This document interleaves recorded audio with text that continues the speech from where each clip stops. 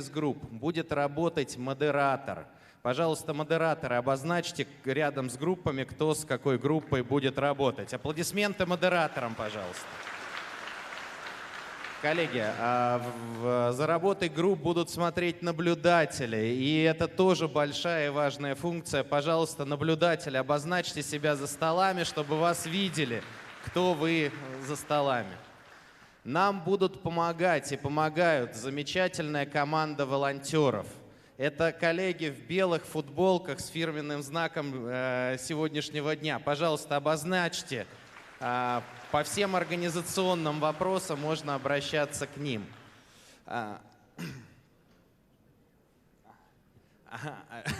Еще одно открытие, пожалуйста. Александр Геннадьевич, пару слов тогда от вас. Доброе утро всем, хайрлы РТ. Мне сказали к 9 быть. Я ровно в 9 заходил в Конгресс-холл Таратау. Так что попрошу организаторов в следующий раз выдерживать регламент. Я очень рад всех здесь приветствовать. И вообще, честно говоря, вдохновляюсь таким огромным количеством красивых молодых лиц, с которыми, я надеюсь, нам предстоит многое сделать и пройти долгий путь в республике для того, чтобы ее развивать, для того, чтобы добиваться лучших результатов. Меня в свое время учили, что самый лучший способ самосовершенствования и самопознания – это выйти из зоны комфорта. Когда ты находишься постоянно в каком-то покое, выключите, пожалуйста.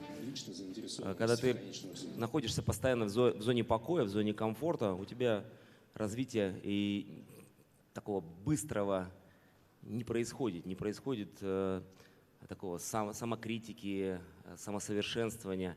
Когда ты где-то в чем-то выходишь из нее, ты начинаешь чего-то добиваться, стремиться к лучшему и показывать другие результаты.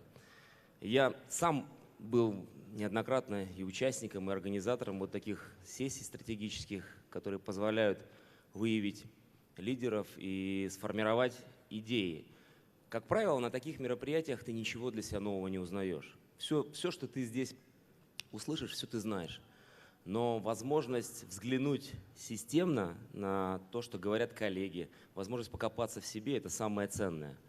И это первое, для чего мы здесь. И второе – это возможность найти людей, с которыми можно работать без, как говорится, без каких-то вот клановых, без каких-то семейных, без каких-то… Есть такое понятие, волосатая рука тебя куда-то взяла и переставила, и ты начал работать на другой должности. Я по себе знаю, что это, конечно, наверное, худшее, что может быть в карьере человека, когда тебя берут из уютного места, сразу переставляют куда-то руководить людьми и отвечать за какие-то системные решения. Конечно, мы все добиваемся результата только когда мы прошли какой-то путь и сделали сами себя. Вот сегодня здесь у нас есть возможность как раз часть этого пути пройти вместе. Поэтому я всем вам желаю сегодня хорошего дня. Мы обязательно с вами еще не один раз увидимся, поговорим. У нас будет возможность и личного общения. И я уверен, что результатом всей этой работы будет выявление тех людей, с которыми мы будем работать. Я вам обещаю, что лидеры этого, ну не знаю, конкурса, если хотите, назовите его, хотите просто мероприятия, которое позволяет выявлять лидеров, мы будем работать на самых разных должностях в республике и вместе ее развивать. Спасибо большое. Удачи. Спасибо большое. Коллеги, ну что, приступаем. И первое действие, которое нужно осуществить, соберите, пожалуйста, все заполненные документы, передайте их вашему модератору.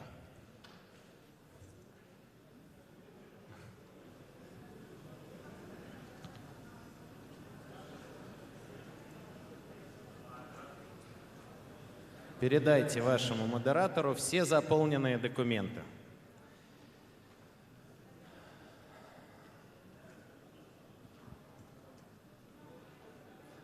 Коллеги, у нас будет очень интенсивный день, поэтому важно держать темп, важно укладываться в то отведенное время, которое будет выделено на все активности.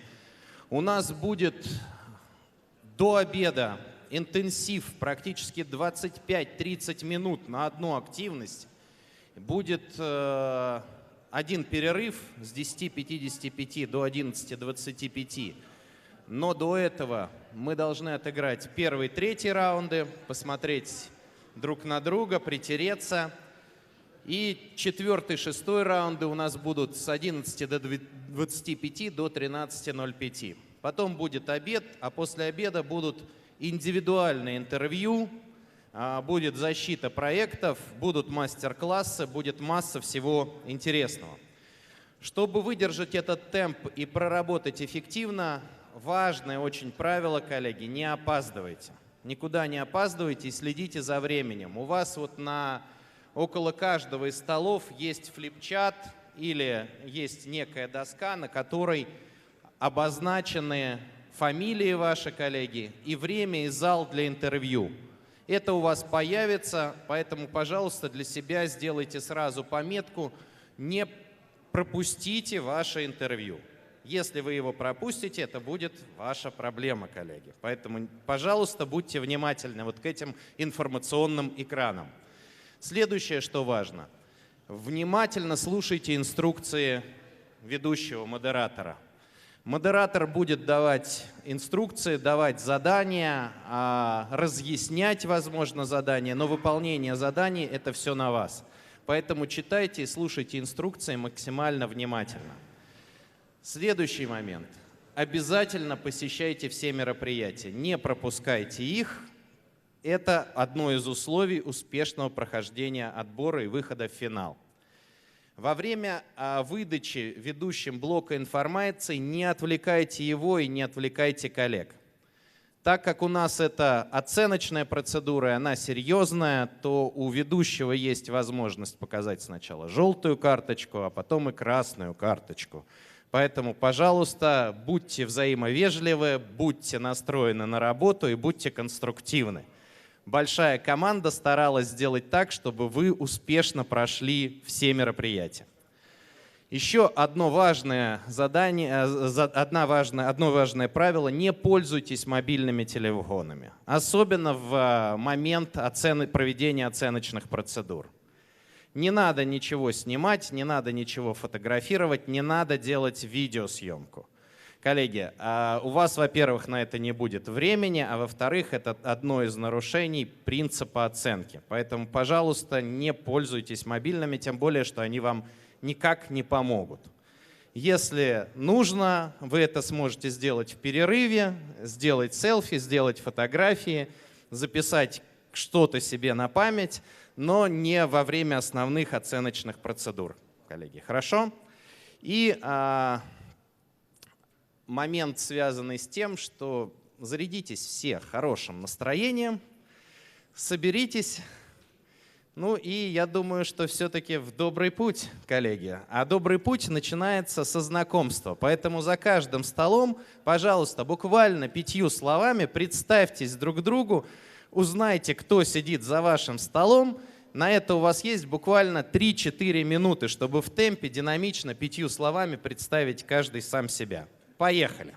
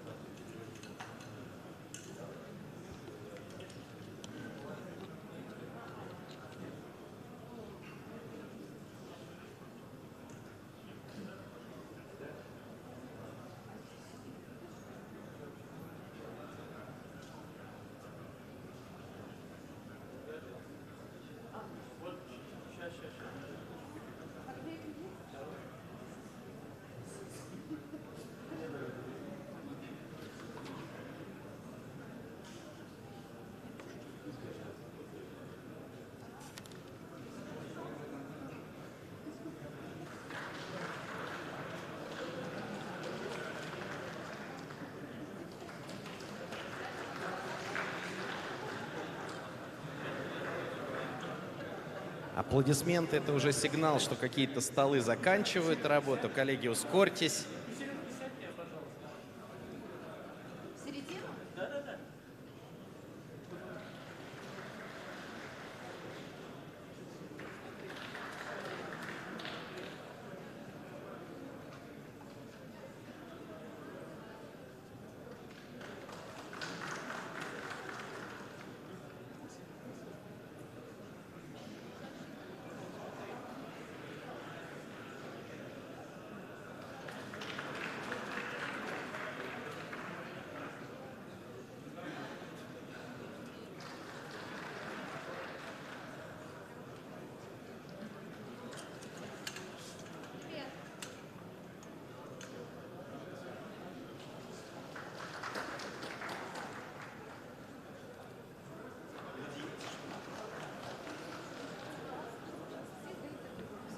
Коллеги, ну и 3, 2, 1. Докуда успели, до туда дошли. Если не дошли, то познакомитесь в процессе. Очень важные организационные моменты. Нам на время выполнения заданий понадобится практически абсолютно чистый стол. У вас в руках должны быть только ручки и, может быть, стоять бутылочка воды. Все остальные иные вещи, блокноты, сертификаты и так далее, пожалуйста, уберите к себе в сумку куда-то. Уберите его со стола, чтобы оно не мешало вам. И еще один важный момент. У вас у каждого есть бейдж. Коллеги, может стать жарко, и вы захотите снять пиджак. В этом случае, пожалуйста, переклейте бейдж на рубашку. Нам очень важно, чтобы в течение всего времени вы были идентифицируемы на протяжении всего мероприятия. Поэтому, пожалуйста, не забывайте бейдж держать на видном месте и не снимайте его. Итак, готовы к выполнению первого задания? Отлично. Модераторам приготовиться выдать первое задание группам. Первое задание будет разминочное у вас. И с утра ничто так не разминает, как креативная разминка. Поэтому задача за 20 минут построить из минимального количества предложенных материалов конструкцию, устойчиво стоящую на столе без какого-то крепления, которая поднимает зефирку на максимально возможную высоту. Задания и материалы выдает ведущий, я засекаю время, и время начнет тикать буквально через минуту, чтобы вы могли за эту минуту ознакомиться с правилами и посмотреть, какие материалы у вас есть в наличии.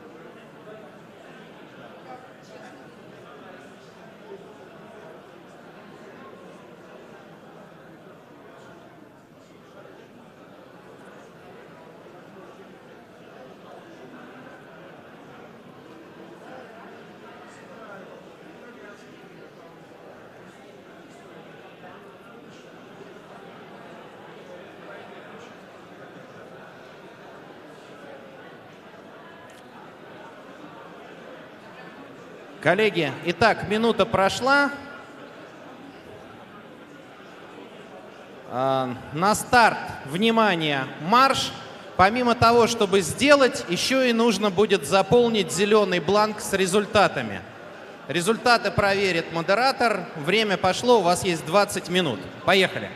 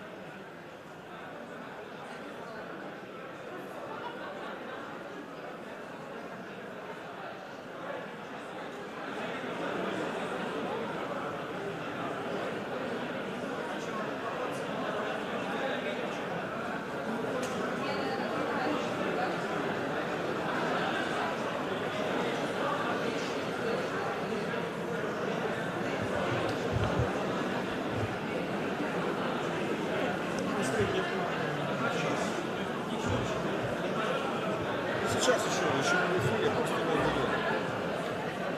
Можешь ближе подойти, ты не в кадре.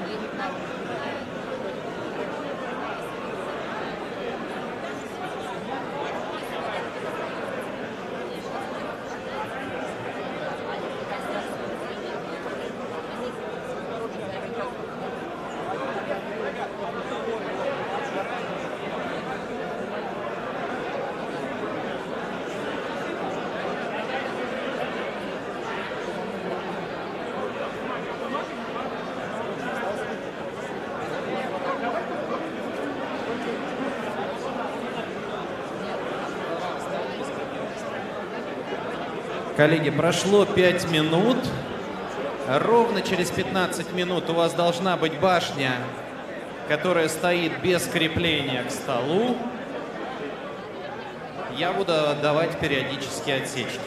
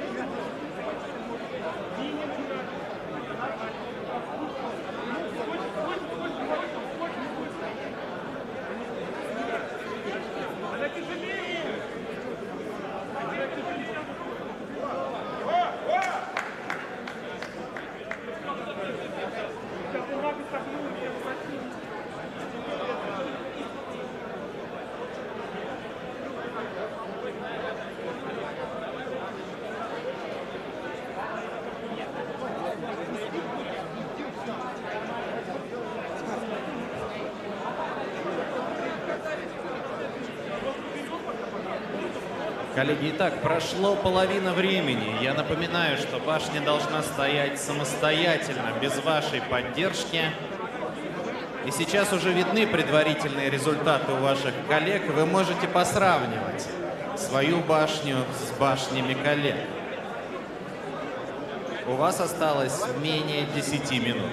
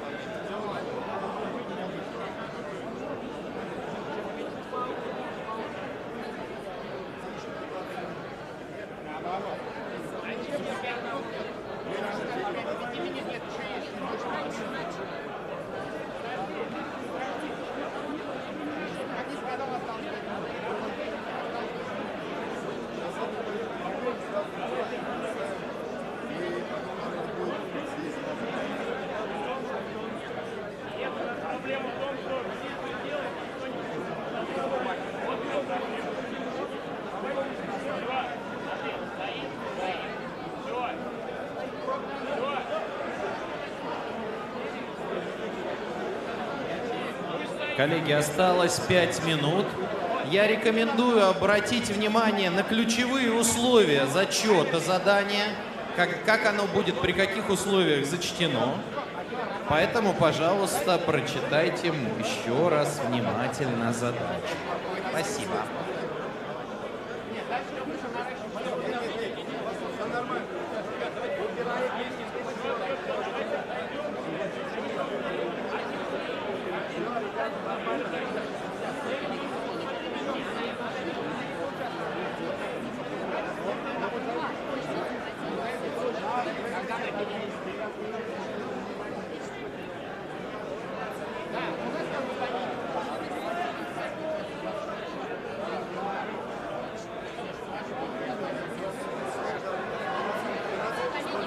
Теперь большая просьба. Берете вот эту штучку, открываете себе, вот всеми ножками ничего не говорите.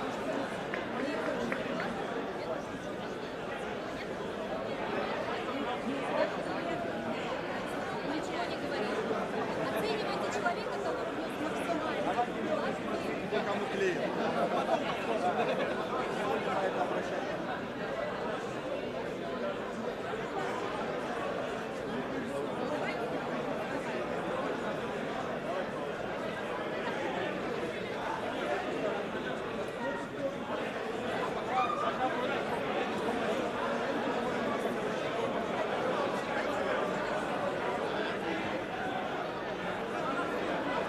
Коллеги, осталась минута. Когда я скажу «стоп», ни одна рука не должна касаться башни. Это будет ровно через 50 секунд.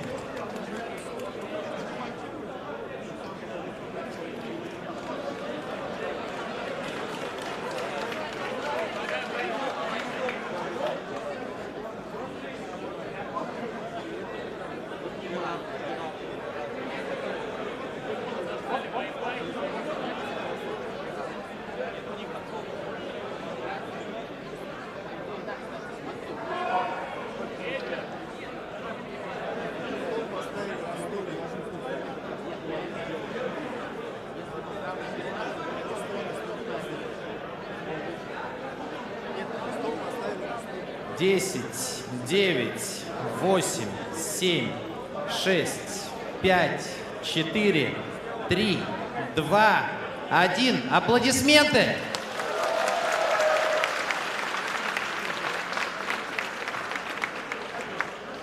Коллеги, что нужно сделать? Сейчас нужно проверить первое. Условия. Соблюдены ли все условия? А именно, не крепится ли ваша башня к столу? Второе условие. На какой высоте зефирка? Потому что бывает так, строили, а зефирку не поставили. Расстояние меряется от зефирки. Третье. Нужно помочь, если два первых условия соблюдены, измерить модератору высоту от стола до зефирки и записать этот результат в бланк, который предложен. Коллеги, пожалуйста, измерьте результат ваш и запишите его. Даю на это время 2 минуты. Поехали.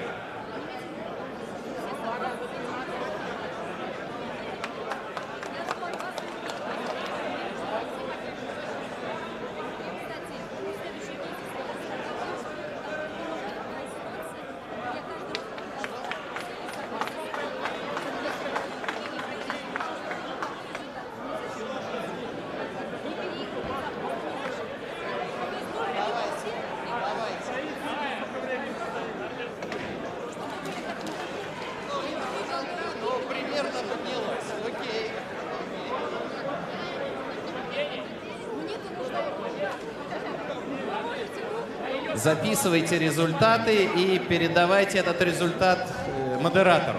Запишите результат, передайте этот результат модератору.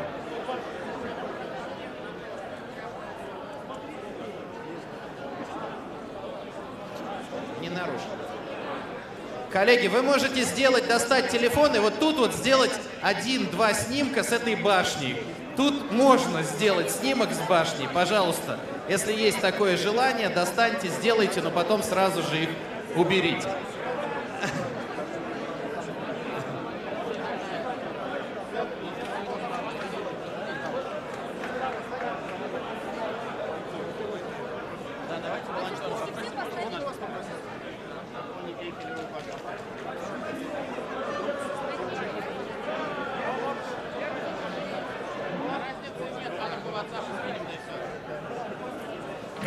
Коллеги, расстояние. Стол. Есть ли у вас бланк заполненный?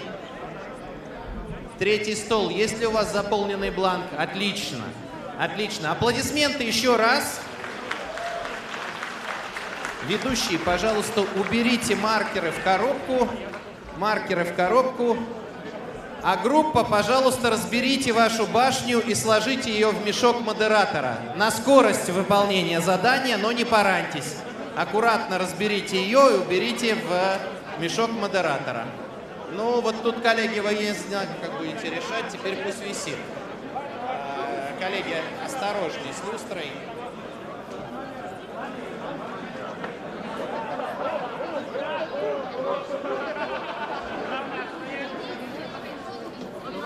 Разберите вашу башню и уберите в мешочек модератора, пожалуйста. Разберите башню, приведите в порядок весь стол. У вас на столе должны остаться только ручки. Только ручки.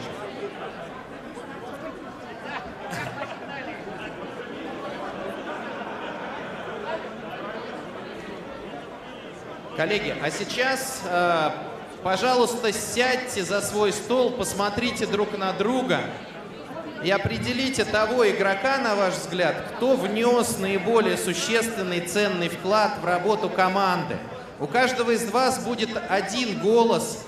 Модератор вам даст вот такие желтенькие метки. Можно? Уже есть желтенькие метки. По одной желтенькой метке вот такой у каждого из вас будет. И когда вы примете решение, пожалуйста, подойдите к вот где есть фамилия, имя, отчество и голосование и поставьте туда отметку. Коллеги, за себя голосовать нельзя. Понятно, что вы самый лучший, но за себя голосовать нельзя. Голосуйте за кого-то другого.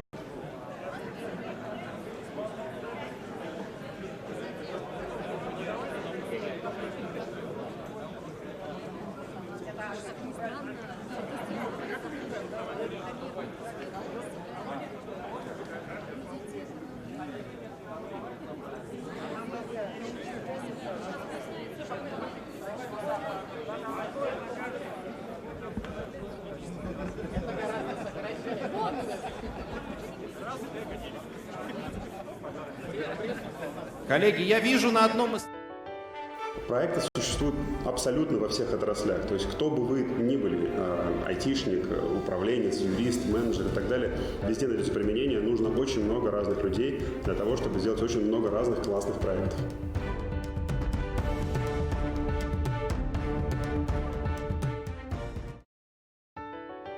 Это должны быть яркие, амбициозные люди.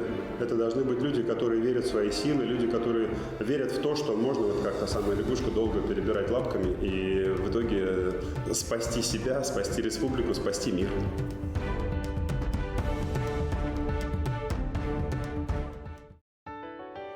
Республике нужны перемены для того, чтобы мы вышли из летаргического сна и поняли, что мы не хуже, чем все остальные, те, кто ушли дальше нас сейчас.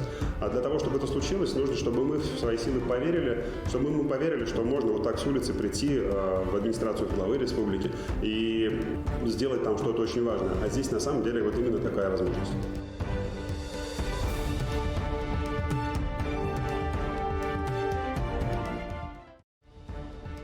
Я как наставник жду от участников проекта, чтобы они были искренне нацелены на результат, на то, чтобы войти в историю, не вляпаться в историю, а войти в нее, чтобы они вспоминали как о людях, которые действительно в команде единомышленников сделали что-то очень хорошее, что потом запомнится сотням тысяч людей, может быть, миллионам. Такие амбициозные, в хорошем смысле слова, люди очень приветствуются здесь.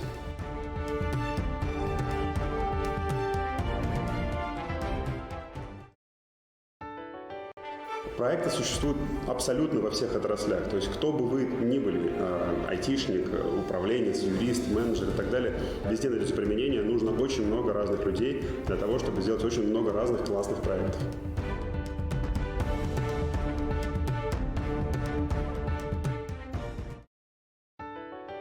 Это должны быть яркие, амбициозные люди. Это должны быть люди, которые верят в свои силы, люди, которые верят в то, что можно, вот как та самая лягушка, долго перебирать лапками и в итоге спасти себя, спасти республику, спасти мир.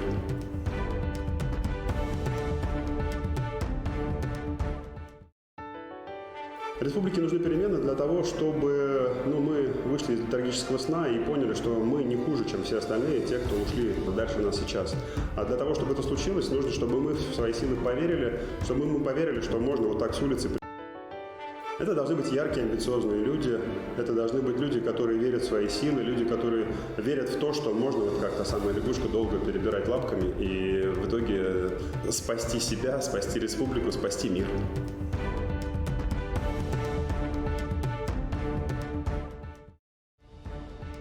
Я как наставник жду от участников проекта, чтобы они были искренне нацелены на результат, на то, чтобы войти в историю, не вляпаться в историю, а войти в нее, чтобы они вспоминали как о людях, которые действительно в команде единомышленников сделали что-то очень хорошее, что потом запомнится сотням тысяч людей, может быть, миллионам. Такие амбициозные, в хорошем смысле слова, люди очень приветствуются здесь.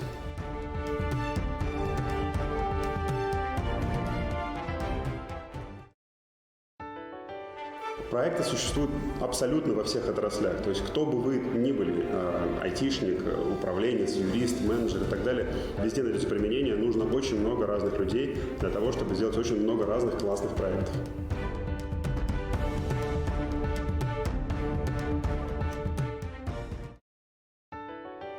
Республике нужны перемены для того, чтобы мы вышли из летаргического сна и поняли, что мы не хуже, чем все остальные, те, кто ушли дальше нас сейчас. А для того, чтобы это случилось, нужно, чтобы мы в свои силы поверили, чтобы мы поверили, что можно вот так с улицы прийти в администрацию главы республики и сделать там что-то очень важное. А здесь на самом деле вот именно такая возможность.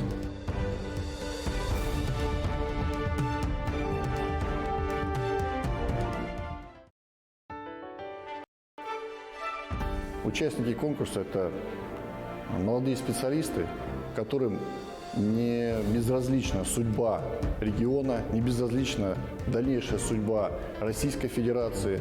Это те, кто готовы решать в сложных условиях те задачи, которые стоят перед нами, трудолюбивые, пытливые, со знанием иностранных языков, с желанием достичь и преуспеть не только в области здравоохранения, но и побороть себя.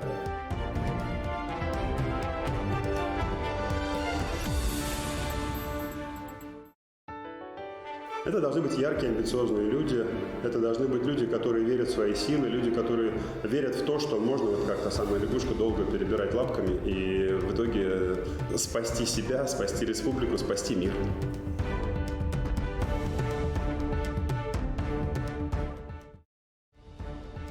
Я как наставник жду от участников проекта, чтобы они были искренне нацелены на результат, на то, чтобы войти в историю, не вляпаться в историю, а войти в нее, чтобы они вспоминали как о людях, которые действительно в команде единомышленников сделали что-то очень хорошее, что потом запомнится сотням тысяч людей, может быть, миллионам. Такие амбициозные, в хорошем смысле слова, люди очень приветствуются здесь.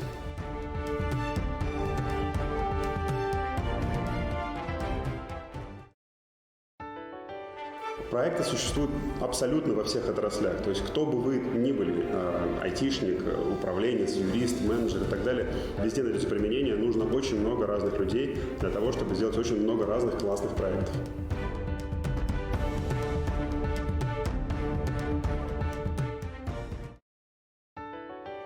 Республике нужны перемены для того, чтобы мы вышли из летаргического сна и поняли, что мы не хуже, чем все остальные, те, кто ушли дальше нас сейчас.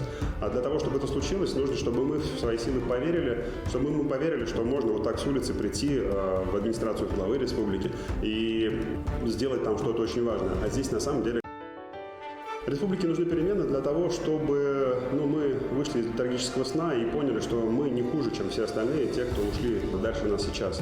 А для того, чтобы это случилось, нужно, чтобы мы в свои силы поверили, чтобы мы поверили, что можно вот так с улицы прийти в администрацию главы республики и сделать там что-то очень важное. А здесь С пустыми руками мы до начала. Время же вы вторую часть его перекрываете, да, картинку сейчас? Мы до начала полуфинала успели поговорить с ними о предстоящих проектах. Внимание на экран.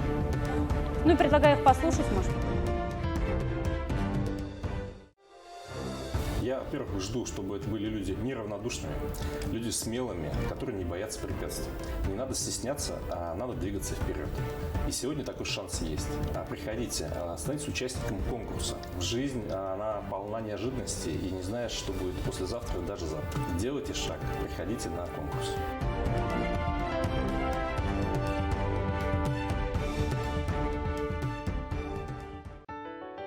Ысынлап та был проект бик кызыклы һәм был безнең яшь егетләр һәм яшь кызлар өчен бик мөһим проект һәм инде мин үзем наставник буларак, җитәкче буларак был егетләргә үземнең мөрәҗәгатемне yetkерер идем. Егетләр кыю булыгыз, кызлар кыю булыгыз, бер нәмәнән куркмагыз, үзегезнең эске дөньягызны күрһәтергә һәм республика ярдәм итү теләген белдерегез, күрһәтегез.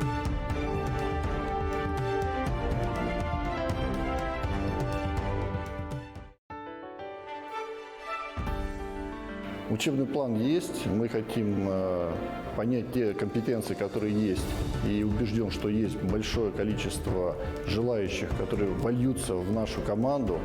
Мы будем обучать проектному управлению, мы будем обучать работать с большими массивами данных, будем учить и компилировать те лучшие практики, которые уже есть, и перенимать лучшие решения сложившихся проблем и выхода из сложных ситуаций, которые уже существуют, с учетом региональной особенности, с учетом специфики жителей, под те задачи, которые условия диктует нам не только руководитель, но и окружающая обстановка.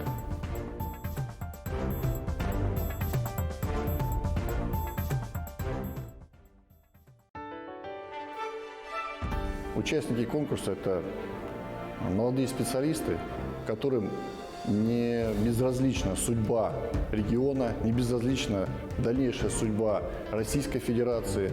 Это те, кто готовы решать в сложных условиях те задачи, которые стоят перед нами, трудолюбивые, пытливые, с сознанием иностранных языков, с желанием достичь и преуспеть не только в области здравоохранения, но и побороть себя.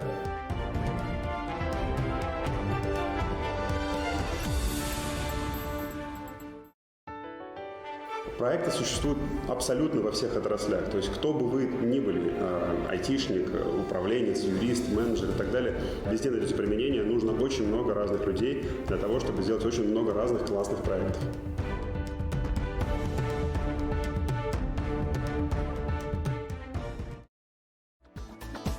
Я живу в родном городе, Уфе, Башкирии.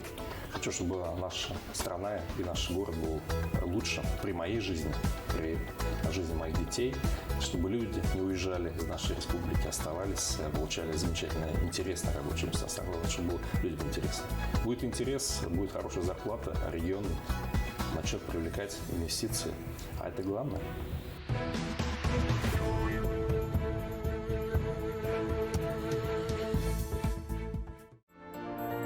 Я жду от вас участия, личной заинтересованности в конечном результате, умение расставлять приоритеты, общаться на разных уровнях, потому что это очень важно для принятия решений, для ваших дальнейших действий.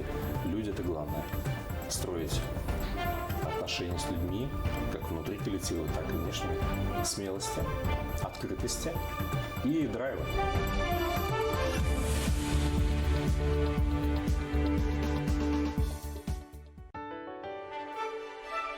Я хочу жить в хорошей стране, я хочу оставить тот след, или, можно сказать, тот вклад в развитие Российской Федерации, чтобы мне было, можно сказать, спустя некоторое время не стыдно вспоминать те годы, которые будут проведены в результате руководства, чтобы мне было приятно смотреть на подрастающее поколение, смотреть прямо и честно в глаза своим детям, своим родителям, своим близким, чтобы я мог принести действительно пользу для государства.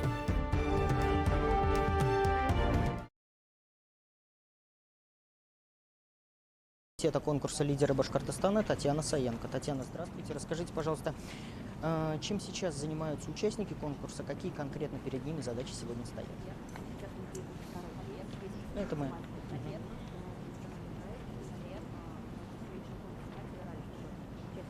Прикладные задачи конкретные.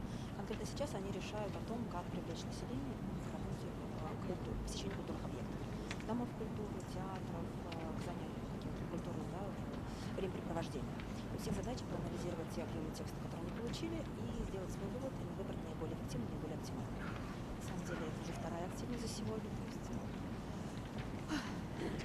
Какой результат должен быть вот после сегодняшнего дня? После сегодняшнего дня в ходе первого дня они решат еще 4 кейса, далее они идут на интервью, на защиту проекта и проходят мастер-классы от наставников и победителей конкурса федерального лидера России. И по итогу дня мы определим 70 финалистов, которые встретятся в ближайшее время на финале. И я думаю, у большинства из них будет шанс победить. 50 человек, победители получат предложение трудоустроиться по своему Татьяна, спасибо большое. Да. И я говорю спасибо, и вы знаете, вы можете вот туда уходить. Просто уходите. Ну, я буду просто продолжать это, чтобы вы не стояли, не ждали, да. Вот эти два вопроса у нас. То есть, я думаю, достаточно. Вы можете прям, да, можете проговаривать. То есть вы можете сказать, что сейчас конкретно у них кейс такой по культуре, да, и о результате сегодняшнего дня, то есть у них еще 4 занятия, 4 задания стоят, потом интервью, а результатом 70 финалистов, которые... Да. Я это задам, а вы...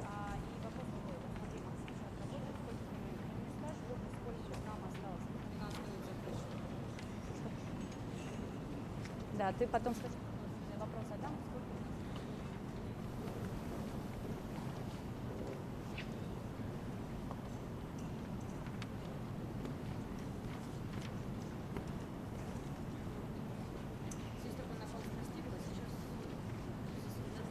Коллеги, пошли 2 минуты, Надо было за специально которые под наш прямой вам эфир нужно подогнать. письменно сформулировать основную проблему учреждений культуры и сделать это на чистом листке бумаги, вверху которого написать вашу фамилию.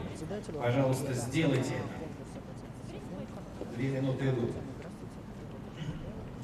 Отмечу, что участники заявились на этот конкурс, что называется, многие участники заявились на этот конкурс, что называется, не с пустыми руками. Ну и до начала полуфинала успели поговорить с ними о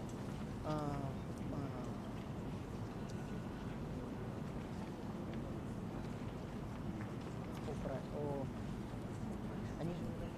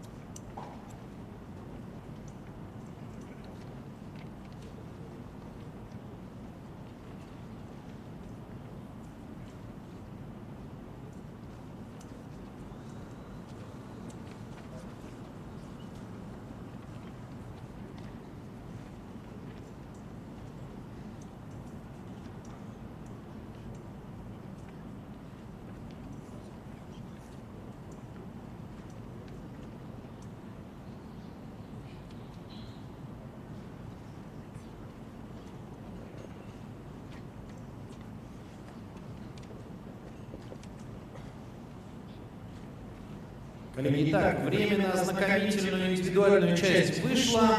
20 минут, через 20 минут вы должны сдать ваше решение модератору на зеленом бланке. Обсуждение можете начинать. Время пошло. Поехали.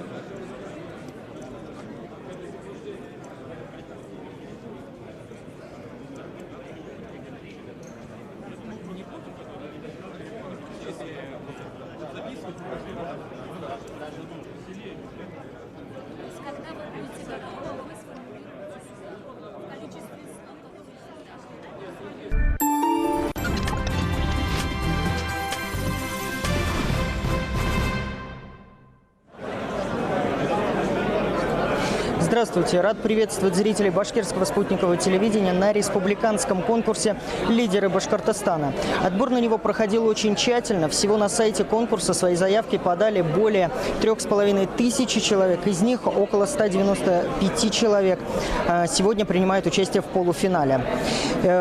Сегодня у участников есть шанс презентовать свой проект, получить экспертную оценку и, возможно, помощь в его реализации. Сейчас рядом со мной заместитель председателя оргкомитета конкурса «Лидеры Башкортостана» Татьяна Саенко. Татьяна, здравствуйте. Расскажите, пожалуйста, какие задачи сегодня стоят перед участниками? Мы видим бурную дискуссию среди них. И что они делают в данный момент? Да, на самом деле здесь сегодня встретились 195 очень активных, инициативных, интересных участников, полуфиналистов. Их задача в первой половине дня – это решить 6 кейсов. Тематика кейсов – это национальный проект, реализуемый в республике. И конкретно в данный момент мы видим, что они решают второй кейс по тематике культура. Их задача – оценить и дать варианты решений, чтобы повысить мотивацию населения к посещению объектов культуры. Это дома культуры, театры, это различного рода кружки. Им был роздан материал ознакомительный, с которым они ознакомились, сейчас выбирают наиболее оптимальное и эффективное решение. На самом деле команда работает очень бурно, очень интересно. Им предстоит впереди еще 4 кейса по темам, которые они узнают в ближайшее время. После обеда все они пройдут интервью, которые они будут брать наблюдатели, это ведущие асессоры Республики Башкортостан. Кроме того, у них будет шанс презентовать свой проект. Условия не обязательные, но я думаю, что шанс рассказать о себе, заявить о себе перед советом наставников, получить экспертную оценку и, возможно, поддержку в реализации, это дорогого стоит, это очень интересно. На это откликнулось где-то четверть участников, на эту идею. Татьяна, проговорите, пожалуйста, какой результат полуфинала должен быть и что будет дальше? Сегодня по итогу дня у нас будут определены, не сегодня, но по итогу дня мы определим 70 финалистов. Встретятся они в ближайшее время уже на финале, и 50 из них станут победителями. Победитель получает предложение о трудоустройстве на государственную муниципальную службу республики. Основное условие – реализовать все свои желания, амбиции именно на территории республики. Татьяна, спасибо большое, успехов в вашей работе. Спасибо. А я напомню, что многие участники заявились на этот конкурс, что называется, не с пустыми руками. Мы до начала полуфинала успели пообщаться с ними о представленных ими проектах. Я предлагаю их послушать. Конкретно связано с Башкортостана. И есть уже наработки с определенными структурами, с фондом развития туризма. Поэтому хотелось бы презентовать его именно как проект будущего, как проект вывода туристического продукта на технологически новый уровень. Концепция такая. Необходимо разработать единую интерактивную карту Республики Башкортостан, в соответствии с которой каждый турист получит возможность и представление о Башкирии как о едином целом для туризма. Вот такие перспективы работы в республике у наших участников. А мне бы хотелось отметить, что здесь в Конгресс-холле работает наша передвижная телевизионная студия, где работает моя коллега Альбина Хайруллина. Альбина, тебе слово. Максим, доброе утро. Наша выездная студия установлена как раз-таки на площадке, где проходят полуфиналы лидеров Башкортостана. И за всем происходящим, за столами участников мы наблюдаем, так сказать, в прямом эфире оживленные дискуссии, накал страстей. Порой участники встают даже на стулья. Мы даже не знаем, что там сейчас происходит. Но сейчас еще заметно стало тише. Вероятно, задание требует от участников сосредоточения. И я приветствую нашего первого гостя студии Александра Сидякина. Здравствуйте. Доброе утро. Руководитель администрации главы Башкортостана, один из наставников проекта «Лидеры Башкортостана». Александр Геннадьевич, накал страстей действительно и неподдельные интересы от участников. Я думаю, что накал страстей такой, что люди, которые сейчас готовят завтрак, могут даже не услышать шум жарящейся яичницы.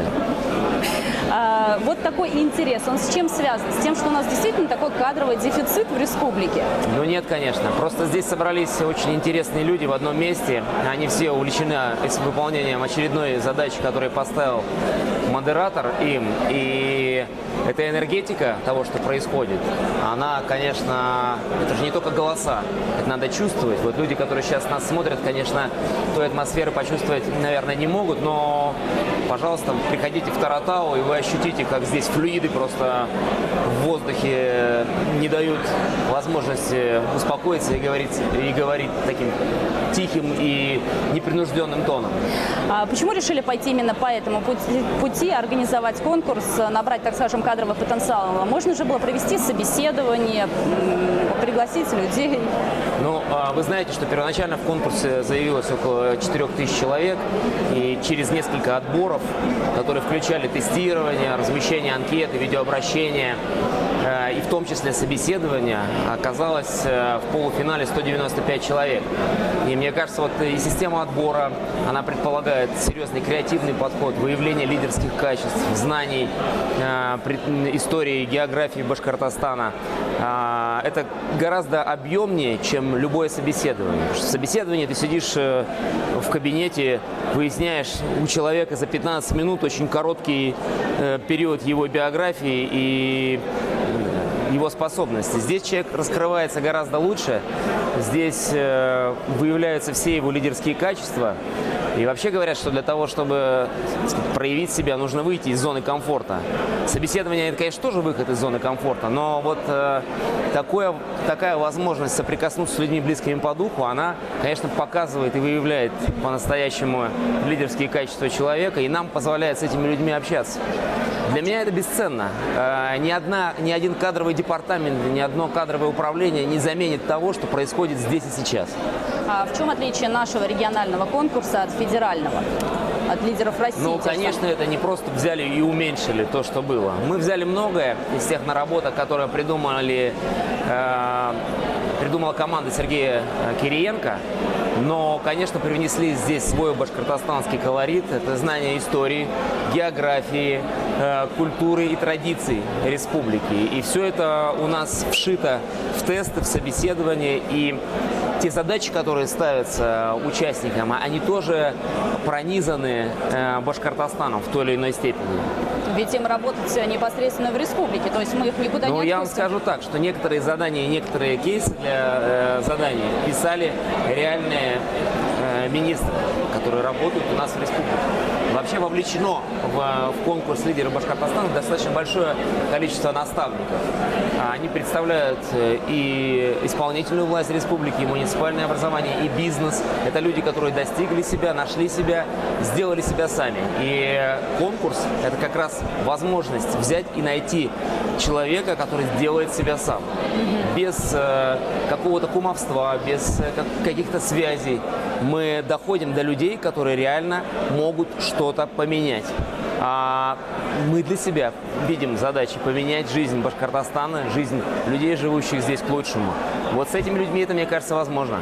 Но вот создавая эти кейсы, вопросы, министр, наверное, же и понимает, что это какая-то опасность. Эти люди могут их и заменить.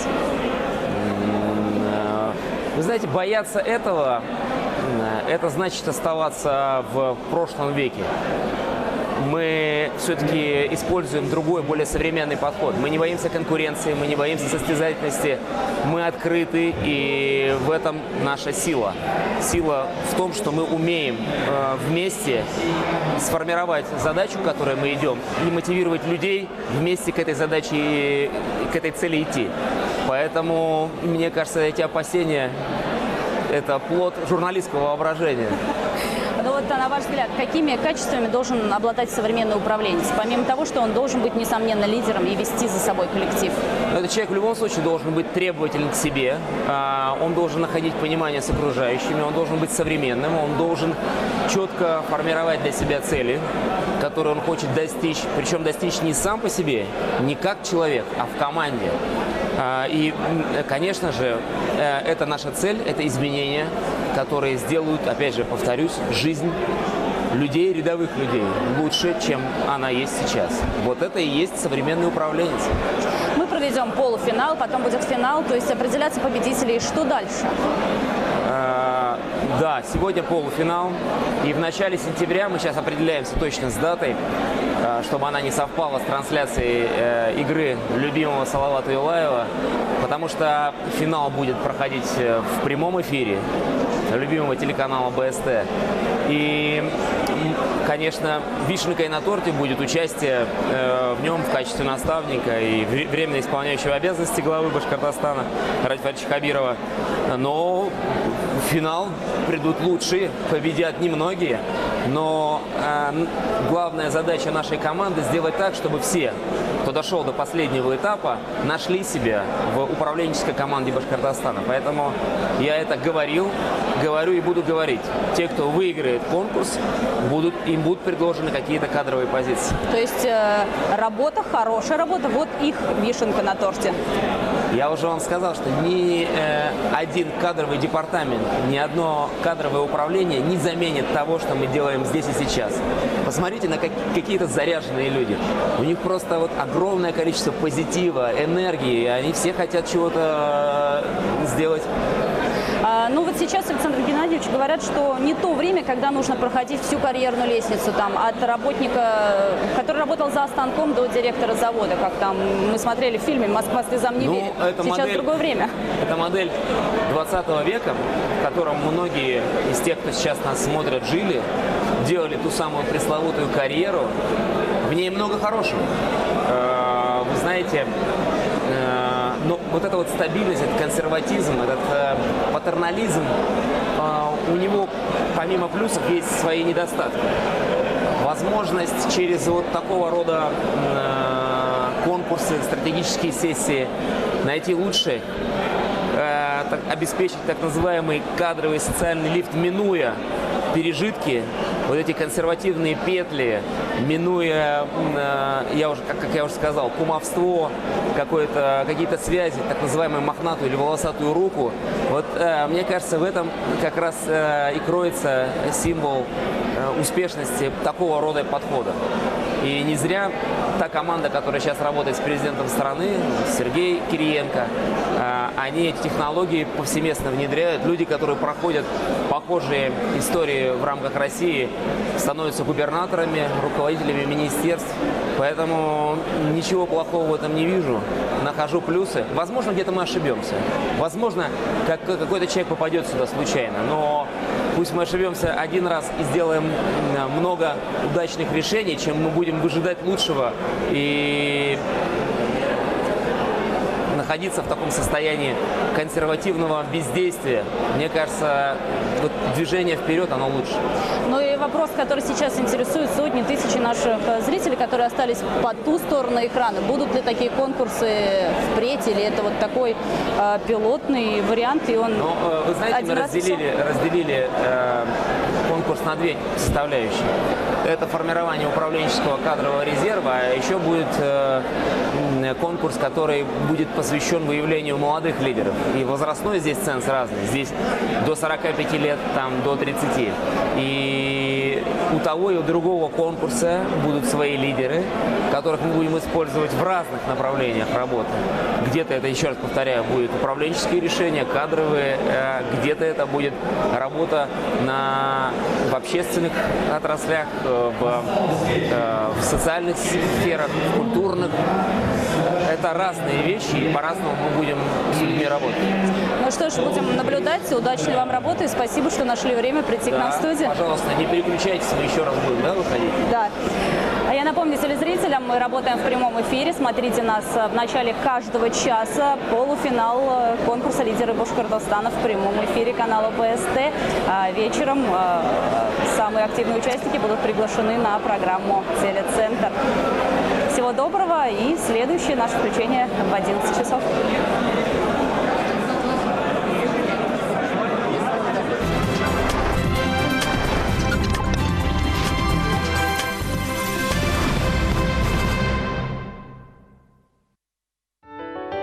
Ысынлап та был проект бик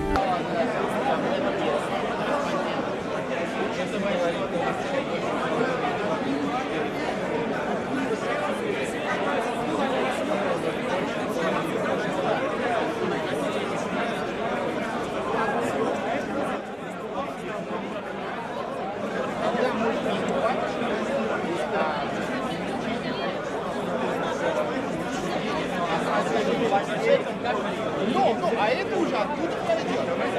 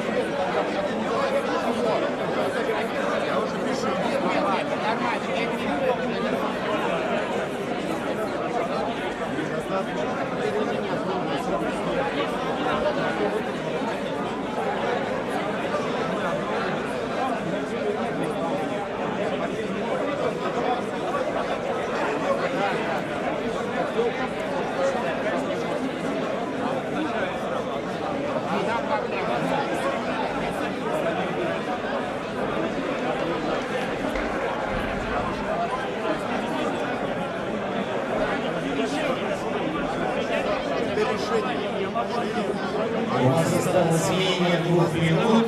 Зеленые бланки, я надеюсь, вы видите, они у вас есть на столе. Пожалуйста, заполните их. Начинайте заполнять, потому что эти бланки должны быть в руках модератора.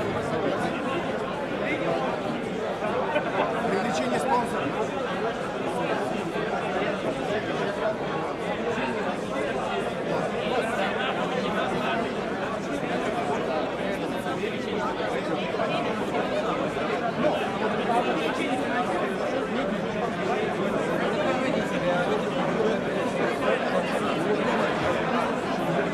У нас здесь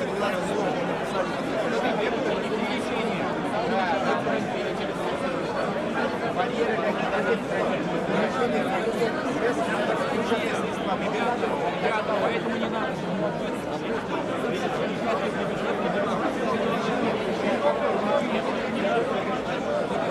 Давайте смотреть. Привлечение путем. Первый Коллеги, 30-секундная готовность. 30 секунд.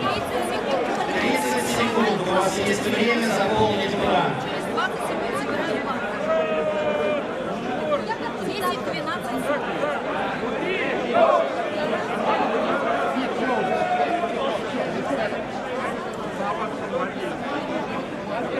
10, 9, 8, 7, 6, 5, 4, 3, 2, 1. Стоп!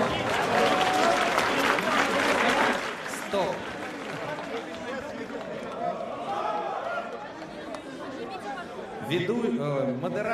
Модераторы, получили ли вы бланки? Поднимите бланк над головой, чтобы я видел. Получили ли вы бланки, модераторы? Так, вижу, третий стол не вижу. Ага. 13-й стол не вижу бланка. Аплодисменты, коллеги, друг другу. Те, кто справились. Молодцы. Коллеги, сейчас опять та же самая процедура. Первое. Сдайте, пожалуйста, листки с вашими мыслями, с вашими индивидуальными формулировкой проблем модератору. Первое. Сдайте листки модератору. Второе. Соберите, пожалуйста, все кейсы и передайте их тоже модератору и нашим волонтерам. Передайте их, пожалуйста, туда. Модераторы, все листки с индивидуальными формулировками, пожалуйста, передайте волонтерам для передачи их оценщикам. Уберите, стол должен быть чист. У кого чистый стол? Поднимите руки. Отлично, чистый стол. Теперь, модераторы, выдайте, пожалуйста, желтые метки для голосования. Выдайте, пожалуйста, желтые метки для голосования. На ваш взгляд, кто был наиболее ценным в этом раунде вашей команде? Коллеги, также такое же правило, кроме самого себя. Подходите и клейте, пожалуйста, метки. Подходите и клейте метки. Пожалуйста, 1,5-2 минуты на голосование.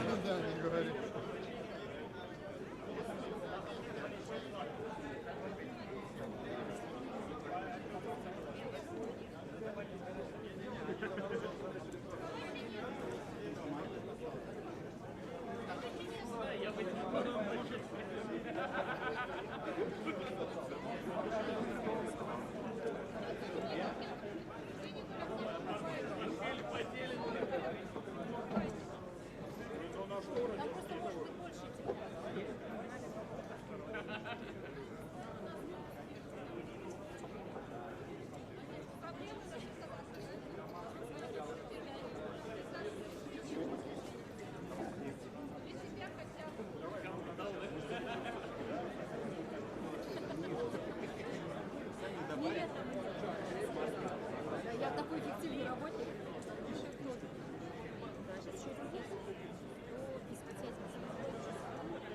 Коллеги, голосуем. Завершаем голосование. И у нас подходит время для следующей задачи. Подходит время для следующей задачи.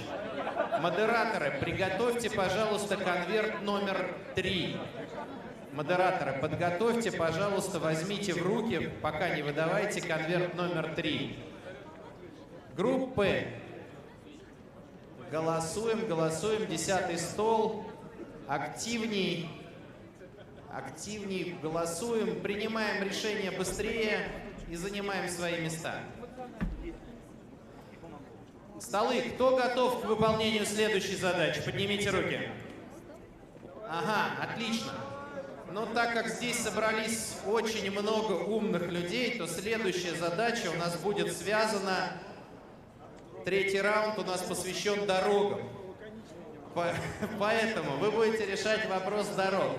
У вас будет индивидуально ознакомиться с описанием ситуации 2 минуты. Индивидуально выбрать один из предложенных вариантов решения проблемы, либо предложить свой, 3 минуты на это.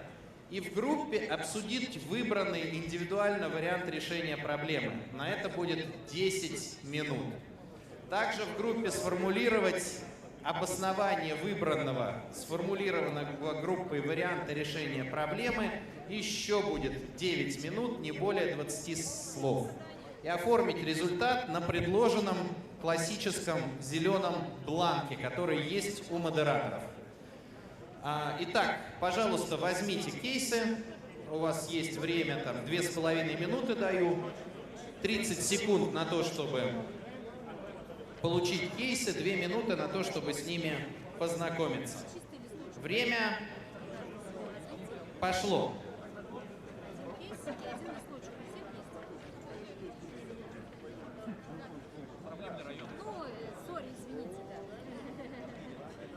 Итак, еще раз.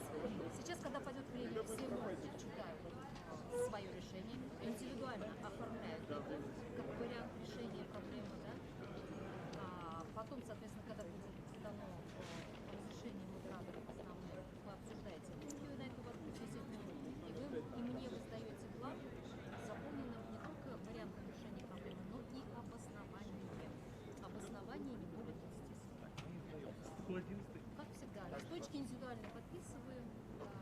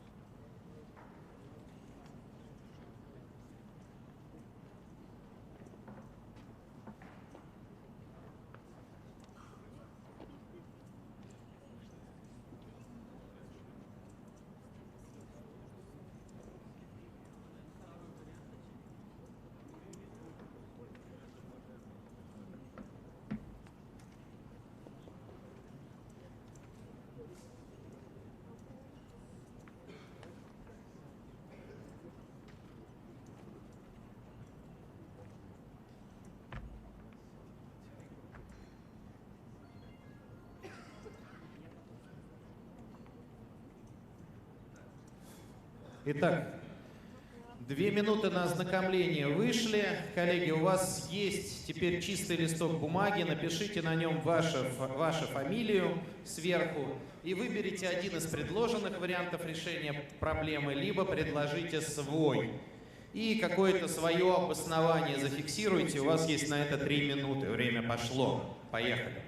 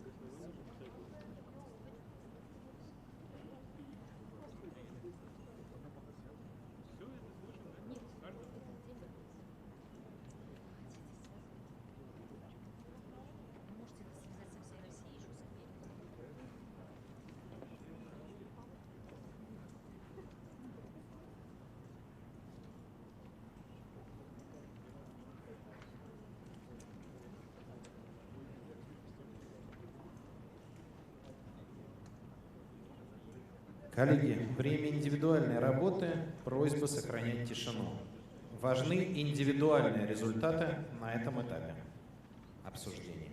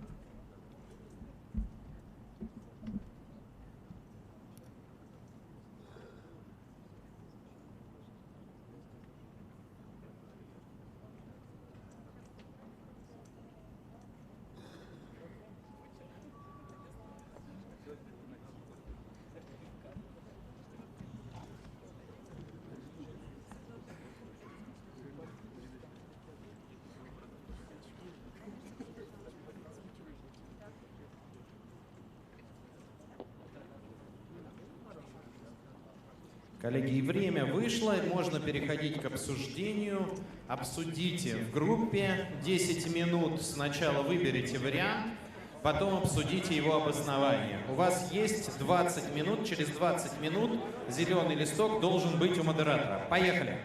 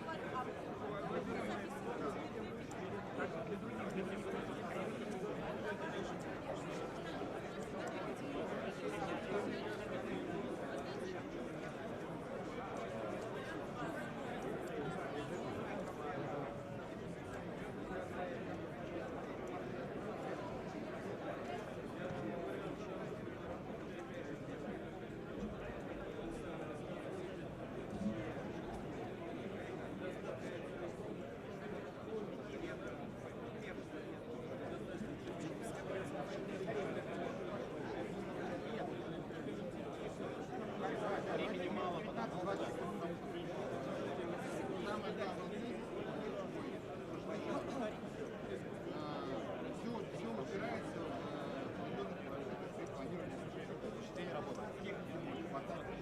Не хватает, не планируем точно, когда мы будем что строить, да, то есть коммуникация, взаимодействие, то есть мы будем, все будет у нас, но мы не сможем не строить, просто потому что у нас нет возможности.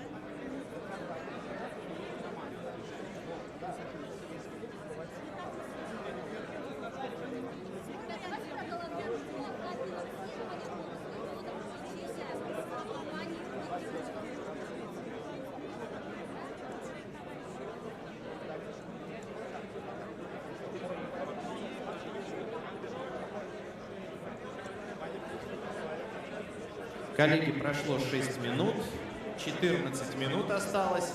Через 14 минут решение должно быть у модератора.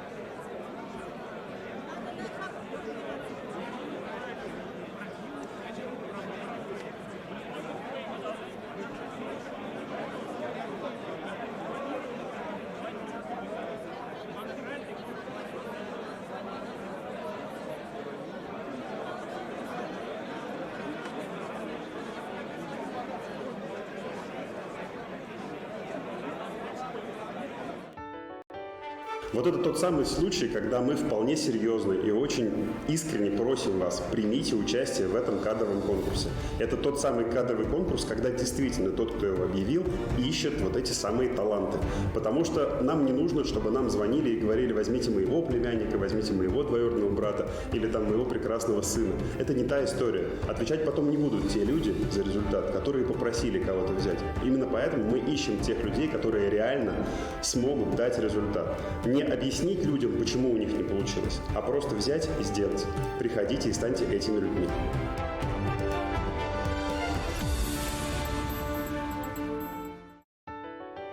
Я как наставник в этом проекте от ребят ожидаю, чтобы они показали свой внутренний мир, чтобы мы понимали, на что они готовы и что от них ожидать, какие у них возможности.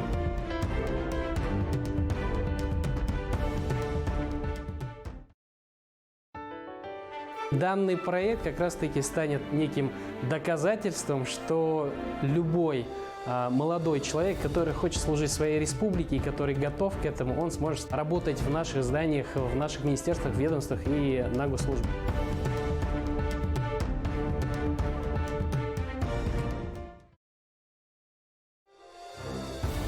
Я, во-первых, жду, чтобы это были люди неравнодушными, люди смелыми, которые не боятся препятствий. Не надо стесняться, а надо двигаться вперед. И сегодня такой шанс есть. Приходите, станьте участником конкурса. Жизнь, она полна неожиданностей, и не знаешь, что будет послезавтра и даже завтра. Делайте шаг, приходите на конкурс.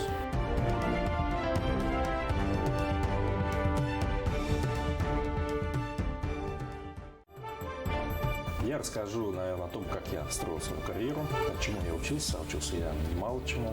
Я поделюсь теми книгами, теми навыками, которые я считаю важными в жизни управленца. И, наверное, мне кажется, очень важно выставлять приоритеты, потому что очень много информации поступает каждому из нас, и уметь выделить важное из всего потока информации. Это качество руководителя, это умение работать с людьми, это, конечно же, ответственность за те решения, которые ты принимаешь.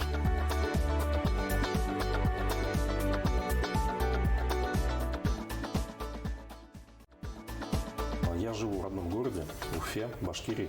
Хочу, чтобы наша страна и наш город был лучше при моей жизни, при жизни моих детей, чтобы люди не уезжали из нашей республики, оставались, получали замечательные, интересные рабочие места. Самое главное, чтобы было людям интересно.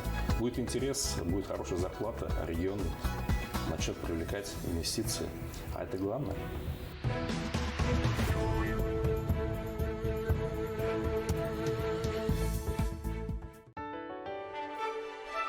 В республике стартовал прекрасный проект «Лидеры Башкортостана». Я призываю принять участие в этом конкурсе. Почему? Нам необходима перспективная молодежь, которая станет частью большой команды под руководством Ради Фаридовича Хабирова. Мы ждем целеустремленных, активных, перспективных, трудолюбивых специалистов, которые наряду с нами станут лидерами не только Башкортостана, но и лидерами России.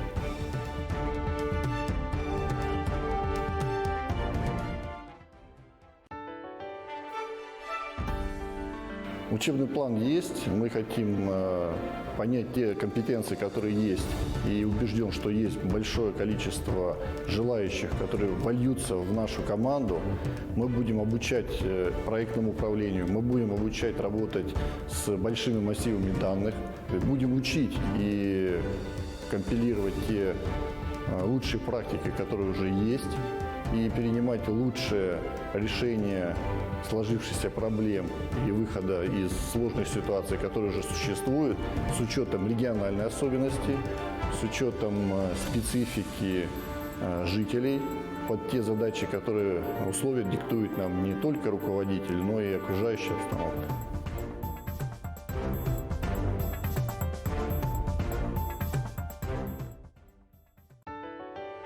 Проекты существуют абсолютно во всех отраслях. То есть кто бы вы ни были, айтишник, управленец, юрист, менеджер и так далее, везде найдется применение. Нужно очень много разных людей для того, чтобы сделать очень много разных классных проектов.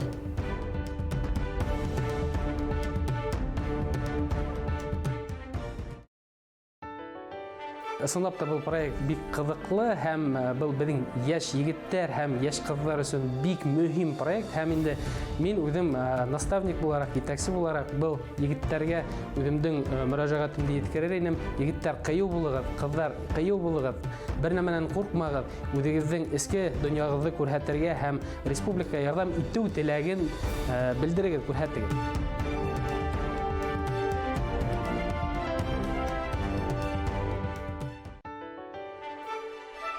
Я хочу жить в хорошей стране, я хочу оставить тот след, или, можно сказать, тот вклад в развитие Российской Федерации, чтобы мне было, можно сказать, спустя некоторое время не стыдно вспоминать те годы, которые будут проведены в результате руководства, чтобы мне было приятно смотреть на подрастающее поколение, смотреть прямо и честно в глаза своим детям, своим родителям, своим близким, чтобы я мог принести действительно пользу для государства.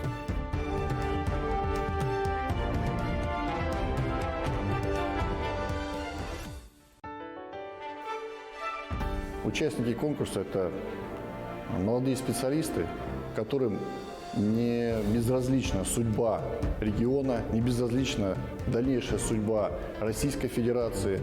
Это те, кто готовы решать в сложных условиях те задачи, которые стоят перед нами, трудолюбивые, пытливые, с знанием иностранных языков, с желанием достичь и преуспеть не только в области здравоохранения, но и побороть себя.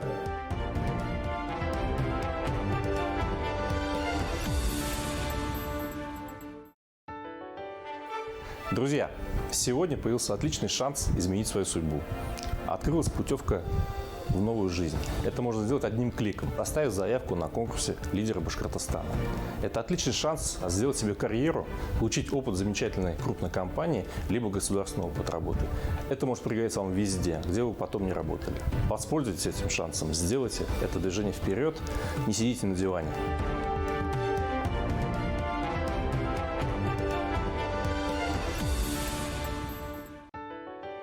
Республике нужны перемены для того, чтобы мы вышли из летаргического сна и поняли, что мы не хуже, чем все остальные, те, кто ушли дальше нас сейчас. А для того, чтобы это случилось, нужно, чтобы мы в свои силы поверили, чтобы мы поверили, что можно вот так с улицы прийти в администрацию главы республики и сделать там что-то очень важное. А здесь на самом деле вот именно такая возможность.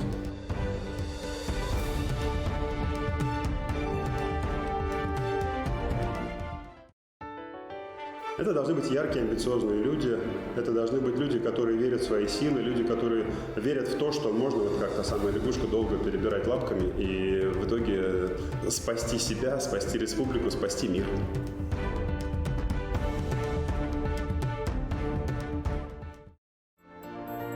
Я жду от вас участия, личной заинтересованности в конечном результате, умение расставлять приоритеты, общаться на разных уровнях, потому что это очень важно для принятия решений, для ваших дальнейших действий. Люди – это главное. Строить отношения с людьми, как внутри коллектива, так и внешне, смелости, открытости и драйва.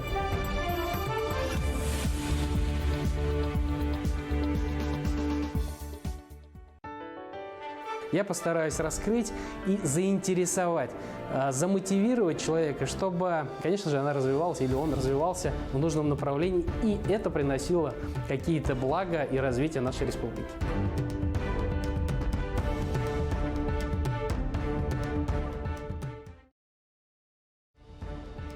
Я как наставник жду от участников проекта, чтобы они были искренне нацелены на результат, на то, чтобы войти в историю, не вляпаться в историю, а войти в нее, чтобы они вспоминали как о людях, которые действительно в команде единомышленников сделали что-то очень хорошее, что потом запомнится сотням тысяч людей, может быть, миллионам. Такие амбициозные, в хорошем смысле слова, люди очень приветствуются здесь.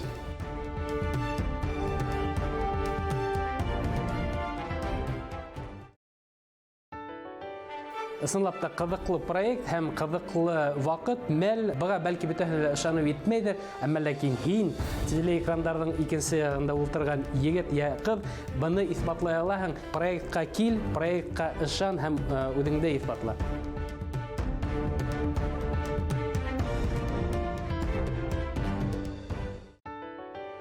Вот это тот самый случай, когда мы вполне серьезно и очень искренне просим вас, примите участие в этом кадровом конкурсе. Это тот самый кадровый конкурс, когда действительно тот, кто его объявил, ищет вот эти самые таланты.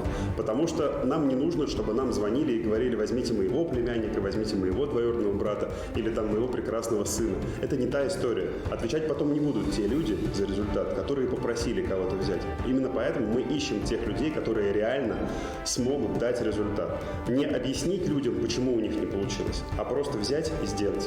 Приходите и станьте этими людьми.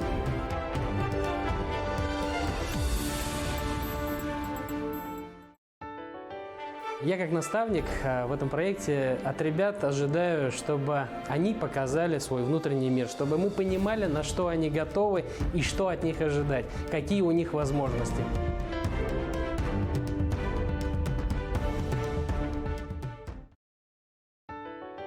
Данный проект как раз-таки станет неким доказательством, что любой молодой человек, который хочет служить своей республике и который готов к этому, он сможет работать в наших зданиях, в наших министерствах, ведомствах и на госслужбе.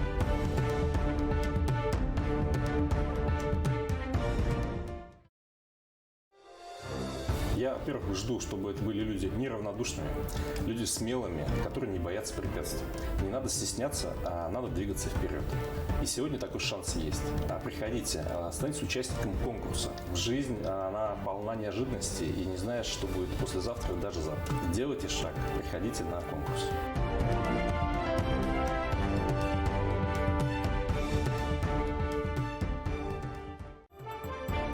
Я расскажу, наверное, о том, как я строил свою карьеру, чему я учился. Учился я немало чему. Я поделюсь теми книгами, теми навыками, которые я считаю важными в жизни управленца. И, наверное, мне кажется, очень важно выставлять приоритеты, потому что очень много информации поступает каждому из нас, и уметь выделить важное из всего потока информации.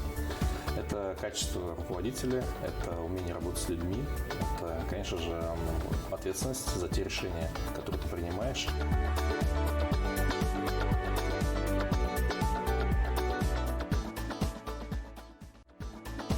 Я живу в родном городе, Уфе, Башкирии. Хочу, чтобы наша страна и наш город был лучше при моей жизни, при жизни моих детей, чтобы люди не уезжали из нашей республики, оставались, получали замечательные, интересные рабочие места. Самое главное, чтобы было людям интересно. Будет интерес, будет хорошая зарплата, регион начнет привлекать инвестиции. А это главное.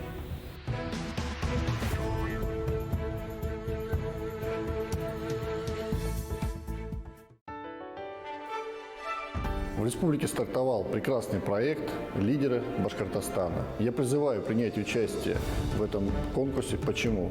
Нам необходима перспективная молодежь, которая станет частью большой команды под руководством Ради Фаридовича Хабирова. Мы ждем целеустремленных, активных, перспективных, трудолюбивых специалистов, которые наряду с нами станут лидерами не только Башкортостана, но и лидерами России.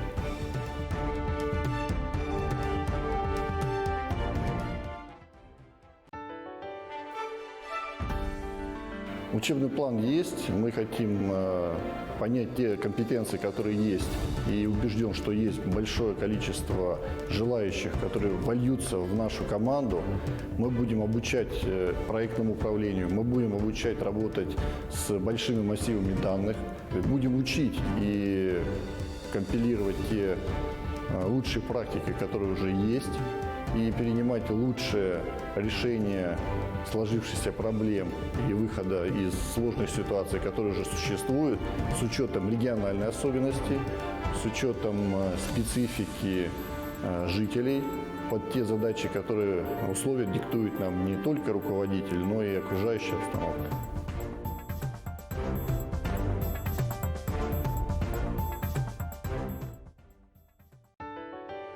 Проекты существуют абсолютно во всех отраслях. То есть кто бы вы ни были, айтишник, управленец, юрист, менеджер и так далее, везде найдется применение. Нужно очень много разных людей для того, чтобы сделать очень много разных классных проектов.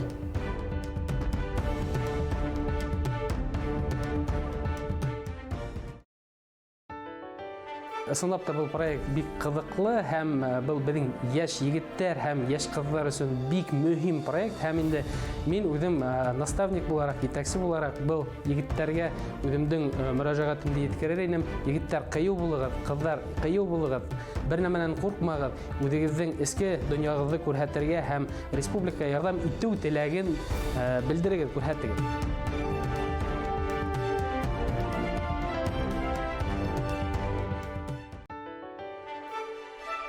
Я хочу жить в хорошей стране, я хочу оставить тот след, или, можно сказать, тот вклад в развитие Российской Федерации, чтобы мне было, можно сказать, спустя некоторое время не стыдно вспоминать те годы, которые будут проведены в результате руководства, чтобы мне было приятно смотреть на подрастающее поколение, смотреть прямо и честно в глаза своим детям, своим родителям, своим близким, чтобы я мог принести действительно пользу для государства.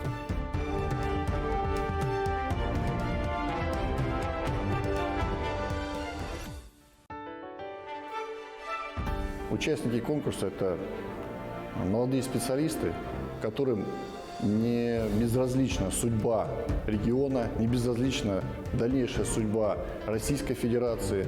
Это те, кто готовы решать в сложных условиях те задачи, которые стоят перед нами, трудолюбивые, пытливые, с сознанием иностранных языков, с желанием достичь и преуспеть не только в области здравоохранения, но и побороть себя.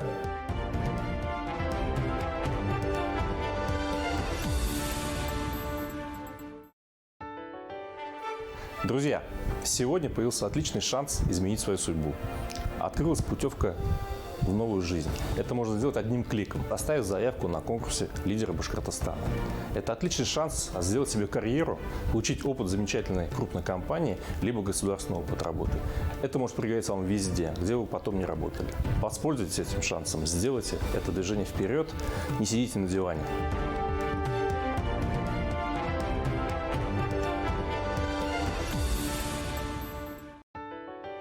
Республике нужны перемены для того, чтобы мы вышли из летаргического сна и поняли, что мы не хуже, чем все остальные, те, кто ушли дальше нас сейчас.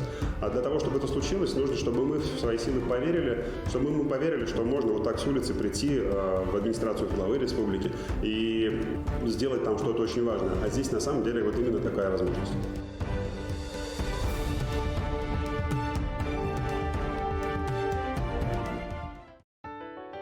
Это должны быть яркие, амбициозные люди. Это должны быть люди, которые верят в свои силы, люди, которые верят в то, что можно вот как та самая лягушка долго перебирать лапками и в итоге спасти себя, спасти республику, спасти мир.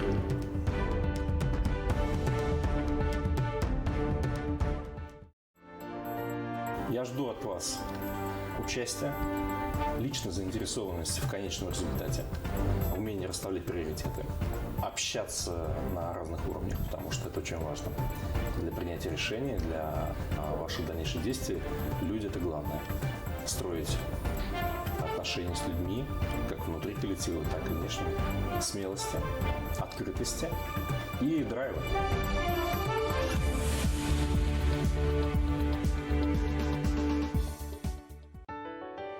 Я постараюсь раскрыть и заинтересовать, замотивировать человека, чтобы, конечно же, она развивалась или он развивался в нужном направлении, и это приносило какие-то блага и развитие нашей республики.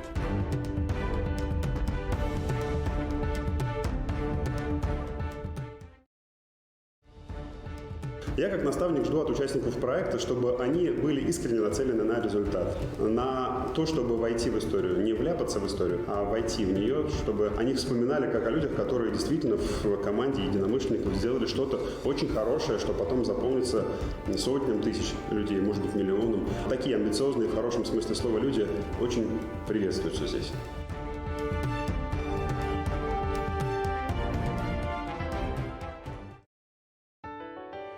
Ысынлап та кызыклы проект һәм кызыклы вакыт, мәл, быга бәлки бөтәһе дә ышанып етмәйдер, әмма ләкин һин телеэкраннарның икенче ягында ултырган егет я кыз буны исбатлай алаһың. Проектка кил, проектка ышан һәм үзеңдә исбатла.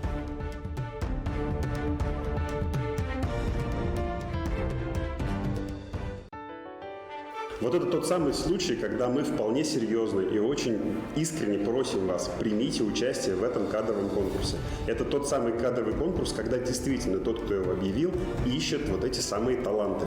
Потому что нам не нужно, чтобы нам звонили и говорили: возьмите моего племянника, возьмите моего двоюродного брата или там моего прекрасного сына. Это не та история. Отвечать потом не будут те люди за результат, которые попросили кого-то взять. Именно поэтому мы ищем тех людей, которые реально смогут дать результат. Не объяснить людям, почему у них не получилось, а просто взять и сделать. Приходите и станьте этими людьми.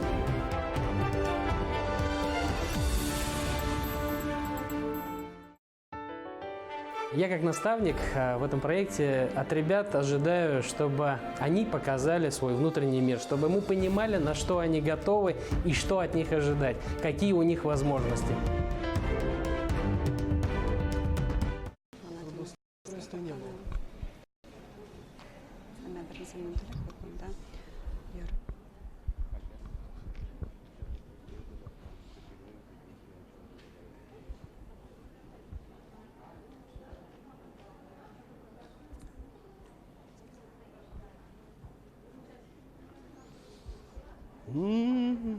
Я себя так буду слышать, да?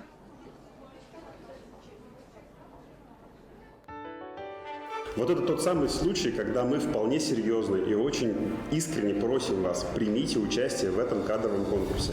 Это тот самый кадровый конкурс, когда действительно тот, кто его объявил, ищет вот эти самые таланты. Потому что нам не нужно, чтобы нам звонили и говорили: возьмите моего племянника, возьмите моего двоюродного брата или там моего прекрасного сына. Это не та история. Отвечать потом не будут те люди за результат, которые попросили кого-то взять. Именно поэтому мы ищем тех людей, которые реально смогут дать результат. Не объяснить людям, почему у них не получилось, а просто взять и сделать. Приходите и станьте этими людьми.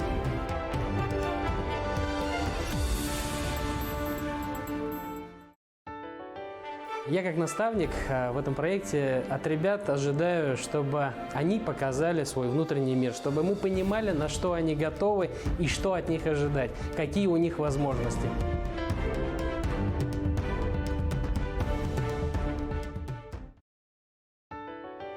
Данный проект как Хәерле сәгатьтә хөрмәтле телевизор караучылар, без әлеге мәлдә Торатау конгресс холлында Башкортстан лидерлары конкурсы барышын яктыртабыз. Әйткә килә, ошугаса бәлки бәгъзеләребез йокыһынан да тормагандыр, бигрәк тә яшьтәр ял көнендә йоклап алырга ярата, әмма был яшьтәр түгел. Бүген Торатау конгресс холлына республиканың иң әүзем, алдынгы карашлы, тырыш, ныкыш, илем, телем, республикам, Рәсәй дип янган яшьтәр йыелган. Улар Башкортстан лидерлары исемлегенә инү өчен көрәш алып бара һәм әйтергә кирәк, көрәш кызгандан кыздан. Минем эргәмдә конкурсты оештыручы әйдәүчеләрнең бере Хайдар Арслан улы Валиев. Һаумыгыз. Хәерле көн. Бuna әле безгә шундай форсат эләкте һеҙҙең менән әңгәмәләшергә, быға тиклем әле генә яшьтәр кызыу бәхәс алып барайны, тавыш, хатта һөйләшеү дә үҙ-үҙеңдә ишетү мөмкин түгел ине. Һәм ошондай һорау туа. Конкурста кем ныгырак кыскыра, шуның лидер булып китү мөмкинлеге бар түгелме һуң? Әйтергә кирәк, ныгырак кыскыргандарды ла игътибарга алырга кирәгендә, чөнки ниндидер теге халыкты үзеңә әйләү өчен тавыштай көчлерәк кирәктер. Шул ук вакытта без һеҙҙең менән бүген иртә саҡтан күрәһебеҙ, төрлө теге заданиелар биреп, төрлө эштәр алып барыла. Шул ук вакытта мына һеҙҙең менән әйтеп китергә кирәк, иң тәүге заданиеларҙың береһе булып, теге өҫтәлгә йыйылған тәүге тапҡыр бер-берен күргән катнашыусы, конкурста катнашыусылар, электән бер-берен белмәгәндәрҙе дә, алар мына балалар кеүек пирамида, кем югарырак пирамида эшләй ала дигән менә шундай нигә заданиене алалар бит инде. Һәм күрүегезсә, алар маугып буның өстендә эшләнәләр.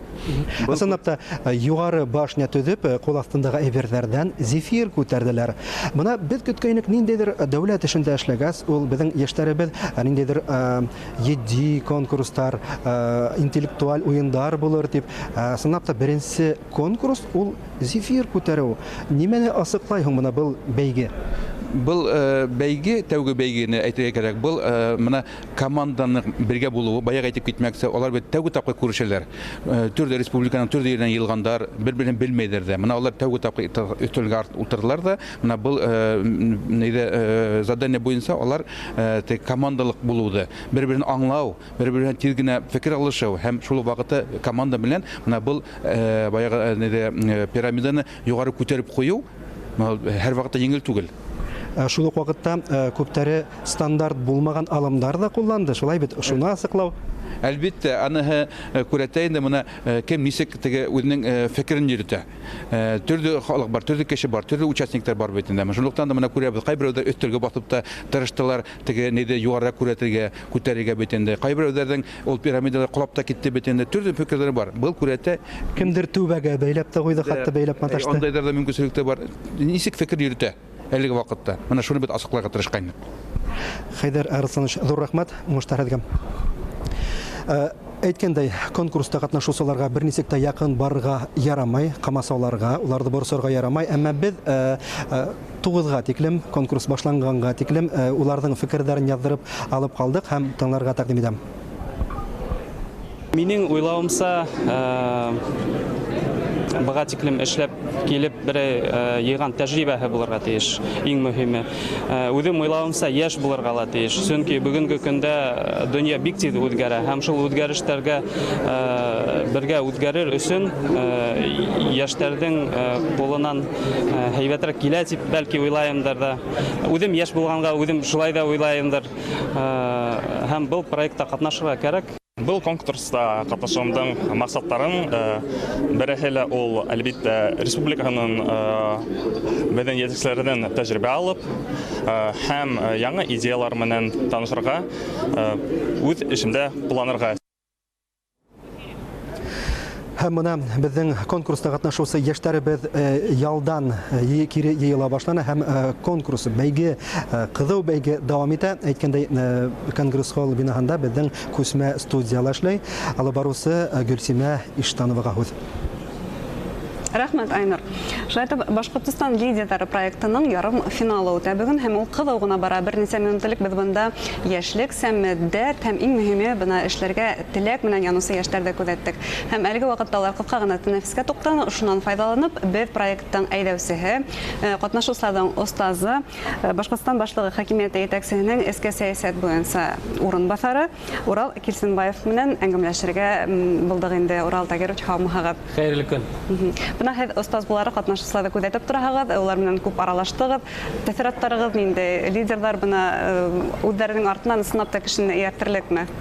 Ысынлап та 3000 ярым гаризанан, 3000 ярым кеше араһынан безнең бүгенге көндә 200-гә якын кеше катнаша бит һәм улар иңдәрнең бере дип әйтергә була, чөнки менә тәэсиратларга килгәндә ситтән карап торгансы, уларның эргәһенә ултырып, улар белән бергә эшләргә килеп китә.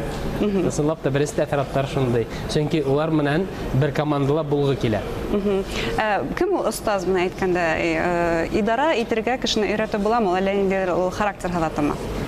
Әлбәттә, бүтән мәнле кешене бүтән мәгәлә өйрәтеп була. Идара итүнең ул нидә төрле юнәлештәре бар һәм идаралыкта ул теге бер генә юнәлеш дип карарга төрле истәлектәре бар. Һәм инде бүгенге көндә ысынлап та 200 кеше араһыннан кемдер лидер, ул үзенең өстәлендә, үзенең бәлки генә төркем араһында ул лидерлыгын күрсәтә һәм калгандарды эшкә ялып итә. Улар араһында кемдер бар истәлекле, төпле уйлаган кешеләр, улар беренче кейста, беренче бейеклекте башняны дип әйтәйек, төзегәндә ул күзгә салынып тора. Күзгә салынып тора. Улар ул һүрәтте иң беренче кагыдга төшереп, нисек нинди бәйләнешләр эшләргә, нимән беркетергә икән иң беренче уйлап сыгаралар. Унан инде кешеләргә әйткәрәләр. Шулар араһында лидер уларның эшен оештыра. Шуга һәрбер бүгенге катнашучы ул безнең өчен ысынлап та ул кирәкле һәм алда безнең Башкортстанда кирәкле кешеләр дип әйтергә булыр. Һез менә 3000-дән артык катнашучы тинегез, бу һәм нимә турында һөйләй? Бүген димәк идара итүче органнарга эшләргә килергә теләүчеләр күп дип әйтмәкчегезме? Ысынлап та беренче конкурс, беренче проект төбәтәк, әлбиттә безнең быга тиклемгә ундай тәҗрибә юк, һәм без ниндидер хандарды бер-бер һәмән сагыштыра алмыйбыз. Әмма ләкин 3500 гариза, 3500 катнашырга теләүсе, минем уйлавымча, ул бик зур хан. Чөнки бүгенге көндә ничек кенә булмаһын, дәүләт хезмәтендә, муниципаль хезмәттә эшләүчеләрнең, яшьләр арасында эшләүчеләрнең теләк белдерүчеләрнең ханы бик күп түгел. Чөнки улар уга бу эшкә хезмәт итүгә ничектер икенче төрле карашта, һәм улар күбрәк үзләренең буш вакытын, үзләренең эш вакытын үзләре каравынча оештырырга теләйдәр. Әлбиттә, хөкүмәткә хезмәт иткәндә бу килеп сыкмай. 3500 кеше теләк белдерүләре безнең әлбиттә дурхан, һәм ысынлап та әйтәм, 3500-ның 200 бүгенгә килеп җитте, 200 кешенең күҙҙәре янып тора һәм алдагы тормышка нисектер ышаныс белдерә. Башкортстан лидерлары, ул Рәсәй лидерлары дигән конкурс тамамлану менән башланып китте, һәм бына ошо ике конкурс арасында ниндидер охшашлык бармы? Бuna конкурстың талаптары буенча бәлки ниндидер охшашлыктар бардыр. Охшашлыктары бар һәм аермалыктары ла бар. Охшашлык уларның принциптары бәлки бер төрлерәк дип әйтәк. Улар төрле өлкәлә эшләгән, төрле өлкәлә белем алган яшьләрне берләштереп, улар арасында ниндидер лидерларны белдерү, табу максатында эшләнә. Ә инде аермалык, мәсәлән, Рәсәй лидерларында еңүче ниндидер грант алып, ул уны үзенең белемен арттыруга юнәлтә, бүгенге көндә үткәрелгән ярым финалдан үтеп, финалда үткән 50 яшь кыз һәм яшь егет безнең кадрлар резервына инеп, улар артабан үзенең тормышын Башкортстанга хезмәт итү белән бәйләй ала. Башкортстанга хезмәт итү дигәндә менә конкурс шартларына ярашлы һынаудан ниндидер безнең Башкортстан ерлегенә бәйле, уның халкының бында яшәүче халыкларның мәдәниятенә, гореф-гадәтләренә бәйле ниндидер һынаулар бармы? Әлеге вакытка тиклем ул һынаулар булмады, әмма ләкин финалда булачак. Һәм бына һәм күзәтеп бараһыгыз, улар менән бер командала эшләргә килә, үзегезнең команда өчен кемдерлер карап куйдыгызмы? Әлбиттә карап куйдым, әмма ләкин кемдедер ошо кешене дип кенә һайлау әлегә иртәрәктер дип уйлыйм. Ярым финалда бүгенге көндә лә алда күп кенә һынаулар көтә, һәм инде уйлыйм берничә кешене генә түгел, ошо 200 кешене лә без үзебезнең һыдык өстенә алырбыз. Улар кадрлар резервына инәсәк, шулай бит инде. 50 кеше мотлак рәвештә кадрлар резервына инәсәк. Һәм бына ошондай конкурслардан, һынаулардан тыш, конкурсанттарда тагын нинди һынаулар көтә? Улар гамәли яктан үзләренең белемдәрен ничектер һынай аламы? Практика буласакмы? Беренчедән, был проект ул елда үткәреләсәк, һәм киләһе елда әлбиттә бүгенге көндә ниндидер эшләр эшләнмәгән, ул җитешһезлекләрен был проектын бетереп, күзәтеп барабыз, һәм уны үткәрәсәк. Инде был конкурста, был проектта катнашкан егетләр, кызлар менән бер ел әйләнәһенә эшләясәк. Иң беренче рәвештә эшләйбез. Ул 50 кеше менән кадрлар резервына кергән 50 кеше менән, ә инде уннан башка 150 кеше торып кала. Улар да безнең рәвештән, безнең хакимияттән бөтен министрлыктарга ул список җибәреләсәк, һәм министрлар, хакимият башлыклары иң беренче үзләренә яшь егетләр, яшь кызлар эзләгән сакта эшкә алыр өчен улар бу списокта беренче нәүбәттә караячак. Һәм улар үзләре лә бүген конкурстың әйдәүчеләренең бере булып тора, шулай бит инде ошо гына бескән вазифалар. Әлбиттә, күп кенә министрлар бүгенге көндә улар остаз булып тора. Һәм бу конкурстың әһәмиятенә килгәндә ничек баһалайсыз? Ул бына республикалагы кадрлар әзерләү системасын үзгәртерме икән? Иң беренче был системага булдырылган стереотипты, халык арасында булган стереотипты бозу. Чөнки безнең халык арасында, безнең җәмгыять эчендә ниндидер хакимияттә, ниндидер хөкүмәт хезмәтендә вазифаны алу өчен я туганлыгың булырга тиеш, я ниндидер дуслыгың, танышлыгың булырга тиеш дигән стереотип бүгенге көндә ныклы һеңдерелгән. Безнең төп максат был конкурс менән был стереотипты бозорга, һәм инде яшьләргә һәм Башкортстанга, Башкортстанның киләчәгендә катнашырга теләгән яшь кызлар һәм егетләргә юл күрсәтергә һәм ысынлап та уларны эшкә алырга. Артабан да һеҙгә эшегеҙҙә уңыштар теләйбеҙ. Бына күреүегеҙсә тәнәфес тамамлана һәм һеҙҙең эшегеҙ арта. Артабан да һынауҙар буласаҡ, ҡатнашыусылар менән һеҙ эшләйәсәкһегеҙ. Хөрмәтле тамашасылар, һеҙҙең икегеҙгә төшөрәбеҙ. Бөгөн бына Башҡортостан лидерҙары проектының конкурс этаптары тура эфирҙа бара һәм һәр сәғәт һайын беҙ әйҙәүселәр, ойоштороусылар менән һеҙгә әңгәмә тәҡдим итегеҙ. Конкурс барышын беҙҙең каналда беҙҙең менән бергә күҙәтегеҙ.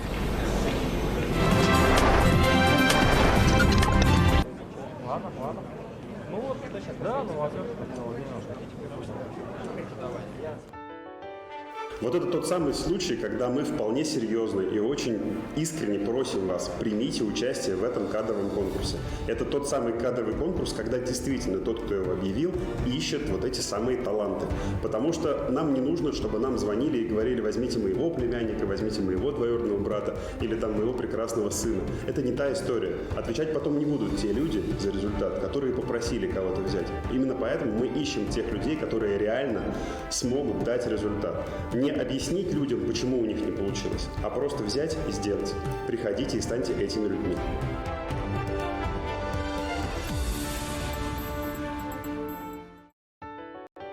Я как наставник в этом проекте от ребят ожидаю, чтобы они показали свой внутренний мир, чтобы мы понимали, на что они готовы и что от них ожидать, какие у них возможности.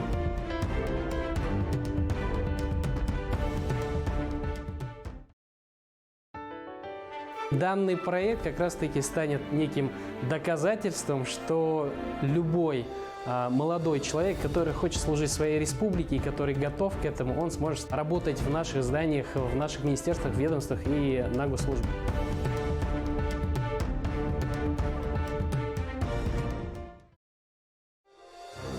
Я, во-первых, жду, чтобы это были люди неравнодушными, люди смелыми, которые не боятся препятствий. Не надо стесняться, а надо двигаться вперед. И сегодня такой шанс есть. Приходите, станьте участником конкурса. Жизнь, она полна неожиданностей, и не знаешь, что будет послезавтра и даже завтра. Делайте шаг, приходите на конкурс.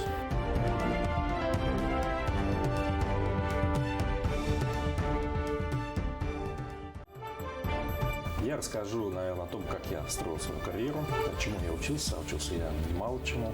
Я поделюсь теми книгами, теми навыками, которые я считаю важными в жизни управленца. И, наверное, мне кажется, очень важно выставлять приоритеты, потому что очень много информации поступает каждому из нас, и уметь выделить важное из всего потока информации. Это качество руководителя, это умение работать с людьми, это, конечно же, ответственность за те решения, которые ты принимаешь.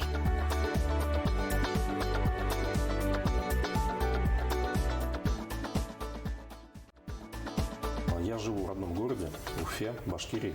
Хочу, чтобы наша страна и наш город был лучше при моей жизни, при жизни моих детей, чтобы люди не уезжали из нашей республики, оставались, получали замечательные, интересные рабочие места. Самое главное, чтобы было людям интересно. Будет интерес, будет хорошая зарплата, регион начнет привлекать инвестиции, а это главное.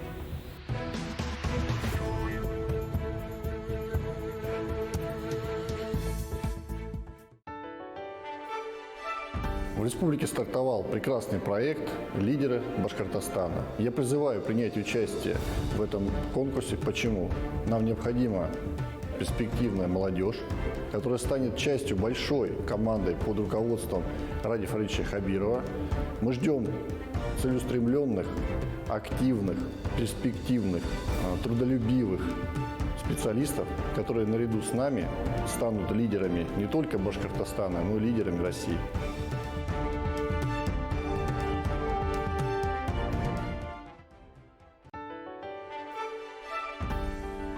Учебный план есть, мы хотим понять те компетенции, которые есть, и убежден, что есть большое количество желающих, которые вольются в нашу команду.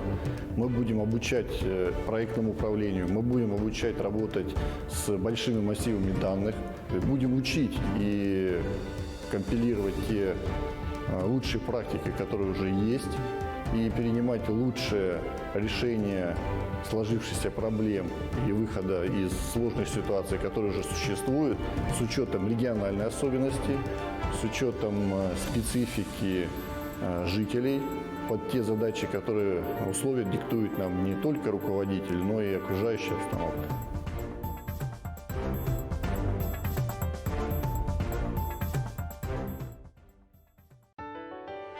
Проекты существуют абсолютно во всех отраслях. То есть кто бы вы ни были, айтишник, управленец, юрист, менеджер и так далее, везде найдется применение. Нужно очень много разных людей для того, чтобы сделать очень много разных классных проектов.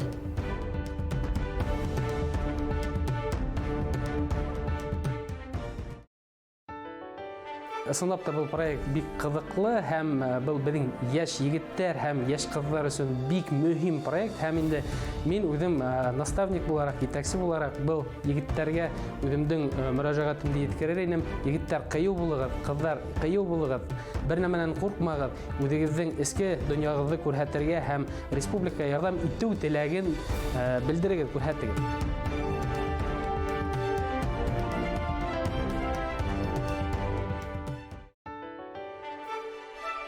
Я хочу жить в хорошей стране, я хочу оставить тот след, или, можно сказать, тот вклад в развитие Российской Федерации, чтобы мне было, можно сказать, спустя некоторое время не стыдно вспоминать те годы, которые будут проведены в результате руководства, чтобы мне было приятно смотреть на подрастающее поколение, смотреть прямо и честно в глаза своим детям, своим родителям, своим близким, чтобы я мог принести действительно пользу для государства.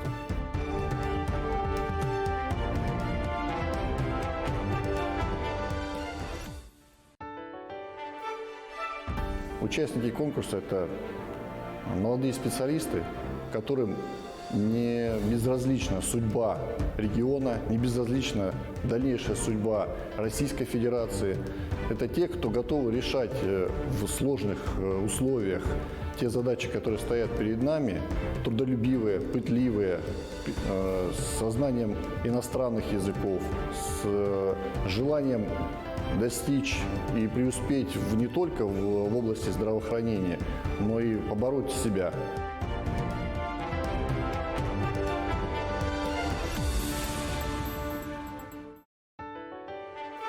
Друзья, сегодня появился отличный шанс изменить свою судьбу.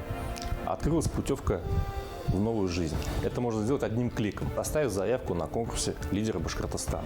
Это отличный шанс сделать себе карьеру, получить опыт замечательной крупной компании, либо государственный опыт работы. Это может пригодиться вам везде, где вы потом не работали. Воспользуйтесь этим шансом, сделайте это движение вперед, не сидите на диване.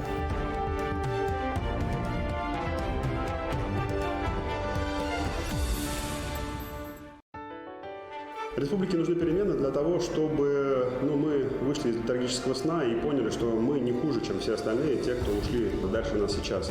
А для того, чтобы это случилось, нужно, чтобы мы в свои силы поверили, чтобы мы поверили, что можно вот так с улицы прийти в администрацию главы республики и сделать там что-то очень важное. А здесь на самом деле вот именно такая возможность.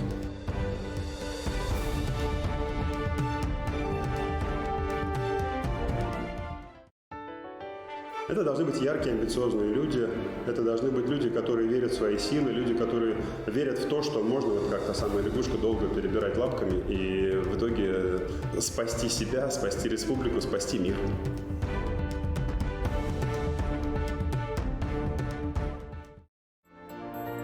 Я жду от вас участия, личной заинтересованности в конечном результате, умение расставлять приоритеты, общаться на разных уровнях, потому что это очень важно для принятия решений, для ваших дальнейших действий. Люди – это главное. Строить отношения с людьми, как внутри коллектива, так и внешне, смелости, открытости и драйва.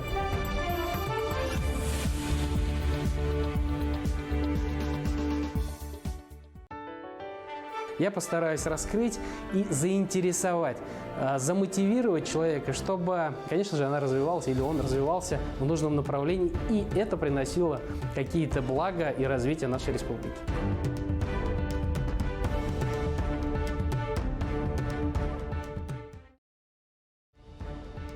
Я как наставник жду от участников проекта, чтобы они были искренне нацелены на результат, на то, чтобы войти в историю, не вляпаться в историю, а войти в нее, чтобы они вспоминали как о людях, которые действительно в команде единомышленников сделали что-то очень хорошее, что потом запомнится сотням тысяч людей, может быть, миллионам. Такие амбициозные, в хорошем смысле слова, люди очень приветствуются здесь.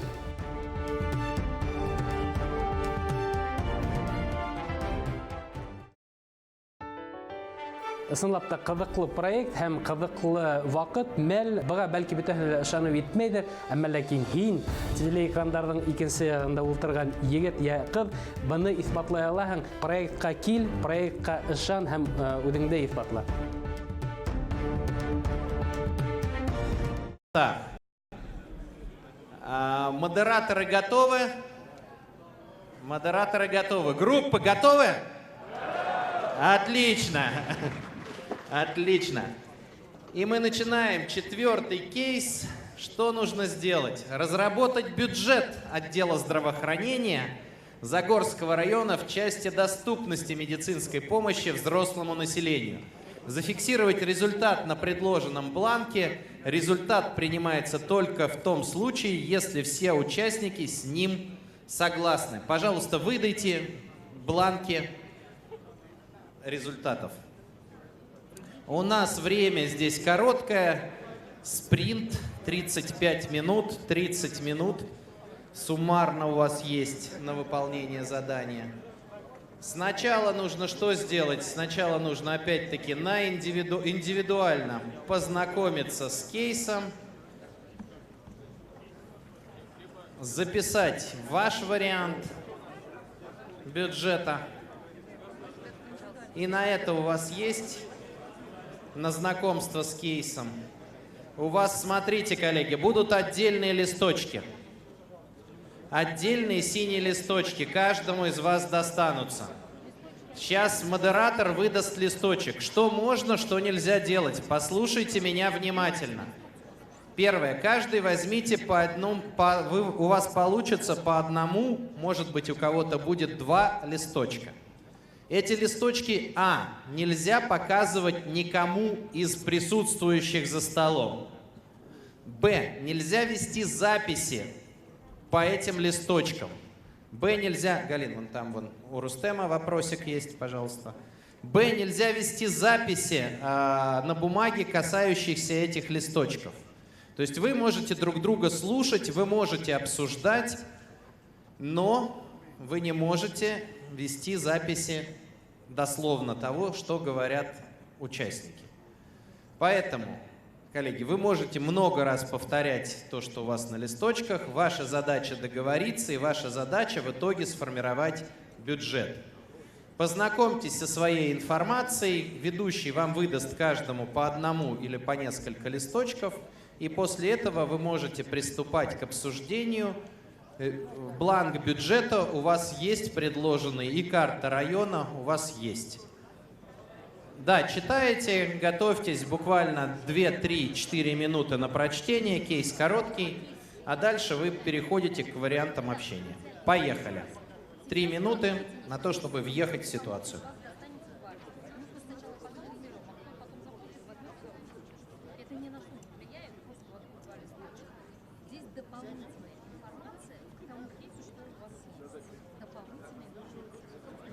Ее показывать никому нельзя, но вы ее можете озвучивать столько раз, сколько вы считаете нужно. Для того, чтобы максимально учитывать в результате бизнес-план, речь идет о конкретных суммах, которые вы на открываемом учреждении рассказываете. Окей, поехали. На каждом столе должен быть калькулятор. Поднимите руки те столы, где еще одного хотя бы калькулятора нет. Спасибо большое.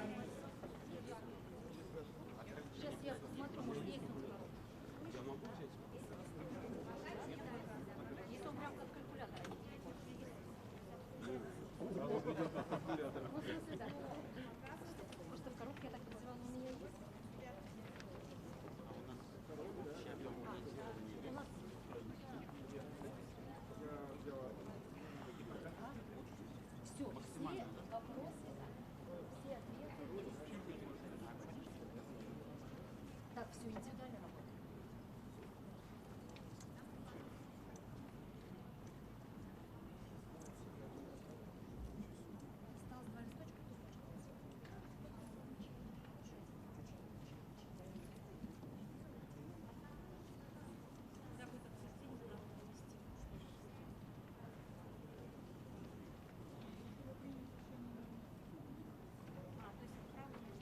Коллеги, сначала индивидуальная задача, 3 минуты на ознакомление, на личное формирование личного мнения еще будет пара минут. То есть 5 минут у вас вот на индивидуальную работу, а потом мы перейдем к групповой.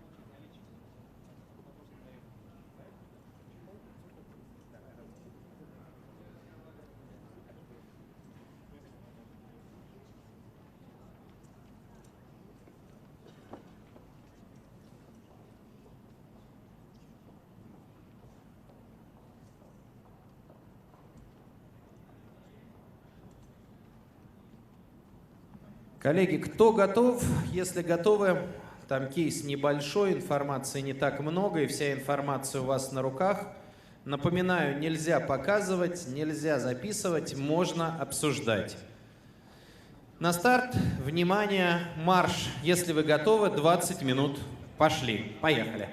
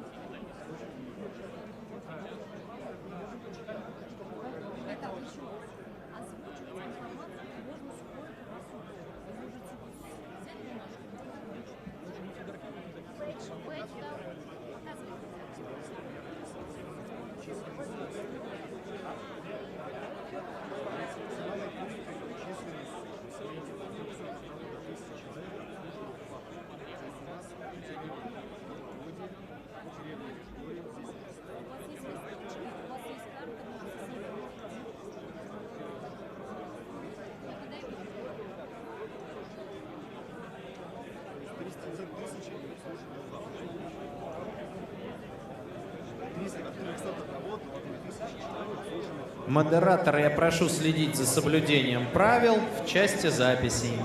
Спасибо.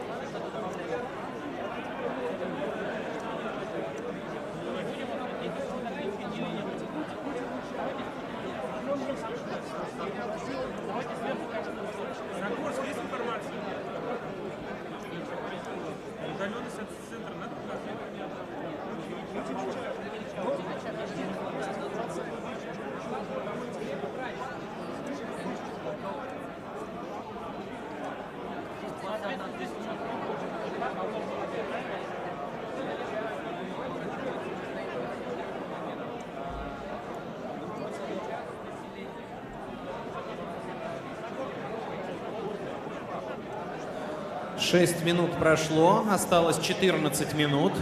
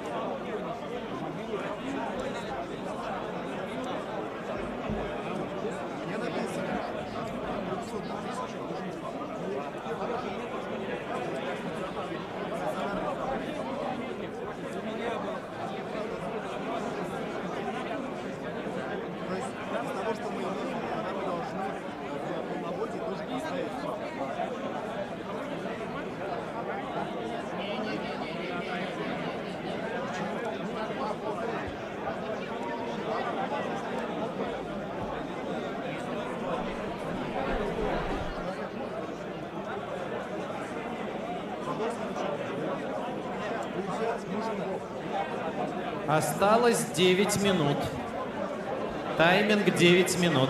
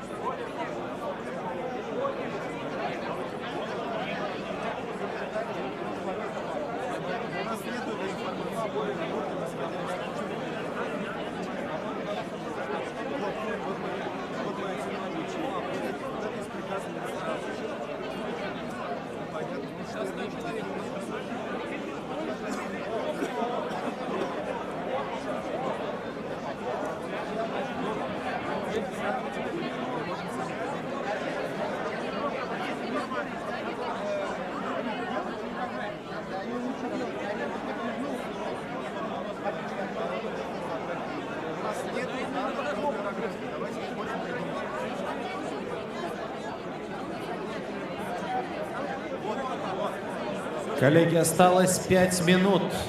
5-минутная готовность. Бюджеты не ждут.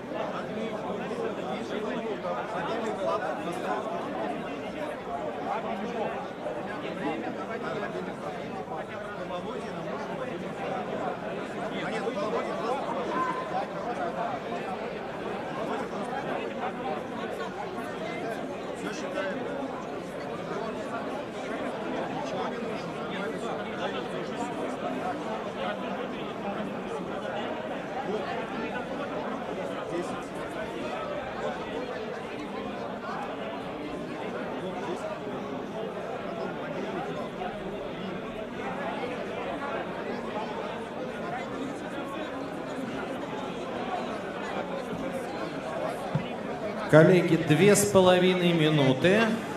Я рекомендую начать работать с бланком.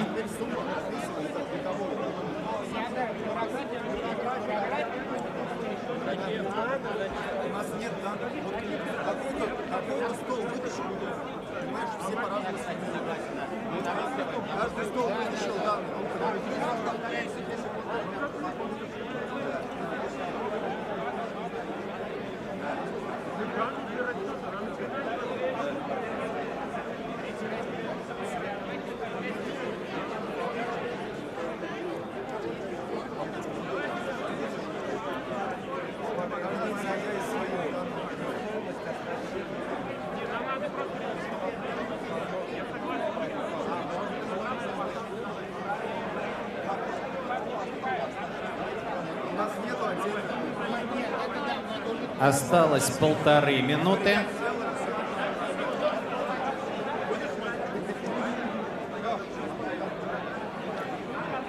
Давайте еще раз прочитаем.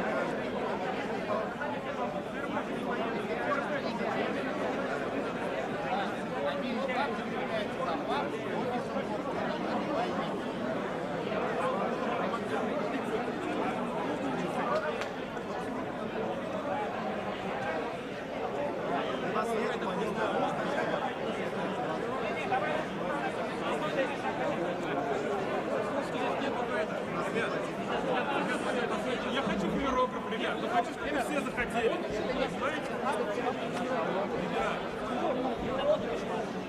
Ну условий нет. Ну не просто так.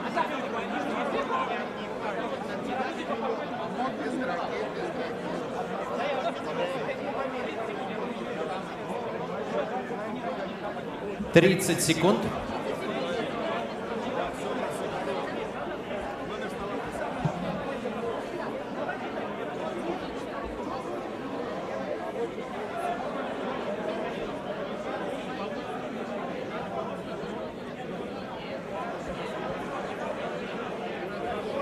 Десять, 9, 8, 7, 6, 5, 4, 3, 2, 1. Закончили. Передайте бланк модераторам. Передайте бланк модераторам. Модераторы, поднимите бланк над головой. Модераторы, поднимите бланк. Поаплодируйте друг другу. Молодцы. Сейчас уберите, пожалуйста, все кейсы. Соберите со стола все кейсы. Соберите со стола все кейсы. Все кейсы соберите со стола. Чистая бумага может остаться, если она чистая. Соберите со стола все кейсы.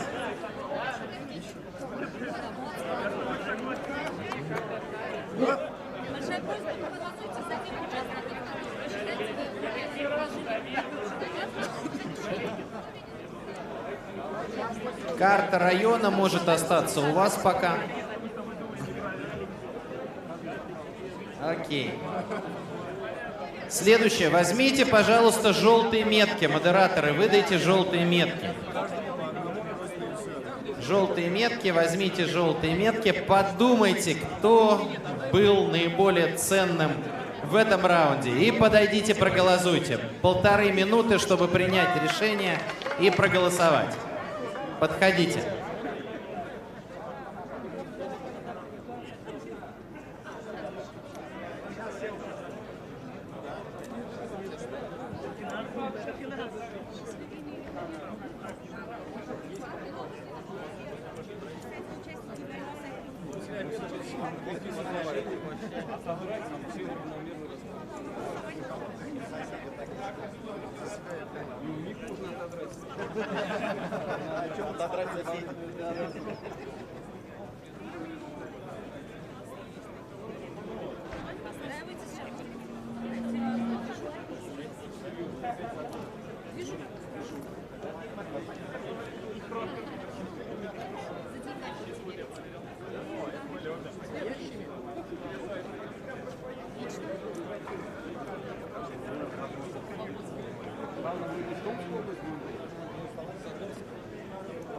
Сейчас это единственный кейс, в котором разрешено выходить за пределы.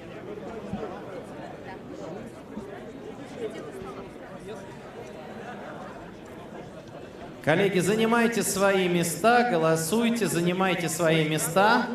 У нас время не ждет, нам нужно двигаться дальше. Но сначала мы познакомимся с результатами предварительными такого некого неофициального командного зачета, я бы сказал, после 3-го раунда. Каково положение дел? Элин, пожалуйста. Итак,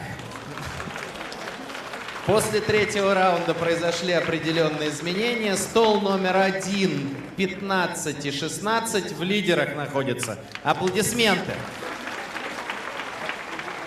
Столы 2, 3, 4, 9, 11, 14 и 18 чуть-чуть отстают. Ну и кто-то смог улучшить позиции. Окей, аплодисменты еще раз всем. Возвращаемся обратно. Модераторы, я прошу вас взять конверт номер 5 в руки. Взять конверт номер 5. Отлично. Коллеги, у нас было здравоохранение, у нас были дороги, у нас была медицина, у нас был бюджет. Что осталось еще из важного? Сельское хозяйство, продовольственная безопасность страны. Поэтому следующий кейс посвящен сельскому хозяйству. И сельское хозяйство – это инвестиционно емкая отрасль. Подождите. У нас будет бизнес-симуляция. Вы будете получать инвестиции. И задача команды – привлечь как можно больше инвестиций в развитие сельского хозяйства и переработки района. И зафиксировать итоговый результат по привлеченным инвестициям суммарно на предложенном бланке. Привлечение инвестиций осуществляется в ходе переговоров с инвестиционными фондами.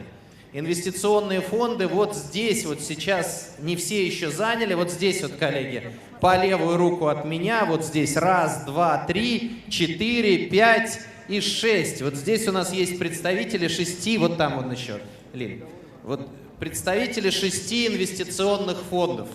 Поэтому вы будете отправлять на переговоры кого-то с заполненным бланком инвестиций. Ваша задача эти инвестиции получить. Коллеги, количество бланков ограничено инвестиций, поэтому берегите их. Если у вас они кончатся, значит все. Количество денег у инвесторов тоже лимитировано. У вас на это будет все 25 минут. Коллеги, разбирайтесь с кейсом, читайте его, определяйтесь с тем, кто будет ходить на переговоры. В добрый путь за инвестициями. Поехали!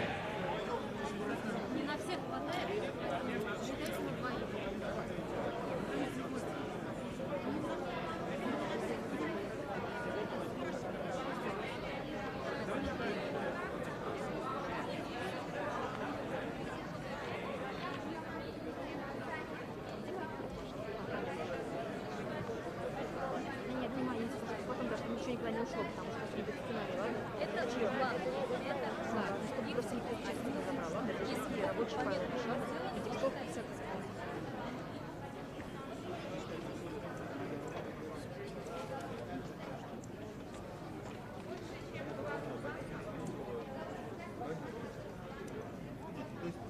здесь вы впишете итоговую сумму, когда вы заберете у инвестора. То есть если инвестор покупает ваш проект, он дает вам деньги, эти деньги вы приносите сюда, итоговую сумму вводите.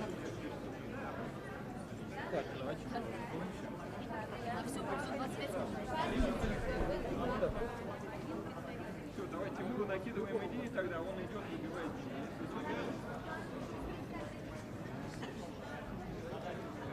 Сейчас давайте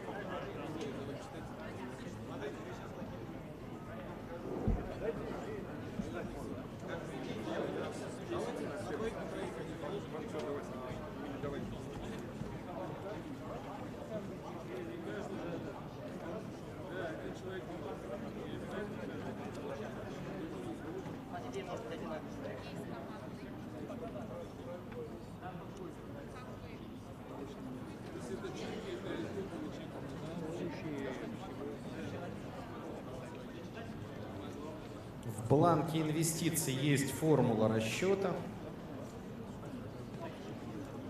которой вы можете пользоваться.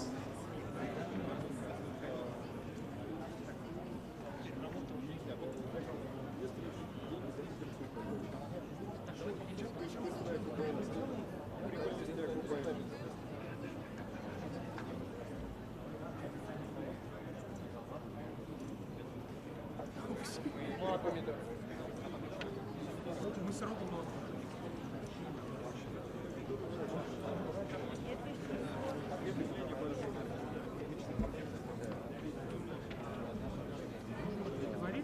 Коллеги, пользоваться калькулятором можно в этом кейсе, поэтому модераторы, если вдруг убрали до этого калькулятор, можно вернуть. Окей, спасибо. Галина.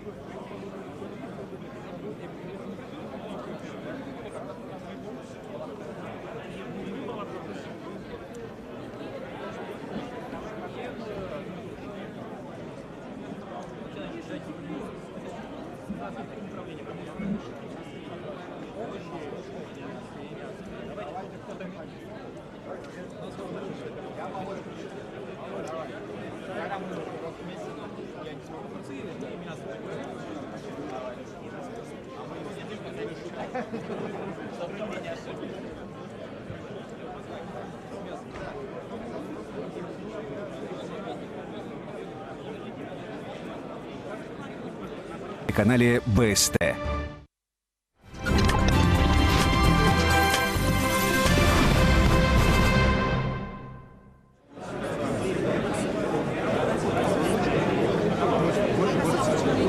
Добрый день, дорогие телезрители. Телеканал БСТ продолжает прямую трансляцию полуфинала проекта «Лидеры Башкортостана». Напомню, это конкурс, инициированный администрацией главы республики для поиска новых, современных, а самое главное, талантливых управленцев. Рядом со мной сейчас находится Айгуль Десяткина, член оргкомитета. Айгуль Дамировна, добрый день. Добрый. Скажите, пожалуйста, через что сегодня придется пройти нашим полуфиналистам? Сегодня идут полуфинальные оценочные процедуры. Это решение кейсов до обеда. Вот сейчас мы уже решаем 4-й кейс. Здесь оцениваем как командную работу, так и индивидуальную, потому что у нас 6 разных кейсов. После обеда у нас 3 параллельных мероприятия. Это защита проектов, это индивидуальное интервью. И здесь также в зале будет продолжаться работа, мастер-классы, презентации. В общем, сегодня такой очень насыщенный день. И в 6 часов вечера мы будем сводить результаты по каждому участнику, формировать портрет и рекомендации к прохождению в финал конкурса. А какие качества все-таки все-таки придется сегодня проявить полуфиналистам? Какие, может быть, особенности характера нужно показать? Ну, конечно же, лидерские в первую очередь, дальше критическое, системное мышление, ораторские, презентационные, решение логических задач. Здесь вот у наших наблюдателей есть листы оценочные, по которым и в них перечислены как раз эти критерии, по которым они и наблюдают наших участников, полуфиналистов. Хорошо, спасибо большое. Напомню, с нами была Айгуль Десяткина, член оргкомитета проекта «Лидеры Башкортостана». В финал прошли 195 участников. В конце проекта лишь 50 из них получат главный приз, а именно предложение о работе на руководящей должности в госструктуре. Но сейчас хочется немного рассказать о конкурсантах. Средний возраст 34 года. В большинстве это мужчины, их более 80%, 3/4 полуфиналистов из Уфы. В основном они работают на госслужбе, в финансовой сфере, строительстве и добыче полезных ископаемых. Но накал страстей чувствуется сейчас даже со стороны. Мы пока не можем беспокоить полуфиналистов, но еще до начала сегодня проекта мы записали интервью с некоторыми из участников и узнали, что же стало для них самым сложным в этом проекте. Будет как-то полегче, но когда вот эти тесты прошли, они действительно были непростые. Наверное, самый сложный тест для меня был лично это опросник на психологические особенности. Приходилось представлять себя в различных ситуациях, и это было не совсем просто. Дело в том, что я больше гуманитарий, чем математик, да, и для того, чтобы подготовиться к тестам, мне пришлось приложить немало усилий.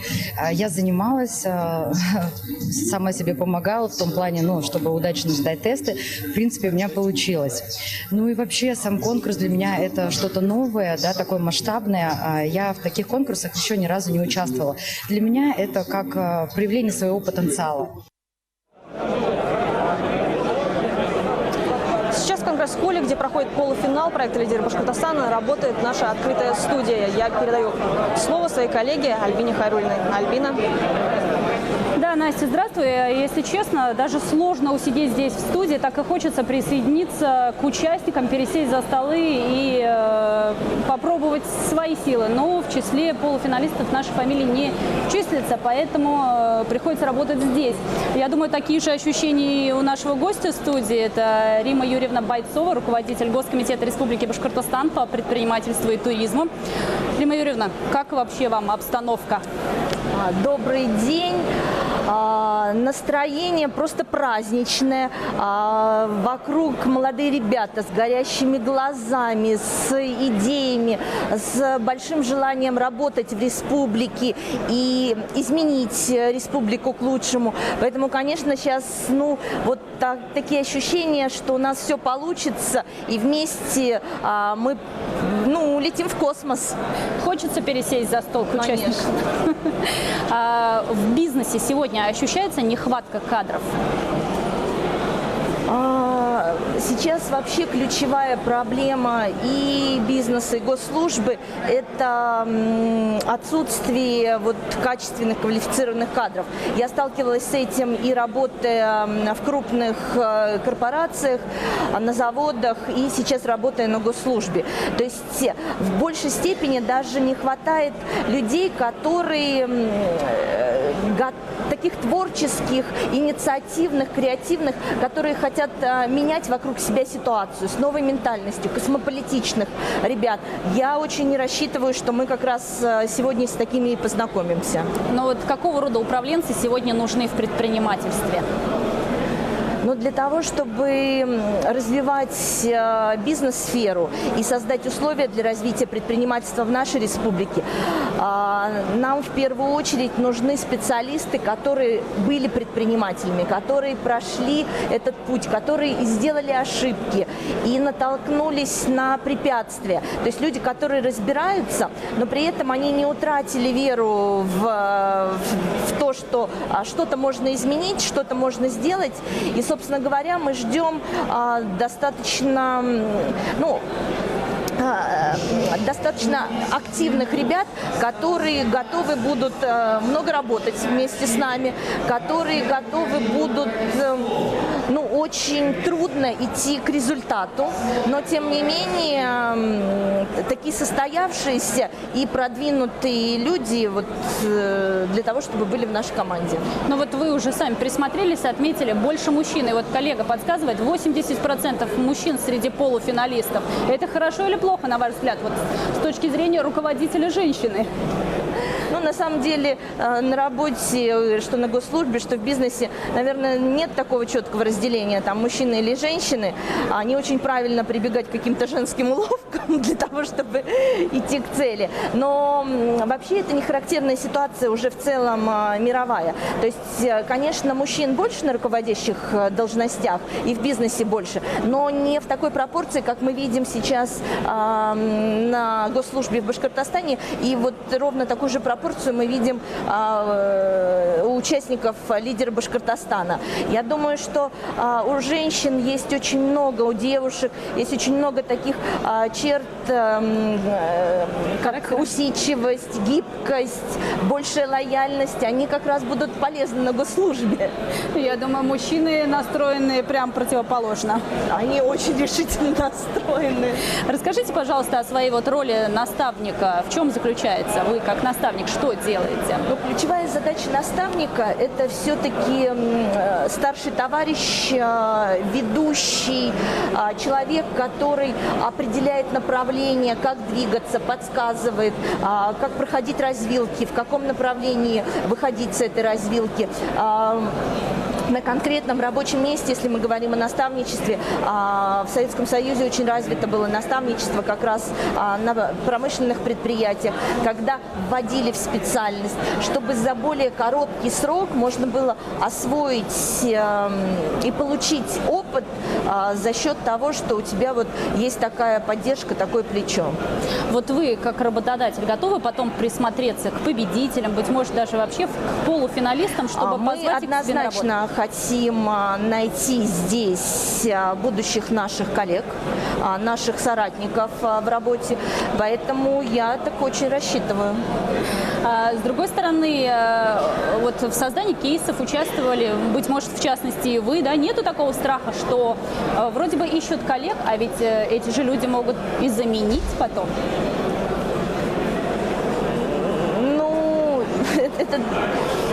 Во-первых, это очень правильно, что у них есть амбиции, что у них есть желание работать, и они должны нас заменить, это безусловно. То есть, смена поколений – это правильная очень история. То есть, они приходят с новой ментальностью, с новыми знаниями, с новым современным образованием, со знанием языков. Поэтому, безусловно, заменят нас. Ну и в то же время держать в тонусе, да, чиновничий аппарат. Мы сейчас видим, когда, например, приходят к нам уже не чиновники, а ребята из других отраслей, это в целом бодрит ситуацию в коллективе. Вот вы, как руководитель, вы требовательный, вы строгий, вы на какие качества прежде всего обращаете внимание? Я здесь, наверное, скорее акцентировала бы внимание то, что я перфекционист, и поэтому у меня завышенные требования к себе. А сотрудники это видят и тянутся. То есть, когда ты сам очень много работаешь, я фактически играющий тренер, то есть разбираю любой участок работы, и мы с сотрудниками, с коллегами, то есть я их даже не могу назвать подчиненными, мы работаем в одной команде, мы друг друга дополняем и друг друга мотивируем. А на какие качества вы обращаете внимание при наборе своего коллектива? Какие они должны быть люди? Я могу сказать, что у меня сейчас по-настоящему классная, молодая и креативная команда. Молодые люди, это не значит, это только 20-летние. Да? У нас и 50-летние сотрудники достаточно Молодой душой. Да, у них совершенно нестандартные взгляды, у них современные подходы к работе, к ведению бизнеса, там, и сейчас уже к работе на государственной службе. Поэтому я могу сказать, что в первую очередь это фанатичные люди, которые хотят принести пользу республике. Но вот на ваш взгляд, женщинам все-таки сложнее пробиться в управленческую команду? Вот уже оглядываясь назад по маршруту, который вы прошли, мужчины давят? По секрету могу сказать, что все-таки, наверное, мне легче было, чем мужчинам. Ну вот здесь мы видим 80% мужчин. И вот потом посмотрим, сколько пройдет женщин в финал. Тем более, представляете, раз их такое маленькое количество, то гораздо больше процент от входящего числа и попадет в там, полуфиналисты, а в дальнейшем финалисты. То есть изначально просто женщин меньше идет, ну, принимают такой вызов. А дальше, я считаю, они более целеустремленные и добиваются результатов очень высоких. Согласитесь ли вы, Рима Юрьевна, с таким понятием, как сейчас вот молодежь говорит, сейчас не то время, чтобы проходить всю карьерную лестницу с низов до верха, от станка до директора завода? Это неправильно. Я могу вот точно сказать, что, может быть, ее просто надо сейчас проходить быстрее, не за 20 лет, как раньше было, но пройти необходимо просто для того, чтобы у тебя совершенно вот замкнутый цикл конечный был, и ты понимал, как выстраиваются процессы, как выстраиваются, да, бизнес-процессы. Потому что, ну, невозможно стать сразу руководителем. Если ты достаточно ответственный человек, ты все равно спустишься вниз и, будучи даже руководителем, будешь разбираться в участках работы, ну, каждого рядового сотрудника. Ну да. И ваши пожелания участникам, полуфиналистам, тем, кто сейчас рвется в финал? Знаете, как мы зачастую там ругаем, что молодые ребята, у них юношеский максимализм, они переоценивают свои способности. А у меня, наверное, пожелания такие. Вот будьте максималистами, стремитесь просто к максимальным высотам, к их достижению.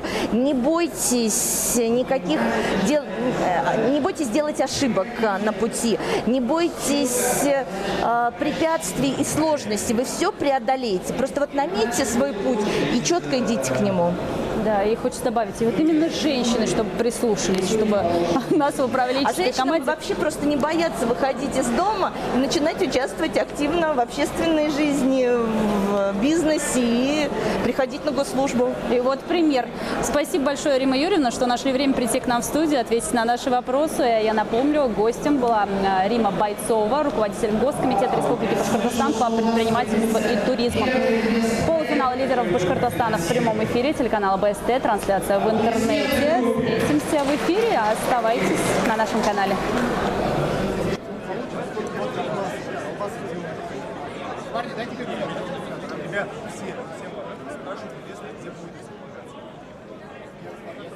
Денег дали?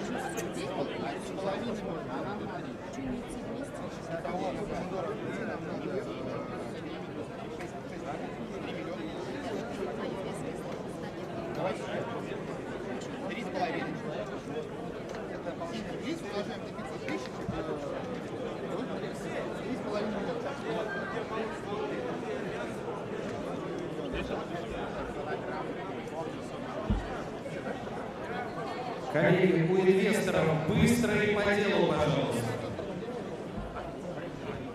Куда, что надо, и обратно.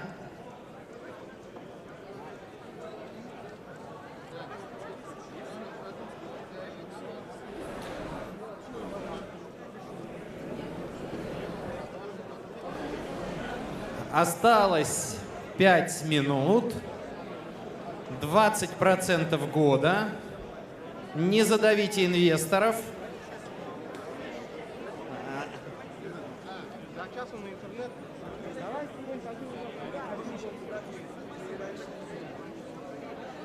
Коллеги, если у вас не указан населенный пункт в бланке, если у вас непонятно, где вы собираетесь инвестировать, эта заявка не соответствует требованиям и отклоняется по формальным условиям. Поэтому, пожалуйста, соблюдайте формальные требования к заполнению заявок.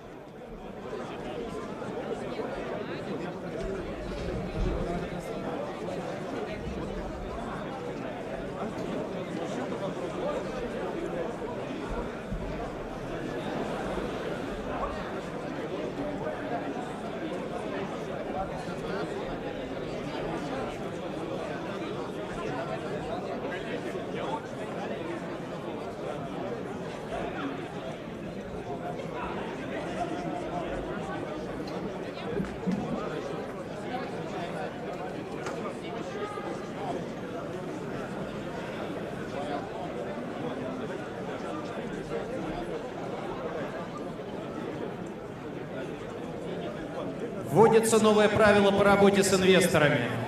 На переговоры отводится не больше 30 секунд. Я буду давать 30-секундные отсечки. Вот сейчас пошли первые 30 секунд. Если вы за 30 секунд не объяснили, следующий в очереди встает на ваше место. Время пошло.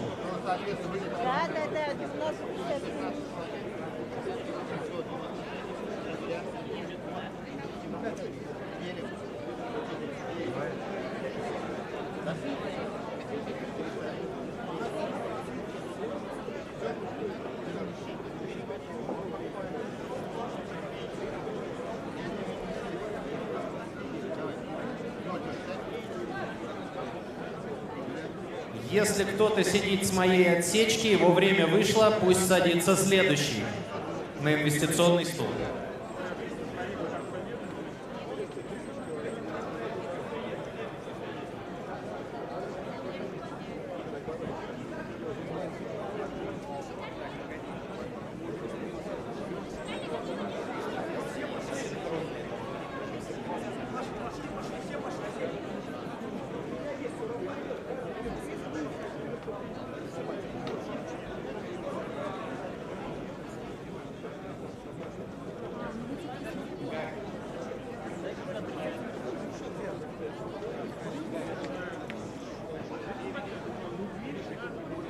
Коллеги, следующий, если не успели убедить.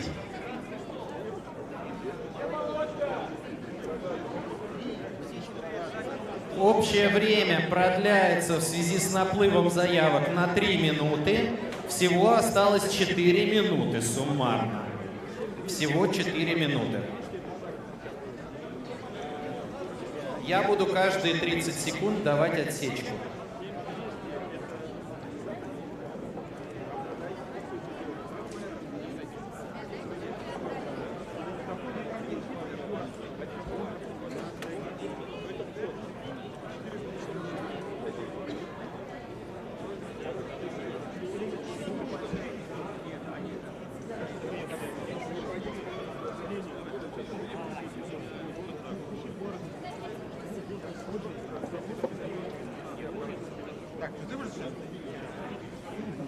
3,5 минуты осталось.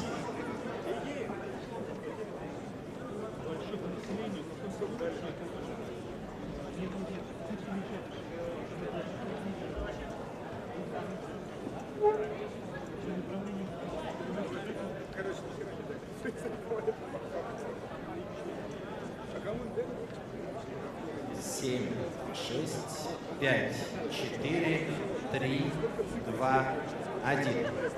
3 минуты осталось. Меняйтесь, меняйтесь, не засиживайтесь, оформляйте документы в другом месте.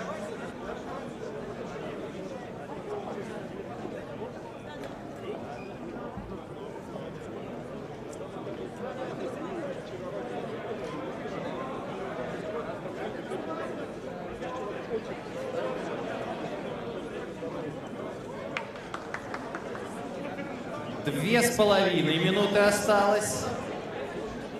Если кто-то сидит с 3 минут, то пора освободить стул. Следующее время пошло. Я только спросить не считается.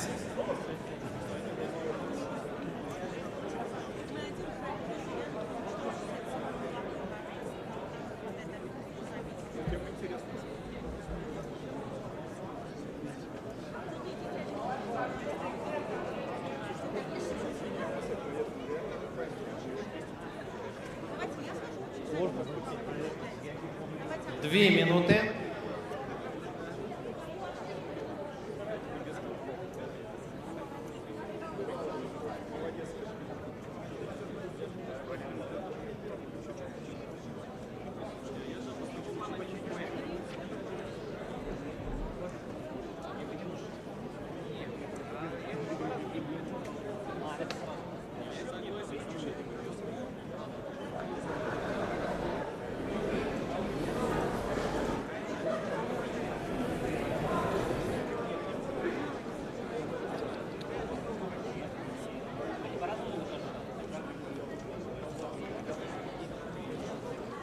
Полторы минуты.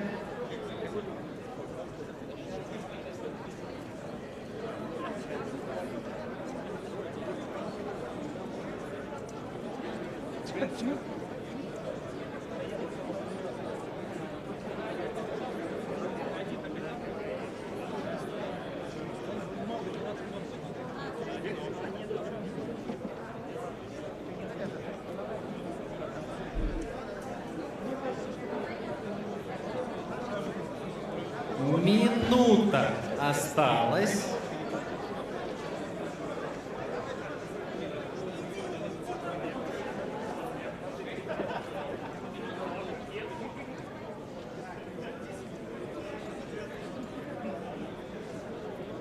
Нет, время продляться не будет. Коллеги, это игра.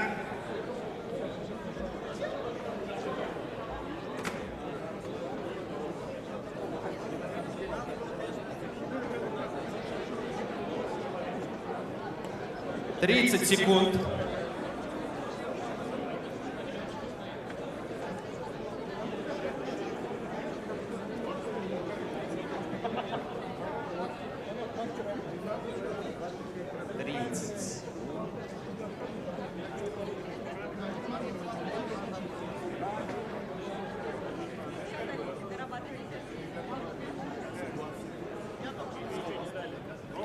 Коллеги, 10, 9, 8, 7, 6, 5, 4, 3, 2, 1. Пробила полночь, и инвесторы превратились в тыкву. Все, инвестиционные раунды закрыты, можно занимать места за своими столами и подводить итоги. Заполните, сколько инвестиций вы смогли привлечь. Заполните бланк инвестиций, итоговый бланк команды, и передайте его ведущему. Заполните итоговый бланк и передайте его ведущему. На это у вас есть минута. Инвесторы, все, не выписываем чеки, остановились. Инвесторы, финансовый год закончился. Вы уже под уголовной ответственностью, если будете подписывать документы задним числом. Уже все, коллеги. Инвесторы, завершайте. Все. Сейчас идет прокуратура к вам, инвесторы, с проверкой.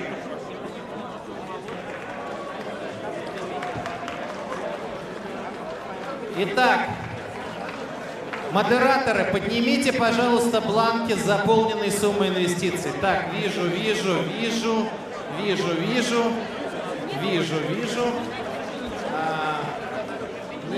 бланка. Не вижу бланка. 13-й стол. Андрей, у тебя как там? Дима, есть у тебя, отлично. Юля есть. Ну что, аплодисменты, группа.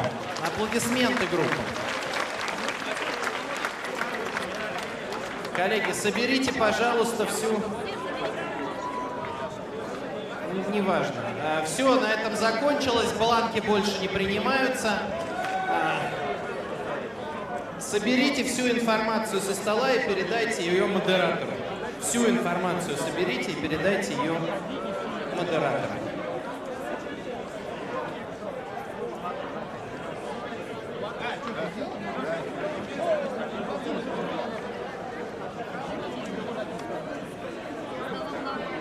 Модераторы, выдайте, пожалуйста, желтые листочки для голосования. Модераторы, выдайте, пожалуйста, желтые листочки для голосования. Если стол чистый, то выдайте желтые листочки. И проголосуйте. У вас есть минута, чтобы проголосовать. И очень динамично. Так как было продление, мы чуть-чуть стали выходить из графика. Подходите, голосуйте. Не, ну это клево, вы смогли сделать. Можете.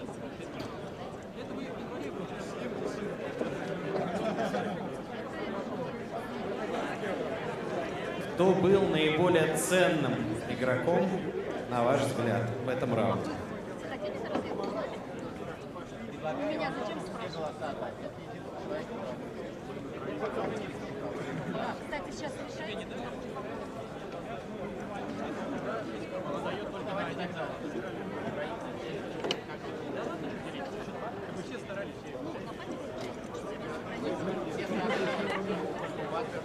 Можно сейчас потому что мы успели прогнать 3 варианта.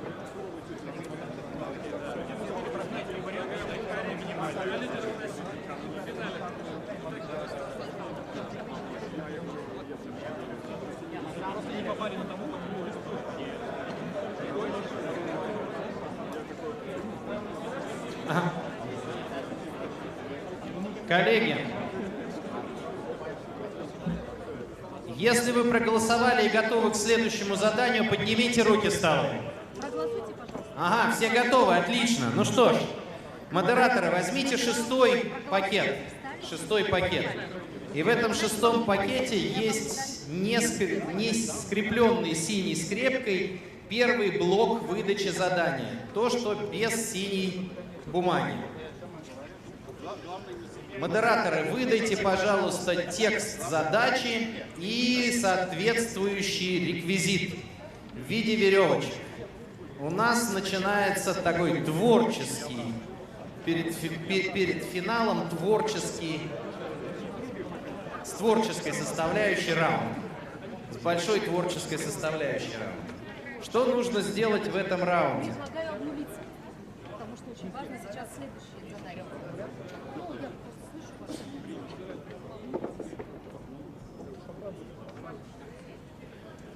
Раунд 6. Каждый участник индивидуально разбирается со схемой завязывания узла в течение 5 минут. У вас есть веревочка, у каждого маленькая, поразбирайтесь на ней. Потом отрабатываете завязывание узла за максимально короткое время, и тут будут допущены консультации, совместная работа. То есть задача – это улучшить процесс и сделать его максимально эффективным. Потом команда получит дополнительные условия по завязыванию узлов и разработают стратегию выполнения итогового задания. Команда завязывает максимальное количество узлов с учетом дополнительных условий за 5 минут. И подводится результат работы команды, итоговое количество узлов вносится в предложенный зеленый бланк. Но сначала вы разбираетесь индивидуально. На старт, внимание, марш, первые 5 минут по тому, как завязать узел самостоятельно, пошли, поехали.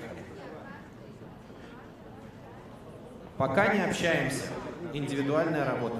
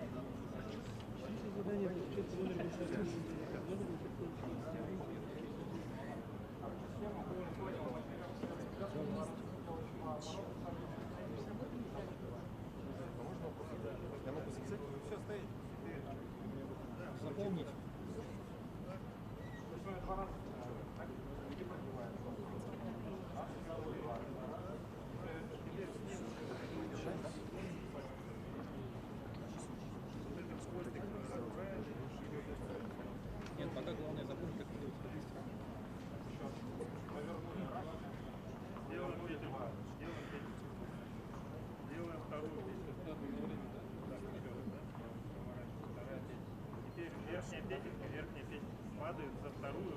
Вот так она падает. У нас остается два ходика. Петелька вот проходит теперь вот эту семьи вытаскиваем. Держат вокруг. Все понятно? Нет? Скорость понятна. Такие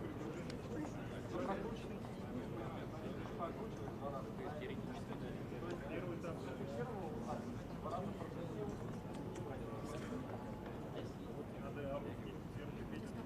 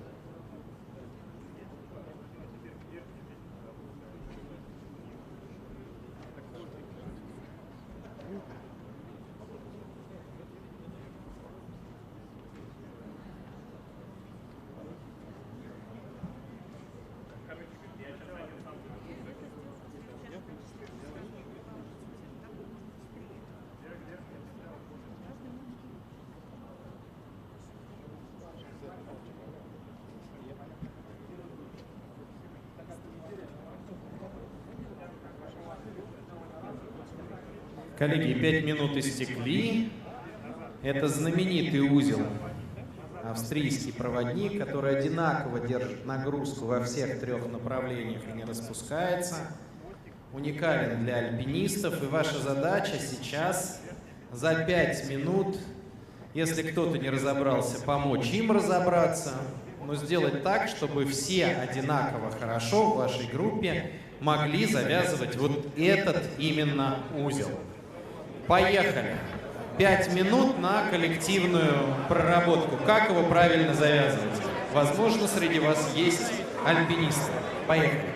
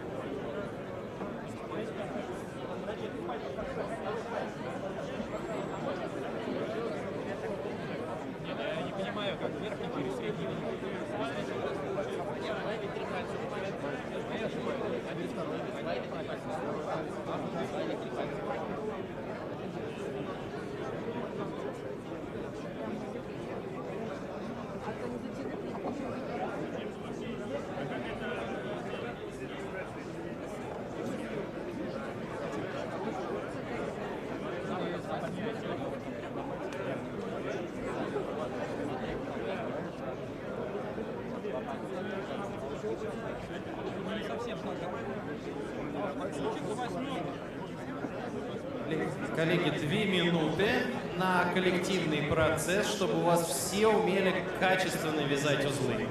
Все умели качественно вязать узлы и максимально быстро.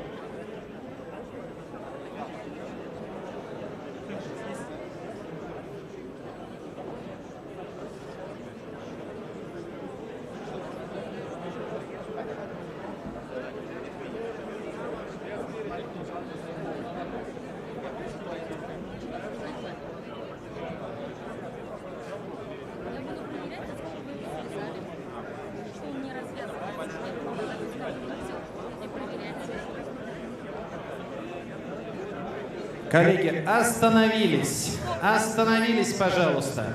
Первое, что нужно сделать, собрать вот эти все короткие веревочки и инструкции по завязыванию этих узлов в отдельную кучку и сдать их модераторам.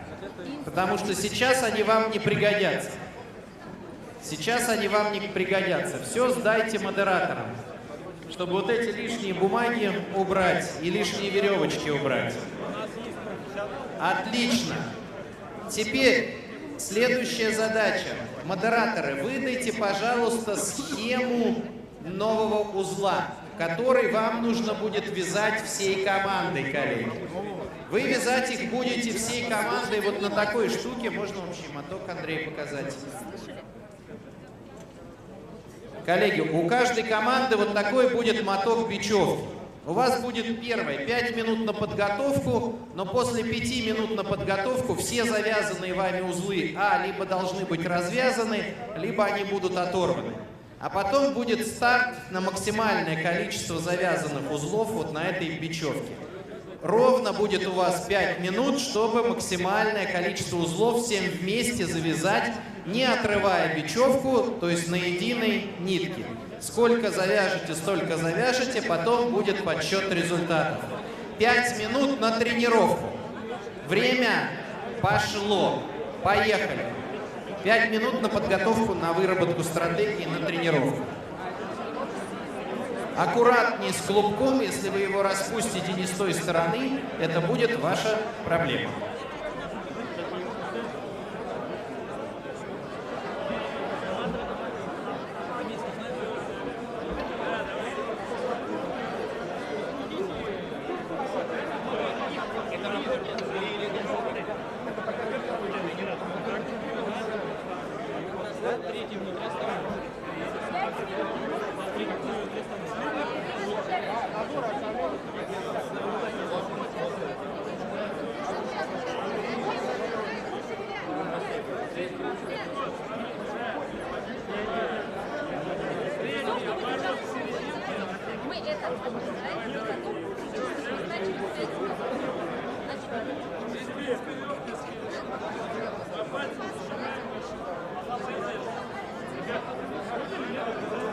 Модераторы, не помогайте с клубочками, пусть сами занимаются клубочками.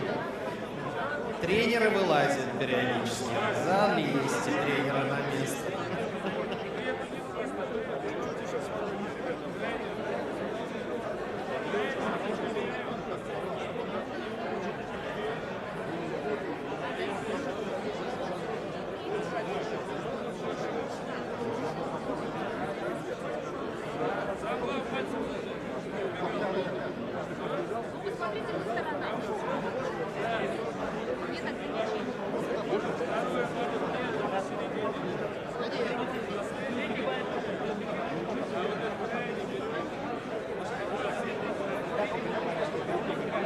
Количество узлов не главное, не длина веревки, а количество узлов.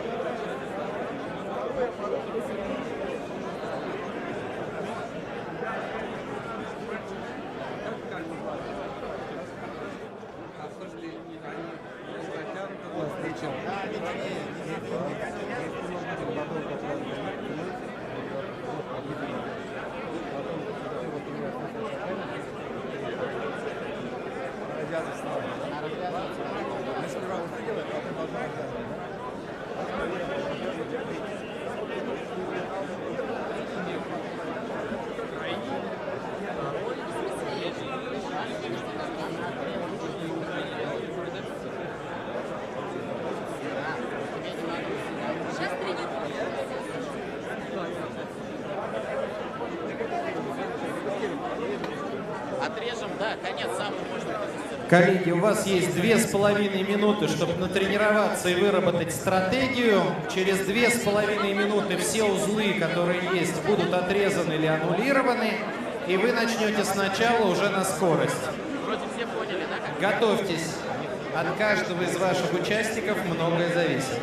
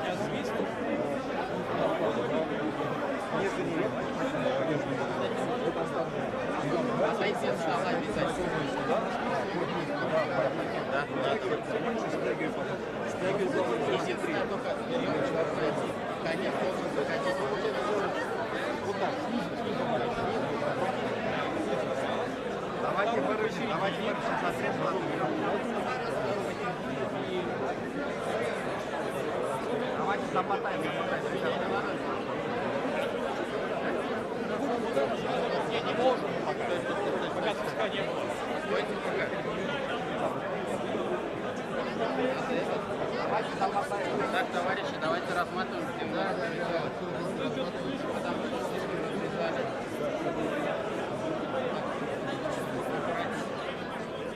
Что она это?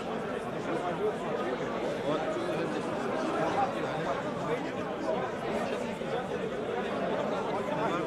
Рассмотрим. Заодно еще один. 40 секунд. Подготовьтесь. 40 секунд. Не перепутайте вашу веревку. Модераторы, найдите ножницы на всякий случай, чтобы просто отрезать те узлы, которые завязали участники. Модераторы, найдите ножницы у себя в коробке, чтобы в случае чего отрезать те узлы, которые завязали участники. Или приготовьтесь просто их оторвать.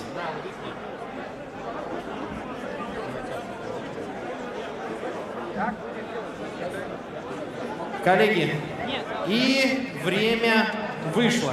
Стоп. Группы, покажите своим модераторам веревку без узлов. Модераторы, если ваша группа готова, поднимите руки. Только модераторы. Так, тут вижу, вижу. Вот здесь модератора не вижу. Здесь готовы. Роберт, отрезаешь, отлично, готовы.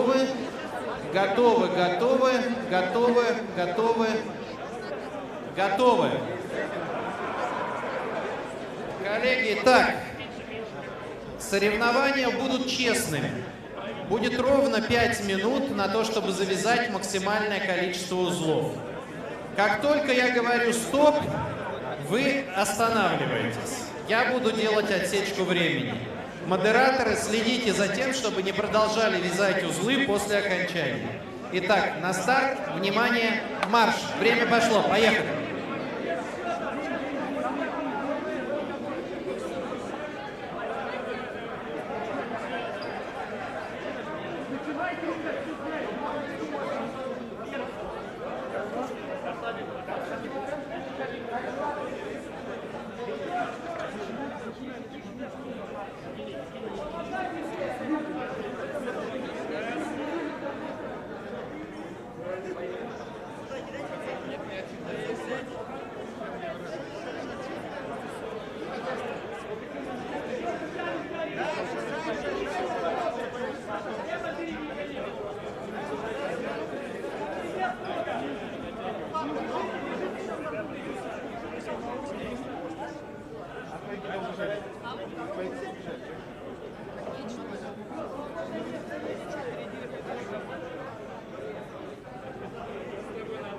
Прошла минута, осталось 4.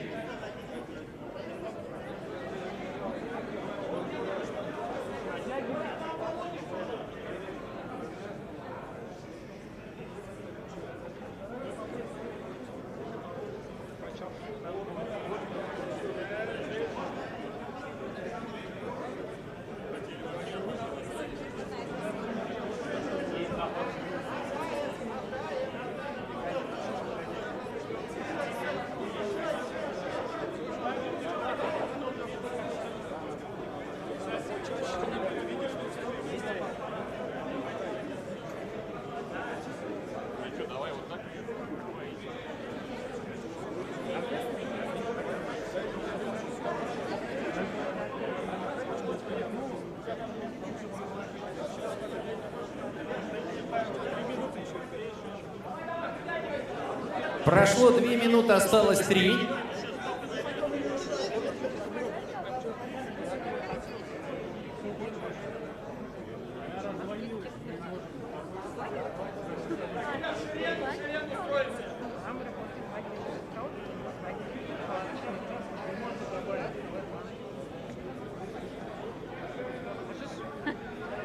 Ну, в этом году работникам там тоже число своих работников. У нас же не стационарный лагерь туда.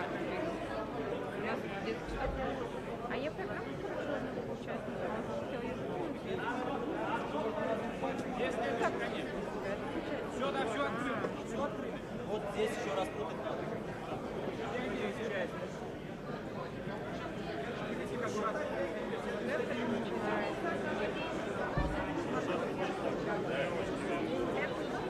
Ну, потом мы точно поменяемся, там понимаем.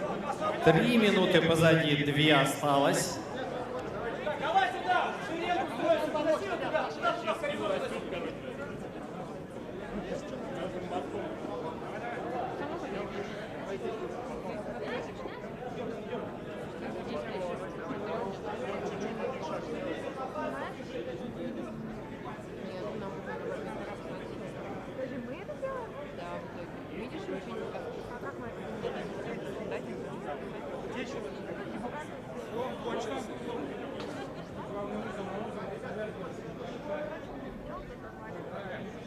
Посмотрите, большие. Если вы стал,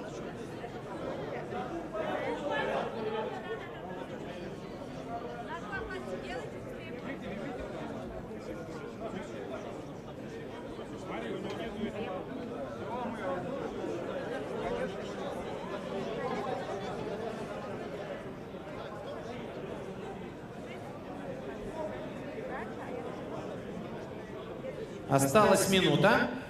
Осталась минута.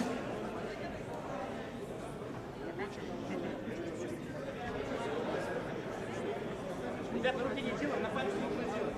Поменьше включай. На пальцы давайте. 30 секунд. 30 секунд. 30 секунд. Постарайтесь не запутать веревку, а то будет сложно считать узлы.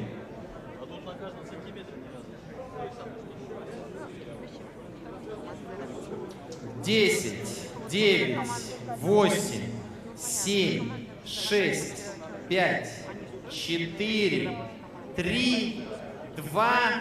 Убрали руки от веревки. Аплодисменты. Участники вместе с модератором считают количество узлов и записывают их в бланк. Считайте количество узлов и запишите их в бланк. Пожалуйста, занесите ваш результат в тот бланк, который есть.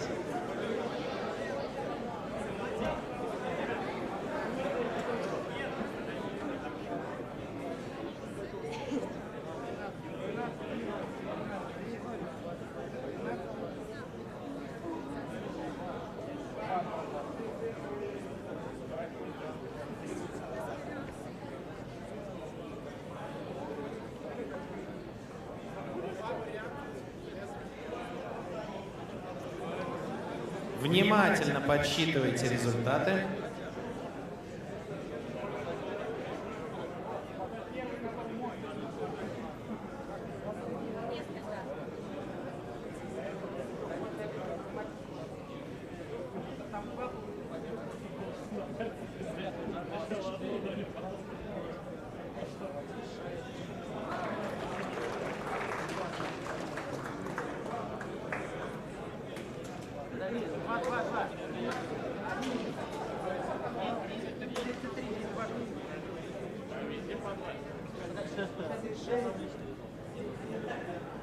Коллеги, считаем, считаем.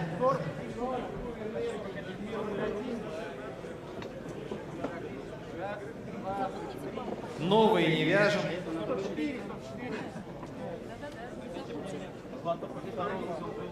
Мы больше ни одного не завязали. У нас параллель все завязано. Может быть, он, кстати, быстрее бы и завязал, если бы не мешал. Опа, здесь вот.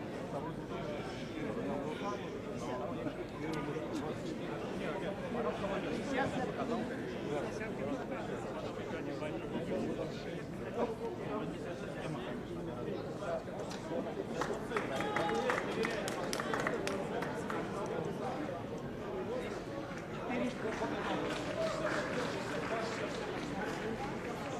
Коллеги, подсчитав результаты, заполните, пожалуйста, бланк.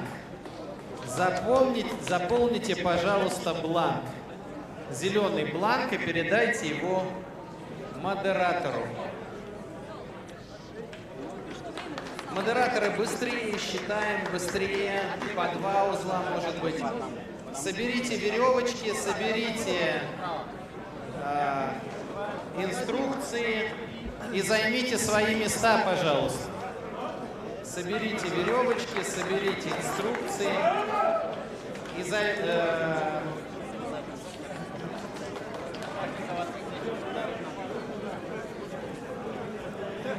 Коллеги, заполните бланк, передайте его тренеру, модератору и уберите все лишние предметы со стола.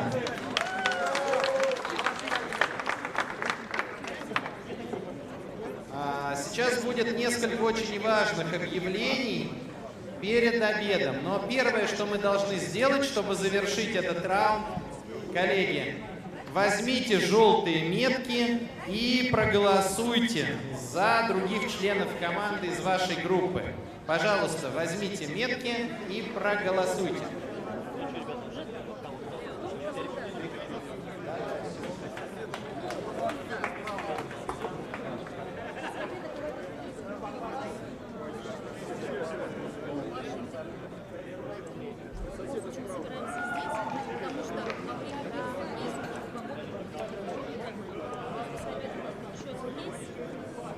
Коллеги, голосуйте, голосуйте, вставайте со своих мест, голосуйте и занимайте их вновь, потому что сейчас будет очень большой блок важных объявлений.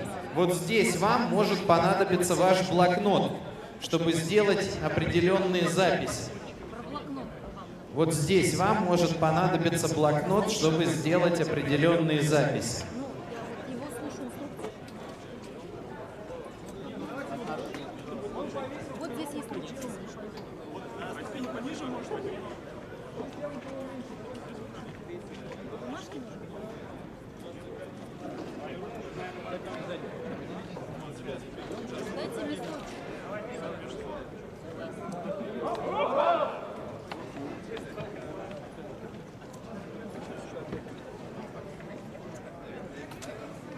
Модераторы, пока я рекомендую открыть блок инструкций, потому что уход на обед нужно осуществлять в соответствии с теми инструкциями, которые у вас есть, и посмотреть эти инструкции.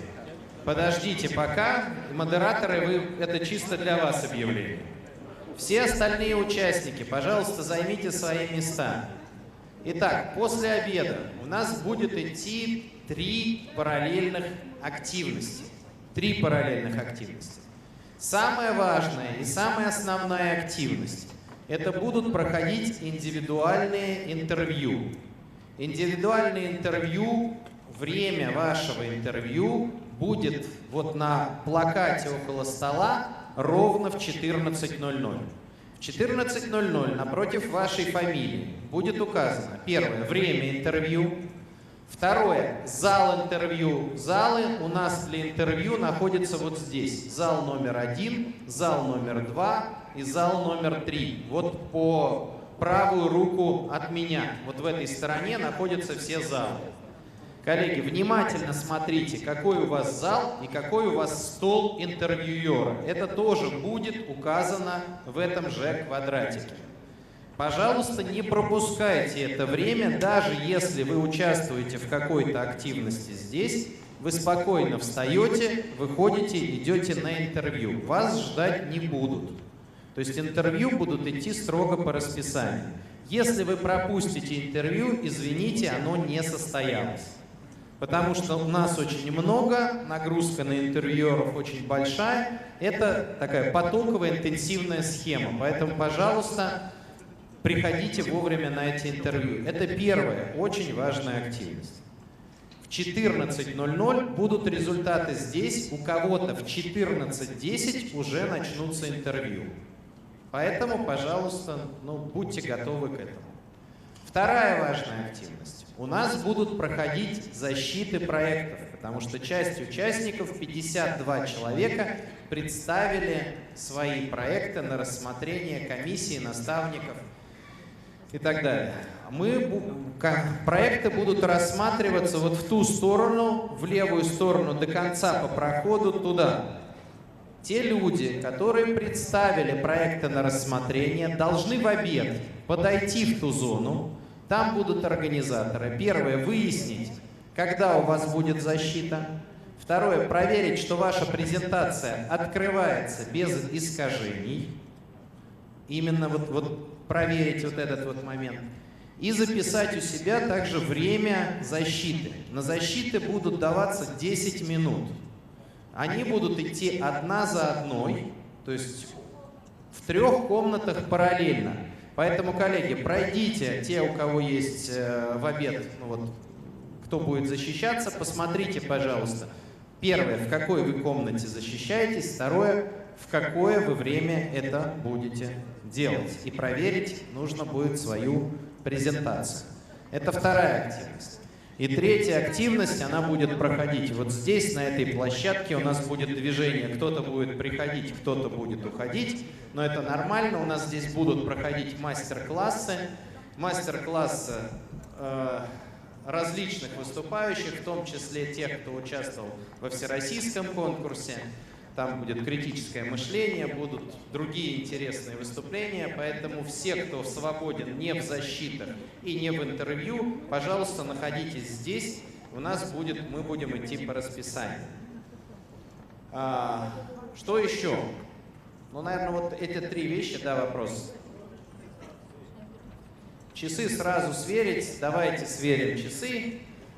У меня они синхронизируются с интернетом. Сейчас у меня 13:05. Это плановое время обеда, когда мы должны пойти на обед. Ну а на обед мы будем уходить постепенно, так как нам нужно будет занимать первые столы, которые пойдут на обед, нужно проходить вглубь и занимать те места, которые есть. А сейчас будут с вами работать частично модераторы.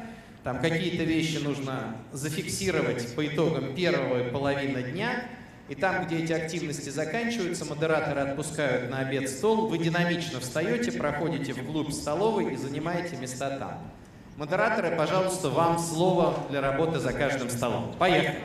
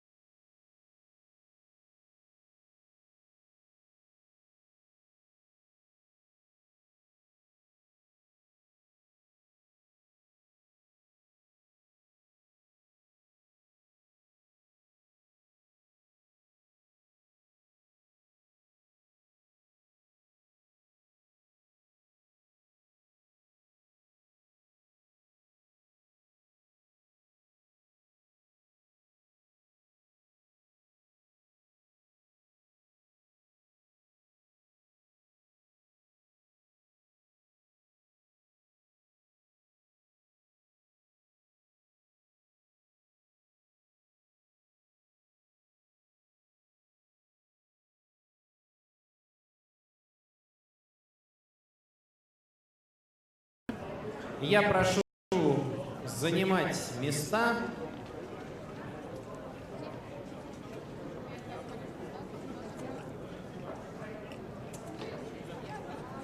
За своим столом.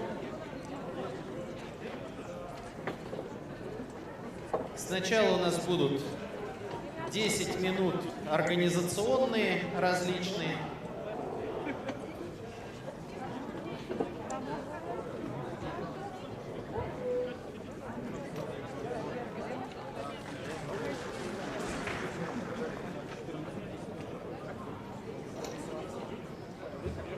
Модератора я тоже прошу занять место рядом со столами. Наблюдатели за своими рабочими столами как-то, или вы здесь еще? Здесь.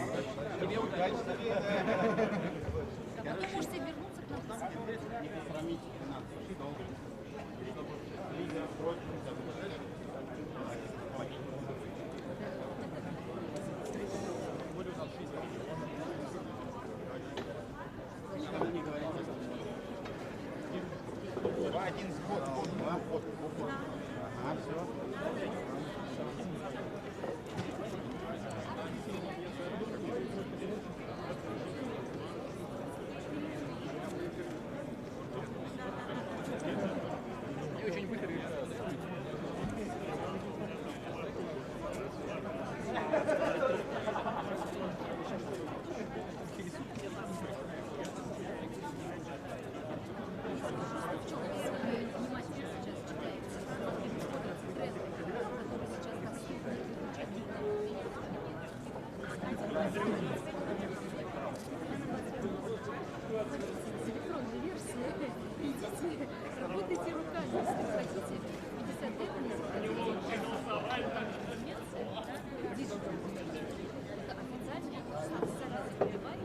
Коллеги, ну что, давайте подведем итоги того, что было до обеда.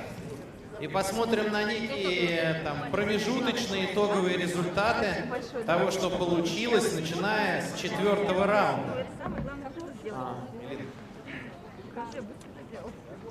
Так, это результаты были после 4-го раунда.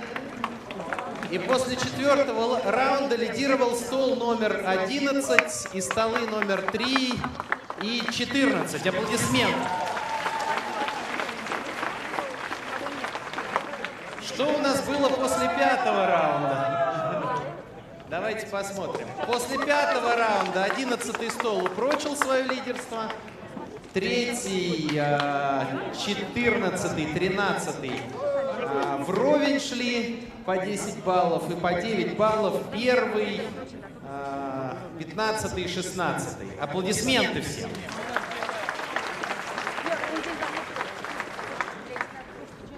Одиннадцатый стол нужно аудит еще провести, я думаю. Результатов. Окей. И давайте посмотрим, что у нас произошло после 6-го раунда, как изменилась общая турнирная таблица. Ага. 11-й стол сохранил лидерство. 3-й, 13-й, 14-й, 2-е место и 3-е, 1-й, 15-й, 16-й и 19-й. Аплодисменты. Окей. Коллеги, первый вопрос. Знаете ли вы, когда у вас индивидуальное интервью? Кто знает, поднимите руки. Если вы не подняли руку, значит, вы не знаете, где интервью. И, пожалуйста, коллеги, обратите внимание вот на тот перечень, который есть около вашего стола. Пожалуйста, зафиксируйте это время. Там есть 3 цифры. Первая – это время, например, 16:40. Вторая цифра – это зал. Зал 1 вот здесь объявление, зал 2 вот здесь, зал 3 вот там объявление, номер зала. И 3 – это номер стола интервьюера. У интервьюера есть номер на бейджике, есть номер на столе там, уже внутри. Поэтому проходите, находите номер интервьюера. Вот у интервьюера в уголку тоже есть номер, к кому вы должны обратиться. Второй вопрос. Знаете ли вы, коллеги, когда у вас защита, если вы защищаетесь, если вы готовили защиту? Подошли ли вы и узнали, когда вы будете защищаться? Поднимите руки те, кто знает, когда будут защищаться. Окей, я надеюсь, должно быть 52 человека, подняли руки гораздо меньше, но я надеюсь, вы знаете, там 3 потока, знаете, в какой вы комнате и к какому времени вам нужно подойти. Это второй важный момент, не пропустите его, пожалуйста. Третий момент. У нас будут здесь проходить в постоянном режиме мастер-классы. И первый мастер-класс у нас начнется здесь в 14:10, через 5 минут. Но коллегам, тем, которые идут на интервью, я предлагаю поаплодировать и отправить их в соответствующий зал. Проходите, находите соответствующий стол, занимайте место и ждите вашего интервьюера, если он еще не на месте. Коллеги, если вам нужно идти на интервью, пожалуйста, перемещайтесь потихоньку. Пожалуйста, перемещайтесь потихоньку на интервью. Угу.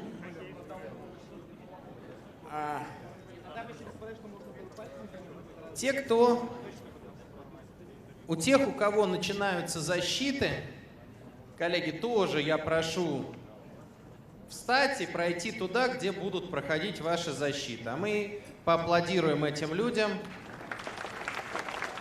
Можно выдвинуться в сторону проведения защит.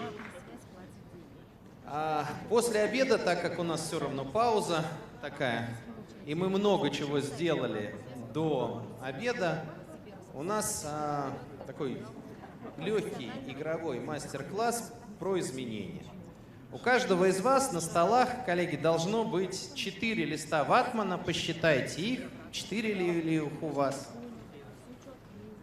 Должны быть какие-то маркеры и должны быть ножницы. Проверьте, есть ли у вас вот это вот все. 4 листа, ножницы и маркеры. Если у кого-то чего-то нет, пожалуйста, поднимите руку, просигнализируйте вашему модератору, мы решим этот вопрос. Задача первая. 2 листа постелить вниз и сделать из них такую основную скатерть, чтобы, когда вы будете что-то рисовать, ничего у нас не промокло. То есть расстелите 2 листа по площади.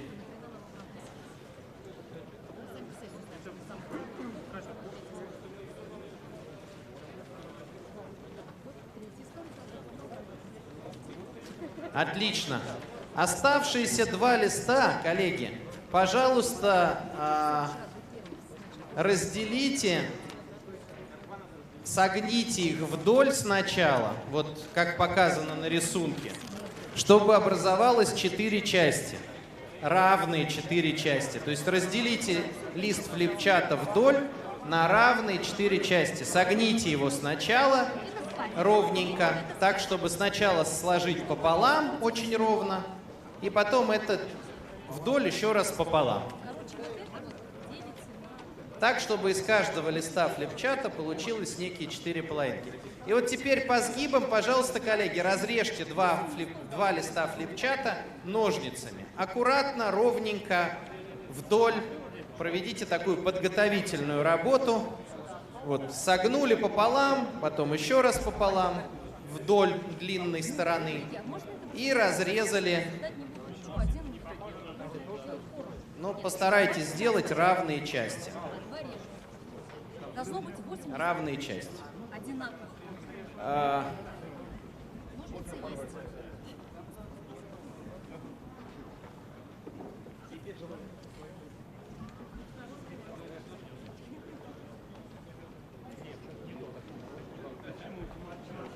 Стол, который закончил, поднимайте руку, чтобы я видел, что вы завершили сию подготовительную процедуру.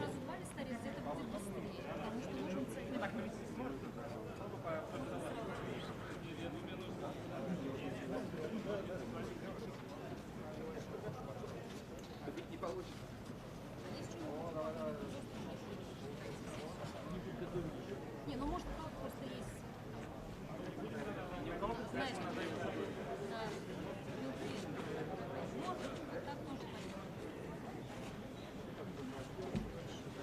У вас у каждого должно получиться 8 одинаковых полосок бумаги. На каждом столе должно быть 8 одинаково длинных листочков бумаги.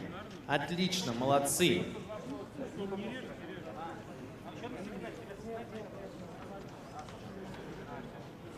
Коллеги, старайтесь использовать ножницы. Если вы тут завершили использовать ножницы, мы можем их поделиться, передать.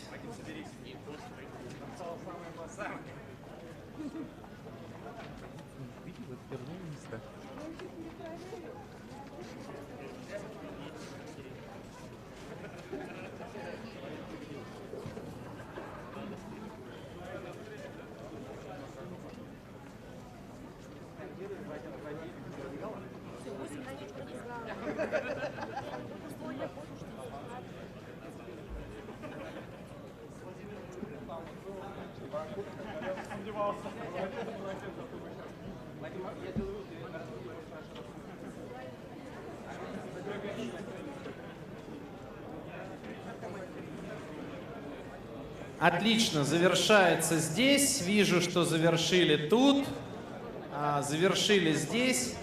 Коллеги, ну те, кто режут, те дорежут, я думаю. А следующая задачка. Нужно вот из этих вот листочков бумаги сплести коврик. И в этом коврике 4 идут горизонтальные линии, 4 вертикальные. Они вот так вот вверх-вниз переплетаются друг с другом. Это общая задачка. Сплетите коврик. Задача группы — сплести и сделать коврик. 4 горизонтально, 4 вертикально. И как шахматная доска. Одна сверху, одна снизу, одна сверху, одна снизу. У вас должен получиться коврик.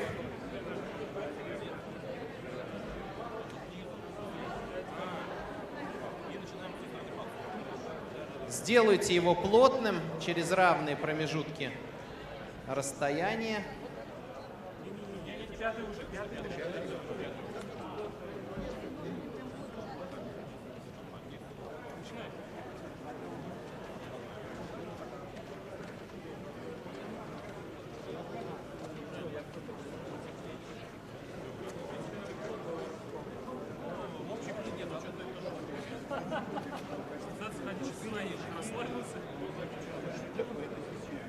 Коллеги, расположите вот этот вот сплетенный коврик поверх 2 положенных до этого листов бумаги. Поместите их сверху на 2 листа бумаги, чтобы он примерно по центру лежал, этот коврик. И был достаточно плотным, знаете, такой плотно-тканный, чтобы не было промежутков между горизонтальными линиями, были минимальные промежутки между вертикальными линиями, чтобы он такой был плотно сбитый, качественный коврик.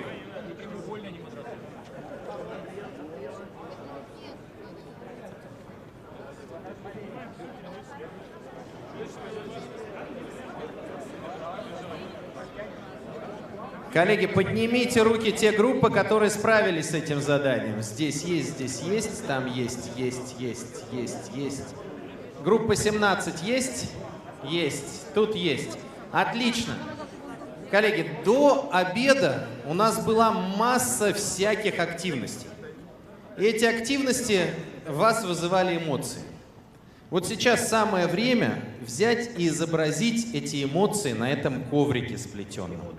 Поэтому договоритесь о том, что вы изобразите, какие эмоции вы чувствовали, и нарисуйте их на этом коврике, стараясь использовать, чтобы эта эмоция попала в каждую клеточку этого коврика. Поэтому какую-то придумайте ассоциацию свою личную, групповую, и изобразите ее на этом коврике. У вас есть 7 минут времени, время пошло. Поехали. Изобразите с помощью маркеров.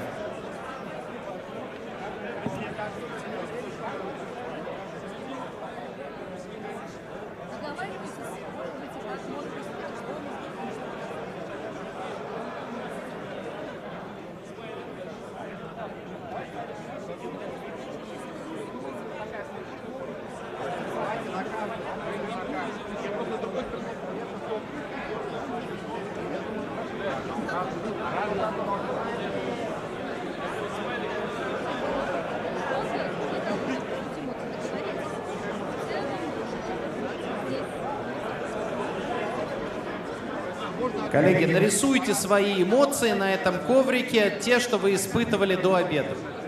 Что? Нет, целиком одну общую какую-то. Это должна быть цельная картинка, большая на весь коврик.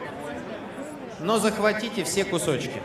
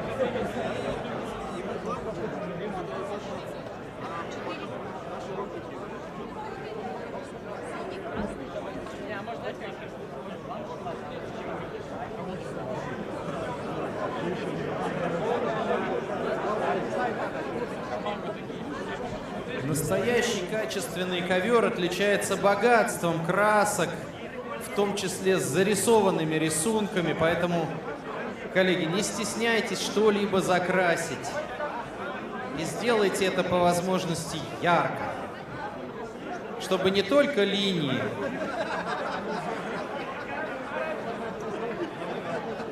но и были какие-то цельные узоры.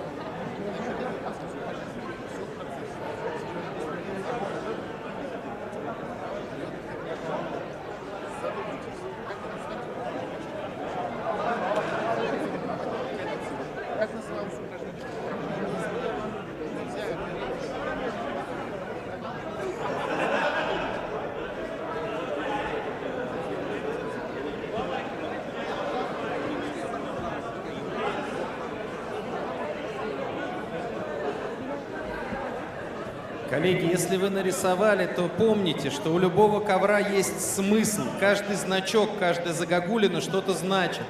И ваша задача потом будет пояснить это.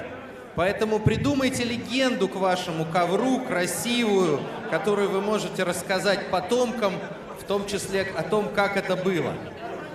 Составьте ее. У вас есть на это 2 минуты еще.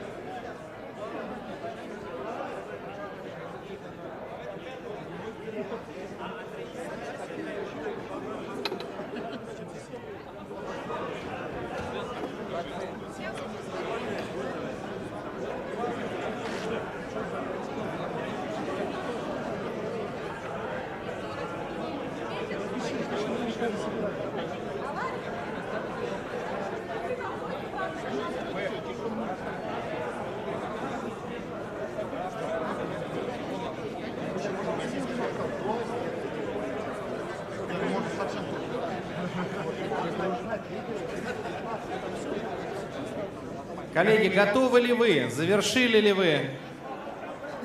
Поднимите руки те, кто завершил. Так, вижу. Там вот еще рисуют. Завершили? Завершили.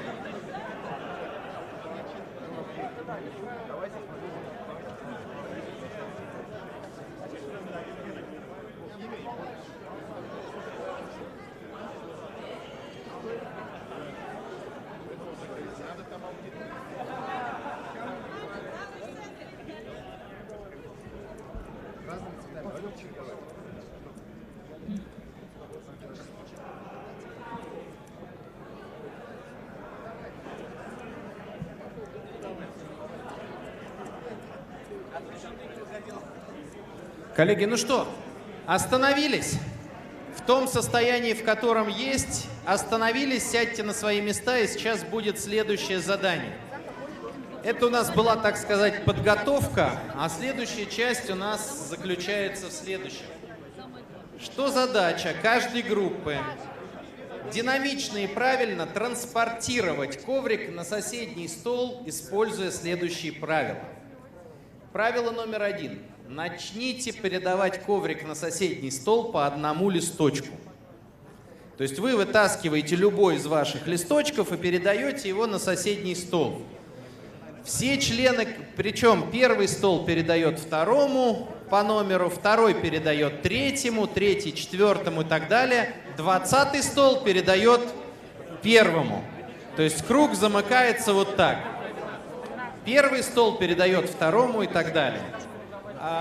Подождите выполнять, подождите. Что еще? Все члены команды остаются за своим рабочим столом. То есть вы можете только передать и вернуться сюда. Вы не переходите на тот стол, вы остаетесь, как и начинали, за 20-м или там за первым столом. Дальше.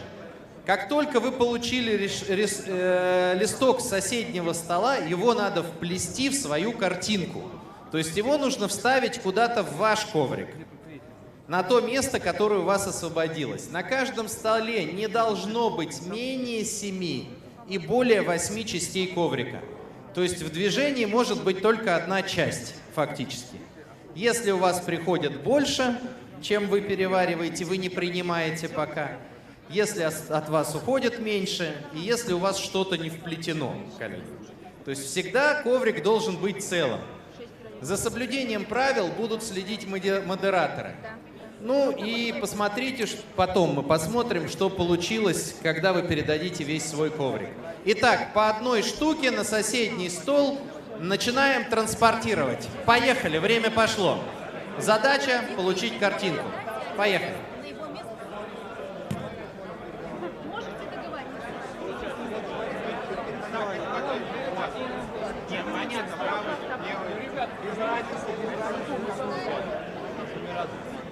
Вы поняли, что оттуда должны готовый коврик потом получиться?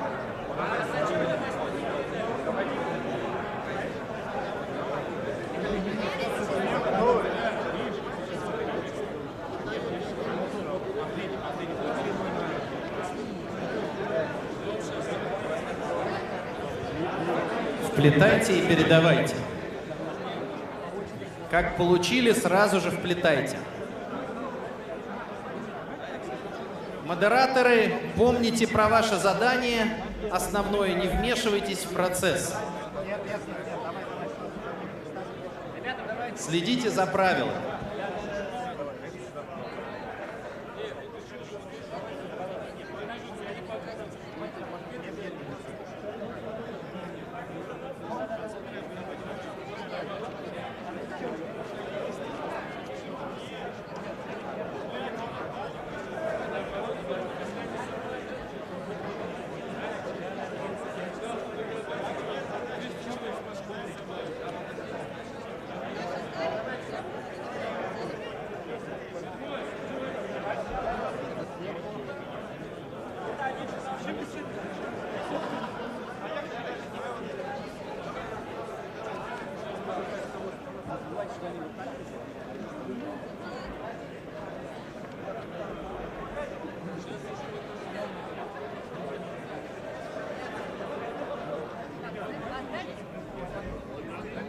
Ребят, давайте.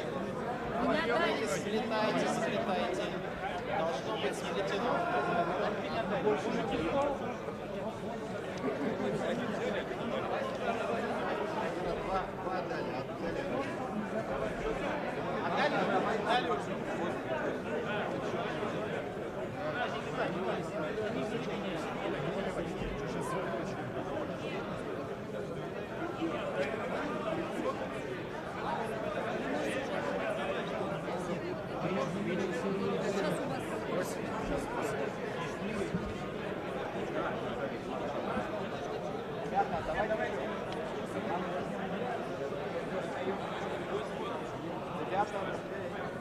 Как к нам приходит, так не ниже.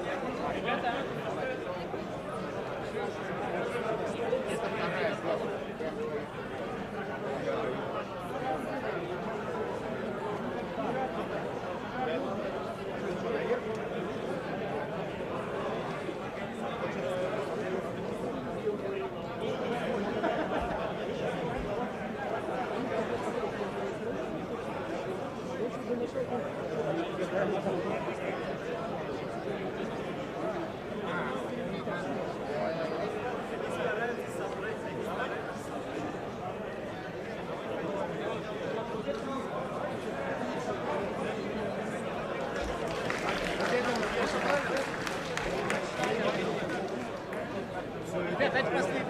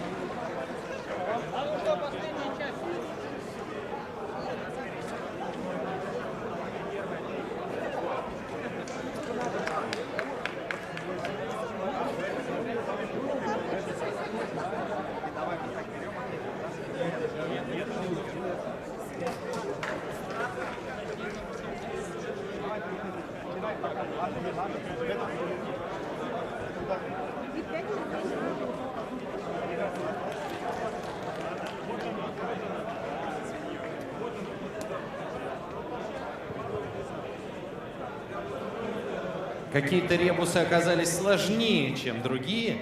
Коллеги, первое, что вот те, кто собрали свой ребус с соседнего стола, коврик, и ваш тоже отправлен, выберите толмача, который пойдет потом по моей команде только и расскажет смысл того, что вы подготовили.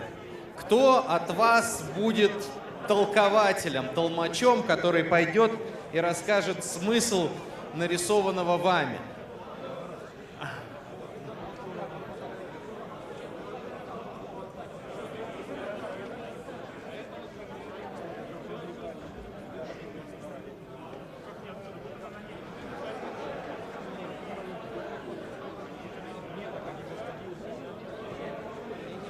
Полученные не собрали, вот все собрали, все правильно было.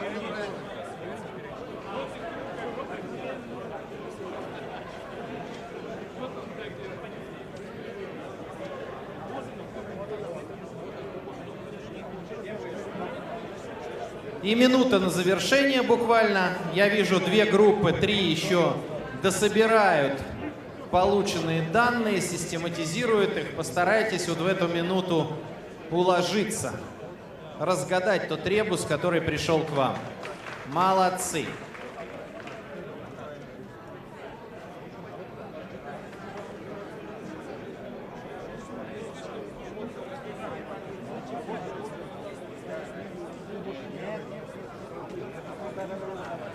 Коллеги, и минута истекла. Пожалуйста, сядьте все на свои места. Сядьте все на свои места. Сядьте все на свои места. Толмачи, разъяснители, поднимите руку, кто пойдет разъяснять вашу картинку. Отлично. И тут вижу. Погодите, вот тут не вижу. Кто у вас? Здесь?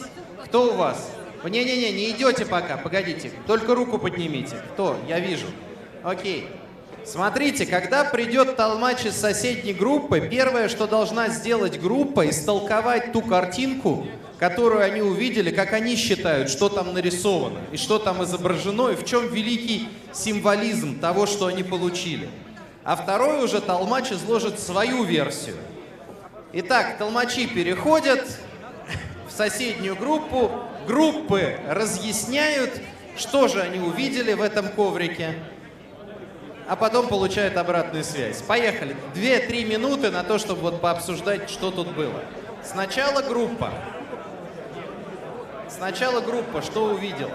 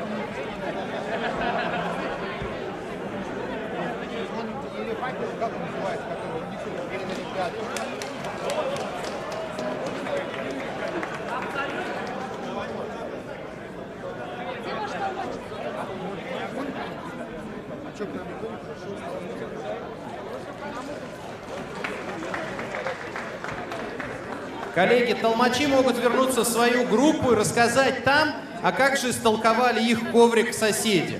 Расскажите у себя, как вас поняли.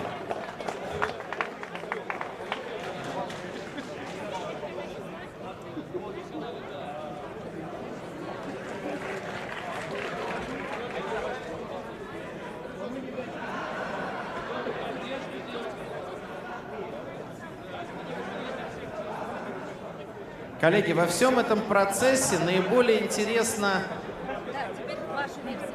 даже не то, что получилось, а как это происходило. Поэтому я попрошу модераторов со своими записями подойти сейчас к сцене. Модераторы со своими записями, которые вы вели по ходу, подойдите, пожалуйста, к сцене. Коллеги, ну и у нас незаметно пролетели первые 30 минут, и уже вижу, что люди возвращаются с собеседования, и подходит время следующего собеседования, следующего интервью в 14:40. Тем, кому нужно в 14:40 переместиться на интервью, пожалуйста, поднимитесь и передвиньтесь в тот зал, где вы должны оказаться. Перейдите сейчас, переместитесь туда. Ну и некие наблюдения за процессом, за тем, как это было. Первое слово передаю Галине Шапира. Я вообще предлагаю поаплодировать этому человеку. Потому что во многом это человек, тот методолог, который сопровождал весь этот процесс, провел кучу совещаний, кучу собраний и кучу оргработы, чтобы все это состоялось. Аплодисменты Галине. Пожалуйста, Галин, что вы слышали? Ну, фразы были примерно такие. Начали мы с того, что «а вы уверены? А нам обязательно? А что это у нас здесь такое?» В середине появились фразы «что-то вы тут запутали». Нет, это не мы, это они. Давайте уже нормально сделаем. А как мы нормально сделаем, они нам несут не то. Заканчивалось фразами «так, вот здесь это что? Это глаз». Нет, это не глаз. Как это не глаз? Это глаз, а это пчелы. Пчелы летят и мед едят. Когда пришел переводчик с соседнего стола, выяснилось, что это не глаз, а значок инь-янь. Ну, как-то так.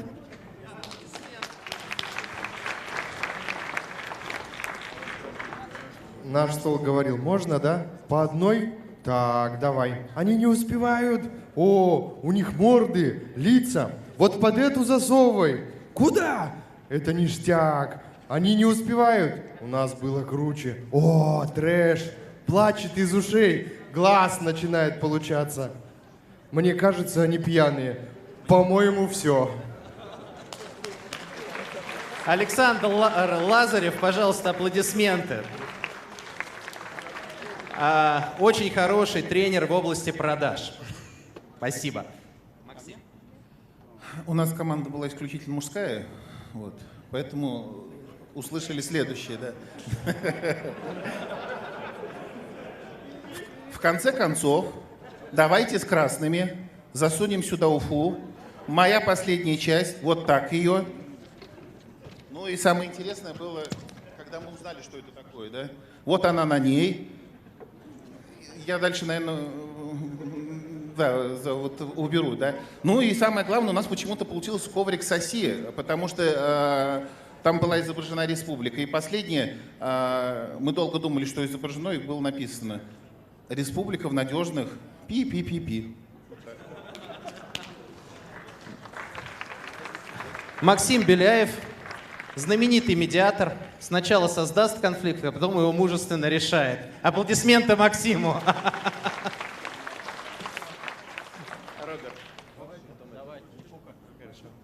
За нашим столом были следующие фразы. Нет, давай вот с этого начнем. Снизу. Теперь вот это отдаем. Надо было вот так перевернуть, вниз головой. Смотри, суй это сюда. Отдавай, забирай. Ну, мы-то еще не это. Какие... Слушай, цифры не совпадают. Ну, не, это идеально. А давайте начнем с нашей стороны. Это уже на середине было. Давайте начнем с этой стороны.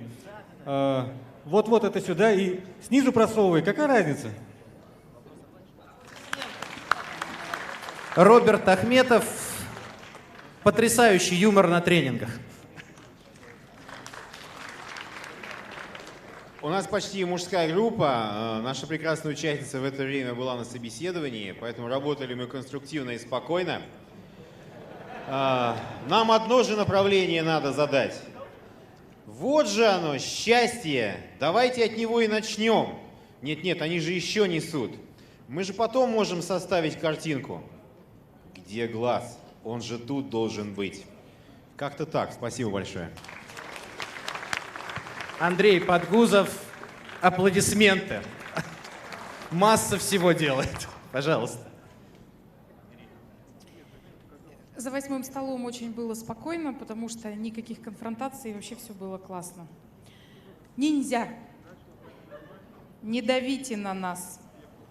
Давайте перевернем и сами нарисуем. Не сюда, вот сюда. Давай. Чё это? Курай давай.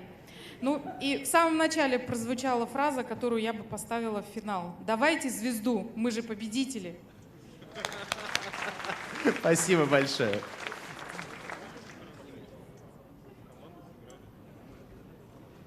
Откуда это? Куда ставим? Отдавай вот это.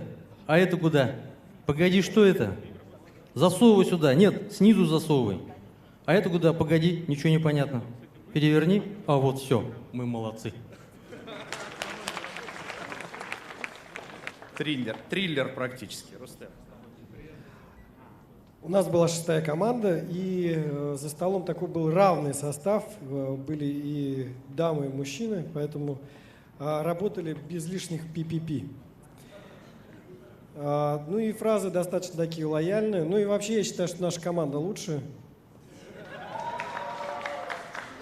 Ну и фраза первая, которую я записал, это же наша команда. Надо показать, что мы с разных районов. Ну и дальше пошло собирание коврика. Давай снизу. А таз! Это потому что... Это поэтому они нам сочувствовали. Надо быстрее. Это лишнее пока. Мы же в свое вплетаем. Мы как-то системно подошли, а не системно. Давай попытаемся составить. Нам как-то надо вплетаться. Тут лампочки! 7-й тоже не принимает. Вплетаем сюда. Черная рука сюда. Просто сейчас надо сплетение организовать. Ну и все. Ну, стенограмма первой брачной ночи от 9 стола. Переверни, может, она с параллели, вплетать надо. Сейчас еще один придет. Можно второй раз? Звезда. Один, наверное, сюда. А может, по горизонтали, этот сверху, вот так, что-то не то. Может так, может развернуть. А давайте раздвинем. Руки, ноги, главное хвост. Походу этот сдвинем. Я думаю, они не сдвигали. Ага, все-таки звезда.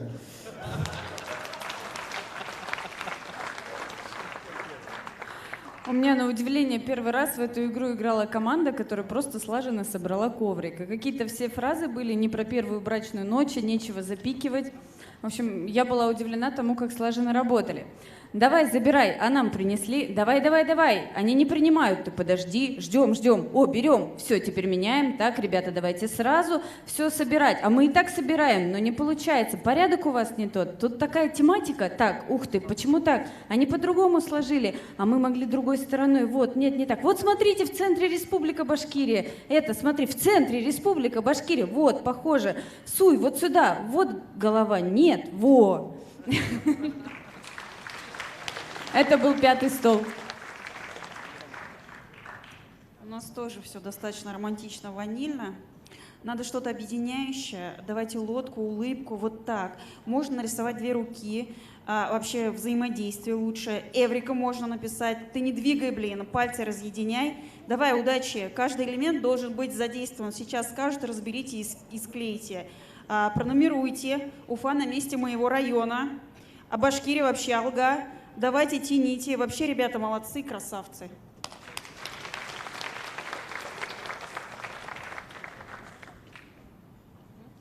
За моим столом тоже работали джентльмены, все было очень интеллигентно. Да и черненький, мне кажется, это оса, пошли сюда, не, потом будем думать. Стой, не спеши, не сверху, давайте. Парни, принимайте. Ой, они как-то неправильно, это 2 пальца, отдает сюда. А мы начали по порядку, а может и зря. Долго. Вот солнышко, принимаем. Это не с тем, они уже собрали. Вот это тоже, которое неправильно. А вот же, смотри, начните. А это что за рожа здесь? Вот так должно быть. И под конец, мужики, давайте, вот пошло, все, легло, мы все.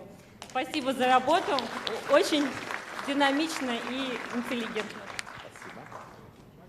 Всем привет, 12-й стол, классно поработали, спасибо большое команде. Началось с фразы «Для кого-то мы сделали засаду». Ну давай, да, нет. Так возьмите, так натяните. Этот сверху? Нет, этот снизу. Отдаем? 1 взяли. Сходится что-нибудь? И в конце. Все правильно было. Все правильно. Учитывая, что мы только что все услышали, такое ощущение, что мы все одним и тем же, да, занимались. Ну так вот, тот, не тот, вот этот нормальный. Заталкивай. А что, плотничком? Это правильно, но это неправильно. Вот этот не там, а тут, снизу, сверху. Вот примерно в таком духе все и прошло. Всем спасибо за работу, в частности, нашему первому столу. 16-й стол у нас очень сосредоточенно работает всегда, поэтому началось все сразу. Сейчас все будет. Не туда, да этот сверху, переверни, спроси у них сколько. Давай, тяни. Так, отдаем. Спроси, слушай, непонятно. Довольно лицо у него, да что там у них? Так, ну что, кто пойдет? Ну и в конце, когда уже ходили объяснять по поводу того смысла, который нарисовали, был задан вопрос. Слушай, наверное, они ничего не поняли из того, что мы нарисовали. Да нет, они поняли нас лучше, чем мы сами. 13-й стол, 9 мужчин-лидеров и их фразы. Пронумеруем, перевернуть можно. Баллончик есть? Сюда не надо. Да не заморачивайтесь, делаем и все. Тут какой-то подвох есть. Все в порядке. Сверху давай, нет слева. Что тут происходит? Все получилось. Ребята, молодцы! Команда 14-го стола или стол 14-й команды, я так и не разобрал. Я бы озаглавил вот это небольшое выступление словарик лидера. Чтобы его хорошо понять, надо представить своего непосредственного шефа. Это будет лучше ложиться. Задание озвучена, тишина. Девчонки творческие, пусть делают. Да нет, так не хочу. Вот так сначала не хотели, а теперь хотите. Работа продолжается. Как у китайцев надо. У китайцев 1 на 10, второй вот сюда. Так улыбка получается. Я сначала, а ты делай. Кончай давай. Обведите красным, а то не выделяется. Это классика. Вот. Вы делать будете презентации, а я думал.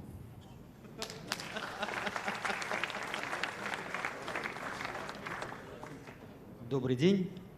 Группа 17 и большая благодарность за хорошую, мощную работу и фразы. В группе есть за столом одна девушка, но она была в это время на интервью. И ребята были очень конкретны, сосредоточены и, честно говоря, немногословны. Что, рисуем? Что рисуем? Что-нибудь рисуем. Может, кружок? Давайте смайлик. Ровнее, плотнее. А это рисунок для выжигания. Нет, это просто татуировка. Молодцы, пронумеровали. Мы быстро. Несите, несите. Это относилось к предыдущему столу.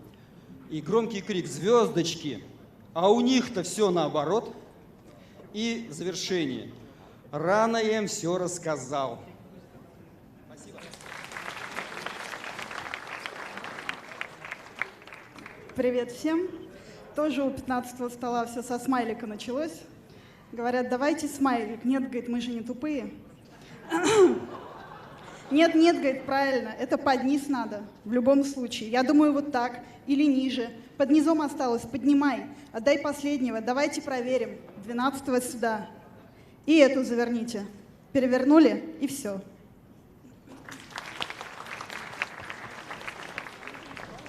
Добрый день. 7-й стол с самого начала дня, спасибо, преобладала лаконичность и системность, подкрепленная обилием существительных в данном задании. Каждой квадратике были названы эмоции, радость, глаза, гармония, единство, смайлы.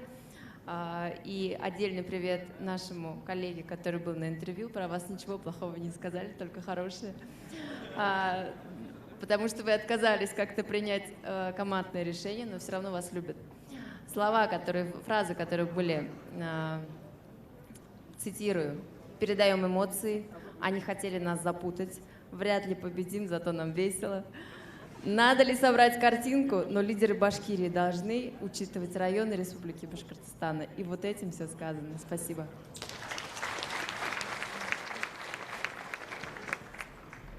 Коллеги, ну что ж, первое, давайте поаплодируем модераторам, которые выступили немножко наблюдателями сейчас. И смотрите, что происходит. Происходит то, что мы, по сути дела, вот в такой игровой форме смоделировали те изменения, которые происходят в компании. И ту реакцию на изменения, которые мы обычно имеем. Переходя с должности на должность, вникая в новые темы, мы неизбежно сталкиваемся с такой темой, как изменения. И там буквально один слайд покажу и на этом завершу. Да? Изменение что такое? Изменение — это было, то, что есть, было и будет. То, что никогда не остановится. И эти изменения будут вызывать проблемы. Почему изменения вызывают проблемы? Потому что что-то, вот как этот коврик, как что-то целое под воздействием внешнего воздействия начинает дезинтегрироваться и распадаться на кусочки. И вот эту дезинтеграцию мы все воспринимаем как проблему или как возможность. Соответственно, если это было, есть и будет, то зачем нужен менеджмент? Для чего он нужен?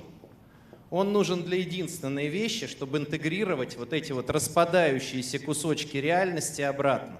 Потому что представьте себе ситуацию. Если бы вы приходили на работу изо дня в день, и там все идет в порядке, все отлажено.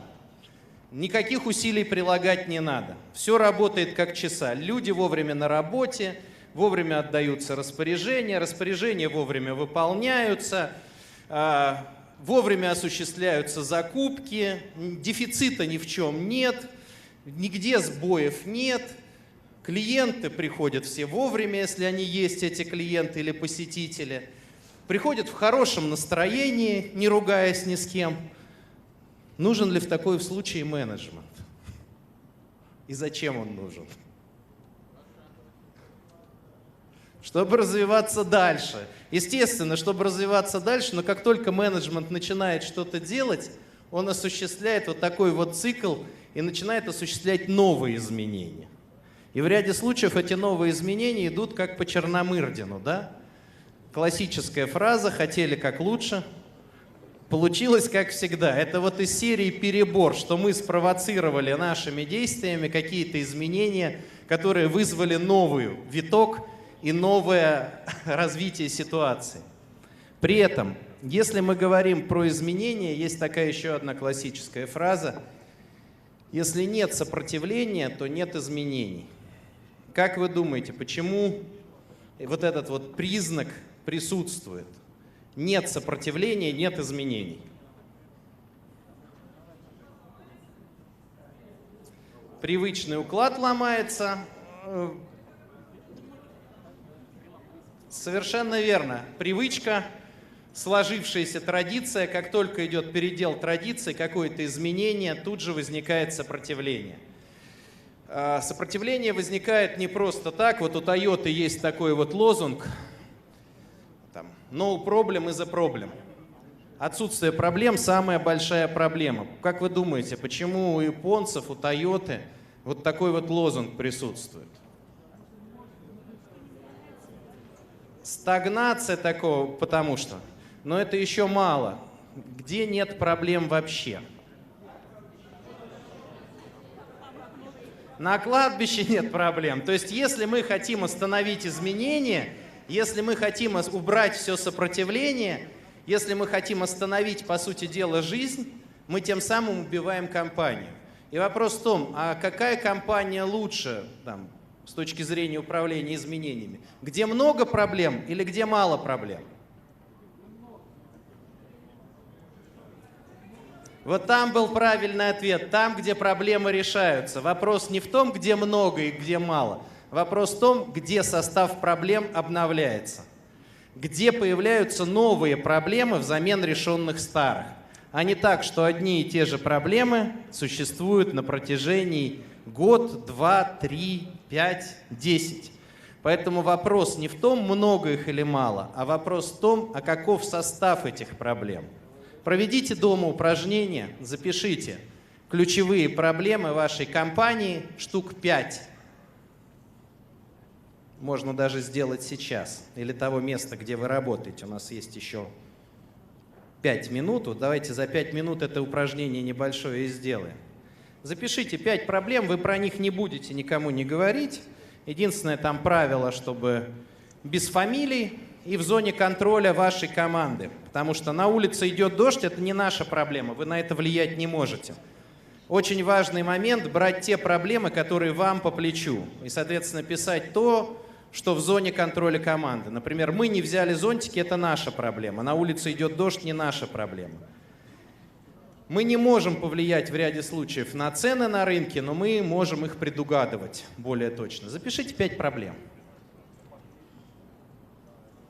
То, как вы их понимаете.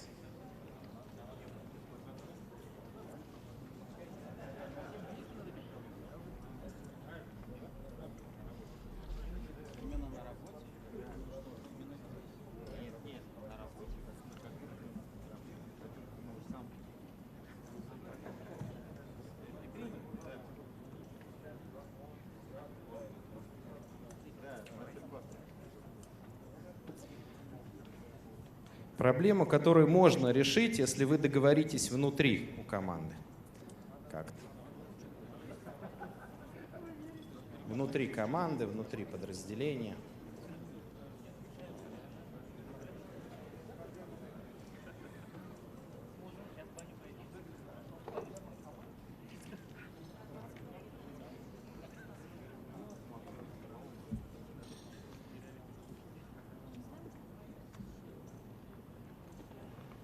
Коллеги, по 3 получилось? У кого хотя бы 3 вот сейчас есть? Поднимите руки. По 3 штуки. Окей. Допишите еще там те, кто не дописал, до 3 хотя бы, вот, чтобы был какой-то перечень. Те, кто не пишет, подумайте. Но лучше написать, потому что так визуально лучше цепляет. Коллеги, вот сейчас посмотрите на тот перечень, который у вас получился, и только честно, вот для себя ответьте. Вот эти проблемы были год назад?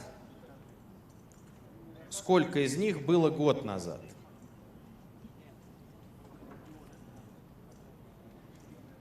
Были год назад? Коллеги, сколько процентов? Давайте так, вот на уровне груди это 50% было.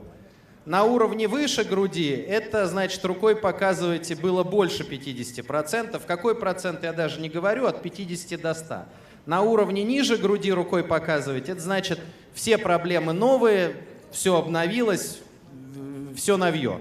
Итак, 1, 2, 3, покажите рукой, на каком уровне было. Коллеги, ну вот посмотрите, сколько поднятых рук на высоту выше уровня груди.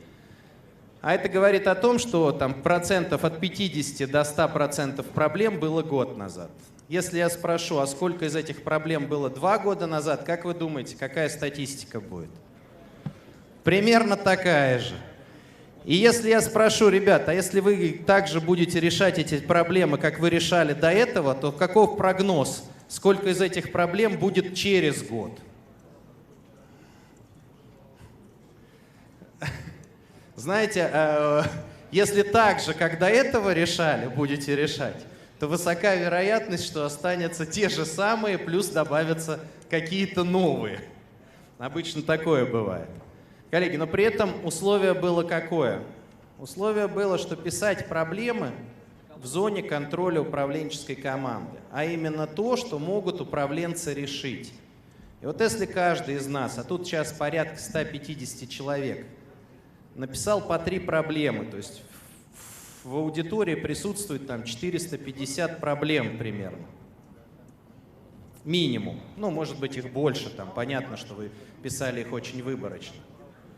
Но при этом здесь присутствует не 450 проблем.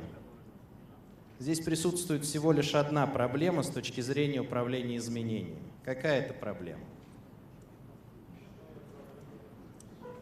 Отсутствие навыка договариваться.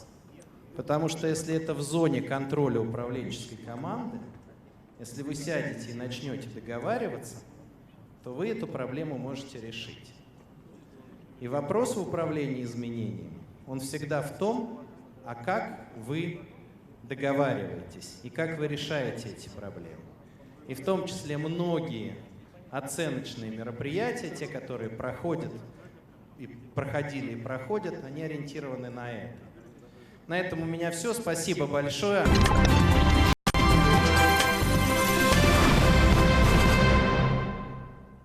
Это Дмитрий Денисенко. Хәерле сәгатьтә хөрмәтле телевизор караучылар, Таратау конкурс холлында Башкортстан лидерлары конкурсы дәвам итә. Унда катнашучылар төшке ашка туктап, бераз ял итеп хәл алгандан соң тагыла көсөргәнешлерәк, кызурак бәйгеләр башланып китте. Әйткәндәй, конкурс 2 өлештән тора. Уның тәүгеһендә идарасылар командаһы асыклана. Унда инде эш тәҗрибәһе булган 25 яшьтән 45 яшькә тиклемге лидерларда билдерәсәктәр. Улар әлүк дәүләт хезмәте, сәнәгать, медицина, мәгариф, хәтта эшкуарлык һәм башка бик күп өлкәләрдә эшләйләр һәм ниндидер уңышка өлгәшкән. Әйткәндәй, безгә конкурсантларның үзләре менән әңгәмәләшү мөмкинлеге бирелде һәм уларга харап бирәк. Гафу итегез, харап бирергә мөмкинме безгә? Айгиз Кунафин, Айгиз, үзең белән таныштырып үтәле, кайда эшләйһең? Әлеге вакытта. Мин IT-проектлармен заниматься итәм. Үзем сителгә эшләйм инде. Бunda лидер Башкортстандың лидеры дигәс кызыкынып, индирәк кешеләр килерләр дип дә шуның өчен әлеге вакытта бит инде IT технологиялар өлкәһендә эшләүчеләр зур ихтыяҗ белән файдалана. Эш һәр вакытта бурга була. Ә нишләп һин идарасылык эшенә килергә булдың? Нимә этәрде?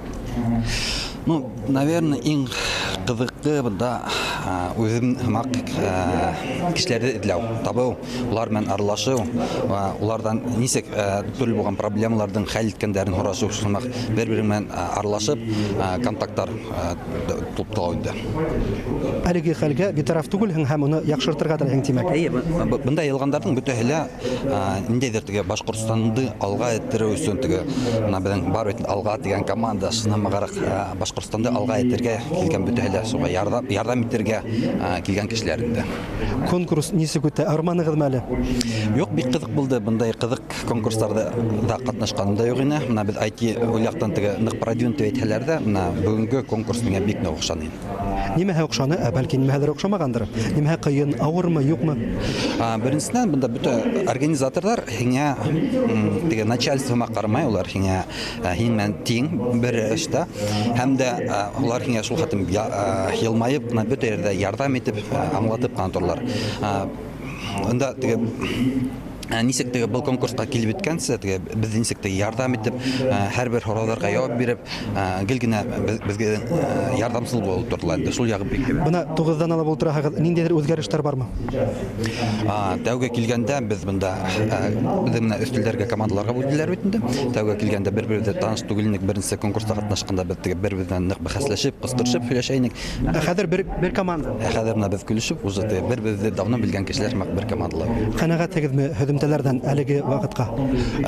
Безнең команда әлеге вакытта икенче урында килә һәм дә канәгатьмен, әмма бу полуфиналга икән, тоже онтырга ярмай. Рәхмәт Айгиз. Рәхмәт. Шулай итеп, без артабанда Торатау конгресс холлында эшебезне дәвам итәбез. Әйткәндә, бында безнең күсмә студиялар эшләй һәм үзем мин коллегам Гөлсимә Иштановага тапшырам. Рәхмәт, Айнур. Шулай итеп, хөрмәтле тамашачылар, эфиргә төшерәбез. Башкортстан лидерлары проекты 17 июньдә старт алган һәм уның төп максаты лидерлык сыйфаттарына ия булган һәм идарасы компетенциясына ия булганнарны асыклау, уларга артабан ярдәм итү. Кадрларны әзерләү нескәлекләре турында без бүген Башкортстан лидерлары проектының оештыру комитеты рәисе, Башкортстан башлыгы хакимиятенең дәүләт хезмәте һәм кадрлар әзерләү идаралыгы начальнигы Хайдар Вәлиев мәйләшәбез. Хайдар Асланович, һаумыгыз. Хәерле көн. Бына безнең халык араһында дип әйтәйек, шундайрак фикер йөри, вазифалар урындагы вазифалы урындар дип әйтәйек, танышлык буенча, кадагыйлык буенча бирелә дип шу фикер мәһәт килешәгезме? Шуны әйтеп киттем килә. Әгәр тарихка тукталганда, Совет власты беткәндән соң 90 елларда Совет власты вакытында система булды. Чөнки партия эш алып барды бит инде ул тәңгәлдән. Бuna kadrları terbiyeləu, ədirləu boyunca yuqarı oxu yurtlarına ибәреп аларды, hər bir tormuş batkısından onları күзәтеп килеп, yuqarı урындагы должностька тәгаенләнәләр. Менә бу эш беткәндән соң Рәсәй, яңа башлаган Рәсәйнең тарихында Советтар система бетте, яңа система килеп сыкманы. Шунлыктан да ниндидер теге кытырсынлык килеп сыкты кадр ягынан. Шугала теге кайбер случайный кешеләр килеп сыктылар, кайбер җитәкчеләр килеп сыктылар бит инде. Менә шунлыктан да без менә бүгенге вакытта бу әйбергә ныклы игътибар бирә башланык һәм менә шул электән калган кайбер теге ыңгай булган теге кадрларны әзерләү нидер максаттарын без үзебезгә кулланабыз. Менә бүгенге безнең кулланган проект, менә шуларны теге бергә җыеп алып әзерләнгән юнәлештән бере булып тора инде. Һәм бuna проектта аерым яшь лидерлар командаһы бар һәм идарасы итү командалар бар. Шундый бүленеш ул нинди максаттан сыгып билдәләнде? Менә бу әлеге вакытта без ярым финалда үткәргән лидерларның проекты бу безнең әлеге вакытта безнең республикалы һәм безнең республиканың ситке төбәкләрендә дә үзләрен тормыш юлында әзер булган кадрлар җыеп алып, алардан безнең Башкортстанның киләсәге өчен тырышып, аны экономикаһы өчен тырышкан кадрлар табып, аны бүген куллану өстендә алып барабыз диште. Яшь кадрлар, алар без теге күреп Аларның телеге булгандарын менә бергә осрашып, менә шунда проектка чыгарып аларды республикалык калдыру, аларды резервка куллану, аларды билдәләп, киләсәктә аларды теге резервка куеп, укытып, аларды әзерләү турында күз бара. Ягъни акыллы баштарды үзебезнең республикала калдыру төп максатларының бере булып тора. Әлбәттә, чөнки без буңга вакытта күп кенә һөйләшүгә туры килде бит инде, кадрлар ситкә китәләр дип. Шуна ситкә җибәрмәүдән бер ысулы инде бу. Һәм 45 яшькә тиклем дигән сик билдәләнде. Бу сик ни өчен билдәләнде? Гомумән бундай сиктәрдә артабанғы конкурсларда алып ташлау каралама. Минем аңлавымча 45 яшькә хәтлем, әгәр теге уңышлы җитәкче булса, ул тормышта үзенең юлын таба. Шуңлыктан да без 45 яшькә хәтлемгә яшьләрне табып, аларды менә киләсәккә алак вакытта республиканың экономикаһында кулланырга дигән фикердә бар. Һәм бу проекттың устазлары, әйдәүчеләре бар дип әйтик. Улар нисек хайланды? Бына улар конкурсанттарны баһалай, катнашучыларны улар нисек хайланды? Менә без проектты оештырган такта шундыйрак тавыштар булды, шылтыратулар булды. Тагын да үдегедекеләр дип алып, аларга оценка биреп, шу кадрларда булдырырга дигән ниятте һәгез микән дигән фораулар булды. Шикләнү бар, шикләнү булды. Шундыктан да без сакырдык менә бу теге недәрдә оценчикләрдә ситтән. Алар теге независимый оценчиклар. Алар теге федераль уровеньдә килгән оценчиклар бар бүген. Менә Роснефть системаһын без алдык, Сбербанк системаһын алдык. Алар теге госслужбага, муниципаль служба бернидә дә катнашлыклары юк. Шундыктан да теге безнең менә бу проектта катнашучыларның алар үзләре беләләр кемдә икән алар билгеле менә бу оценчиктар. Шундыктан да мин уйлыйм, бunda гадилек бардыр дип. Һәм бuna кадрдар әзерләү буенча шундай дефицит, кытлык барлыкка килде дибез. Шул ук вакытта безнең республиканың үзендә лә профессиональ, хәтта профессиональ югары белем бирү системаһы булдырылган. Бу система эшләмәнеме һуң? Ни өчен кытлык килеп туды һуң? Бик дөрес сорау. Мин үзем бу системалы эшләгән вакытында менә теге Башкортстан академиясының беренче проректоры булып эшләдем. Шул дәврдә без ул вакыттагы талаптарга тиешле кадрлар әзерләгән инек. Анда бик күбрәк алар теге государственный муниципаль службалар эшләгән кадрларны без анда сакырып, укытып, югарыга тәкъдим иттек. Ул үзенең эшен әлеге вакытта дәвам итә. Бу теге бөтенләй бит теге билгеле түгел. Кемдердер берәү теләге бар, алар теге матурлыктары юк. Шунлыктан да без менә бу проектты иң алда заочный формада бирдек. Кәҗә интернет аша таныштык бит алар менән. Алар иң тәүдә интернет аша тесттар аша үттеләр бу халык. Беренче этаптан бара. Беренче этапта без бүгенге тәүге аларда күрәбез, тәүге тапкыр. Менә 1000дән ашу кеше катнашырга теләге бар, шулардан бүгенге көндә без күрәбез 200 кешене. Һәм бuna әле конкурсанттар һынаулар үтә төрле эшләр башкара һәм бу яһәттән һәм күзәтүләрегез нинди аерыламы әле лидер булырлык кешеләр ошо командалар арасыннан? Аларның арасында әйтергә кирәк, билгән кешеләр дә бар. Чөнки безнең Башкортстанда гына түгел, Россия буенча лидер Россия дигән проект булды бит инде. Аның егетләре менә бар 7-8, аның катнашучылары финалистлар, полуфиналистлар, әле менә без һәдәмәт ишетәбез. Берәү аның сыгышы мастер-класс бирә. Яңа безнең менә Башкортстан лидерларына өйрәтә нисек ул еңүче булган, ниндирәк юллар үткән, ниндәй мәсьәләләр хәл иткән турында һөйләп бит инде. Аларның катнашуы көчле. Бында мин әйтеп биттем менә шул. Теге бөтә катнашучыларда киләсәккә үзләрен менә эшкә уңлашу турында һөйләп бармайлар.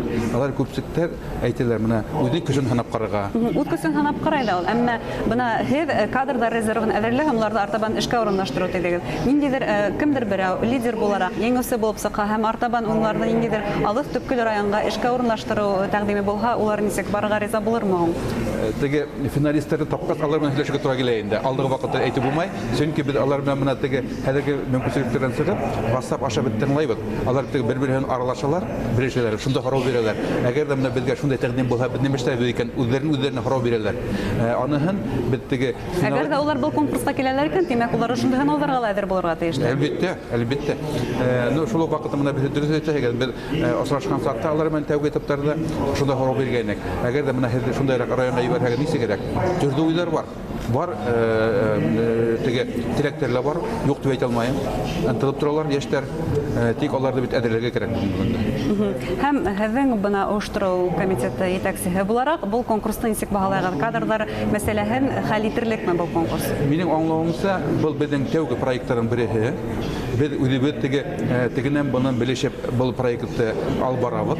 Етешһеҙлектәр лә барҙыр бәлки? Етешһеҙлектәр барҙыр инде, без аны ҡабул итәбеҙ. Күҙәтеп бараһығыҙ үҙегеҙ? Ҡабул итәбеҙ. Но шул уҡ ваҡытта безнең уйыбыҙса, был проект йылдан-йыл барырға тейеш. Безнең халыҡ өйрәнергә тейеш был нигә. Сөнки был асыҡлыҡ, баяғы без һеҙҙең башта һөйләгәнсә, телефон аша түгел, кешенең мөмкинлеге бар икән, аның аҡылы бар икән, аның теләге бар икән, мына шундай проекттарға ҡатнашып, мына шул кадрҙар мәсьәләһен хәл итергә мөмкинлектәр килеп сығыр дип уйлайым. Ягъни заманса фекерләнгән һәм алдыңғы ҡарашлы булғандарҙы идарасы вазифаларға тәғәйенләү дип әйтәйек. Кемдәләрҙер тағы ла ҡабатлап һорайым, инде асыҡлайһығыҙ үҙегеҙҙең командаға алырға әҙерһегеҙме йәштәрҙән? Бар етерлек кенә безнең бында менә әлеге 200-ҙең араһында байтағы ғына без аларҙы беләбеҙ. Алар сөнки аларның араһында безнең муниципаль берәмлектәрҙә эшләгәндәр дә бар, еңеүселәр бар, ҡатнашыусылар, властьта эшләгәндәр дә бар, ҡатнашыусылар, һәм бизнеста эшләгәндәр дә ҡатнашыусылар бер-берҙе беләбеҙ. Аларҙың ҡатнашыуы безнең өсөн бик яҡшы. Яҡшы күрһәткес тимәк, улар үҫергә әҙер артабан. Әлбиттә, алар теләктәре бар. Проектҡа килеп, ҡатнашып, ваҡыт үткәреп, бында ултырмайҙар бит алар. Был ваҡыт үткәреү генә түгел, сынап та ниндәйҙер юғарылыҡҡа ынтылыш, үҫеш һәм заманса фекерләү, алдыңғы йәштәр менән тиңдәштәре аралашыуҙа бит инде. Әлбиттә, шулай. Рәхмәт әңгәмәгеҙ өсөн. Хөрмәтле тамашасылар, һеҙҙең иҫегеҙгә төшөрәбеҙ. Башҡортостан лидерҙары проектының ойоштороу комитеты рәйесе Хәйҙәр Вәлиев менән әңгәмә тәҡдим иттек. Иғтибарығыҙ өсөн рәхмәт. Артабан да беҙҙең каналда ҡалығыҙ. Беҙ Башҡортостан лидерҙары проектын тура эфирҙа күҙәтеп барабыҙ. На какое-то новое место, если вам предложат там как минимум не меньшие деньги, а иногда человек на меньше уходит, и возможность реализовать какой-то масштабный проект. Представляете, там кто-то работает там в Росатоме, да, там компания номер 1 в мире по там, атомной энергетике, по энергетике. И уровень проектов, которые там реализуются. Поэтому у малого среднего бизнеса, а я себя отношу к малому среднему бизнесу, кроме как повышать производительность труда, нету больше вариантов собрать кадры. Как вот, представляете, конкурируют сейчас малый и средний бизнес, конкурирует с кем? Конкурирует с государством, конкурирует с банками, конкурирует с топ-корпорациями, с их уровнем заработной платы, с их масштабом проектом и чего? Да? Вот люди, которые сюда пришли, вы видели хоть один там малый и средний бизнес? Мы тоже ассессменты проводим, когда набираем людей на какие-то позиции ключевые. Ну, там 15-20 человек — это максимум, да, которые приходят. Из этих 15-20 человек там с 2-3 на самом деле можно поговорить. Остальные приходят для массовки. А вот такое количество людей как собрать? Вот как? Вам же за это деньги не платили, что вы сюда пришли. Но вы сюда пришли, потому что это интересно, это амбициозно, это масштабно, это такая прокачка хорошая. И я для себя такую цель определил, стратегическую. И сейчас все для этого делаю. В 2020 году в топ-100 надо войти. Мы сейчас там в топ, я не знаю, там даже не хочу цифру называть. Где сейчас? Вот в топ-100 надо в 2020 году войти и в 2022 в топ-10. Понимание есть, как это делать? Вот, теперь непосредственно по теме того, о чем хотел я с вами поговорить. Что производят управленцы, как вы думаете? Основной продукт, который производит управление, главный. Еще есть варианты? Слушайте, я, честно говоря, удивлен, что сразу тут в стол ответил решение. Я потому что не с первого раза не ответил. На самом деле управленцы производят решения. Это самый главный продукт, который есть у управленцев. А как вы думаете, почему? Почему решение? Почему главный продукт управленца — решение? Ответственность. Дальше что такое? Вот что такое решение вообще? Вот мы же, вот так, я так наблюдал. Что-что? Из патовой. Ну, они же не все патовые. Ну да, это, я согласен, да, такая есть тема. Ключевой продукт, который производит управленец, это решение. И вот мне кажется, я не знаю, там, какая цель у организаторов конкурса, но мне кажется, что сейчас организаторы конкурса ищут именно тех людей, которые будут производить решения. Потому что мы живем в очень сильно изменяющемся мире, он меняется каждый день, да, там, сейчас скорость изменений очень сильно выросла, и мы должны каждый день там много-много раз принимать всякие разные решения, еще они обычно в условиях неопределенности происходят. И, конечно, люди, которые могут решать, которые могут это решение давать. Вот мы же на самом деле, сейчас же конкуренция, да, вот здесь там порядка 200 человек, пройдет 70, это же конкуренция, правильно? То есть кто-то более квалифицированный, кто-то менее квалифицированный, и в жизни же то же самое. Да, то есть в жизни там успех, там, наверное, каждый хочет быть успешным. Да, ведь, мне кажется, это такое, наверное, такое базовое желание быть успешным. Вот. И самое интересное, что все решения, они принимаются в условиях дефицита времени, ресурсов, информации. Если вы принимаете решение, когда у вас нет дефицита времени, ресурсов, информации, на мой взгляд, это не решение. Потому что там, где все нормально, там управленцы не нужны. То есть там, где все выстроено, там, где все работает, а зачем там управленец нужен? Вот просто представьте, вы пришли на работу, а все хорошо. И кто-то говорит: о, руководитель получает зарплату за то, что у него все хорошо, да, за то, что он ничего не делает. Есть же такое, слышали, наверное, выражение, да, там, какой-нибудь там айтишник получает зарплату не за то, что он работает, а за то, что у него ничего не ломается. Это, конечно, прикольно для айтишника, но, на мой взгляд, для руководителя это неприемлемая вещь. Почему? Потому что когда ты принимаешь решение, ну, наверное, за решение отвечают какие-то мышцы в мозгу, да, там, а мозг, он как бицепс, грубо говоря, да, то есть мозг нужно качать, и ты, когда не принимаешь решение, когда ты в каком-то таком застое находишься, ты со временем атрофируешься, это доказанный факт, я думаю, вы сами можете это заметить. И вот то, что вы здесь, это круто, потому что для меня неким триггером был конкурс лидера России 2 года назад. Да, то есть я был в состоянии там плюс-минус там некой там условной стабильности, хороший, классный, и думал, что там все круто. Вот. А потом попал в зону дискомфорта, там раз не получилось, да, как бы, и с этого момента какой-то триггер запустился на определенные изменения.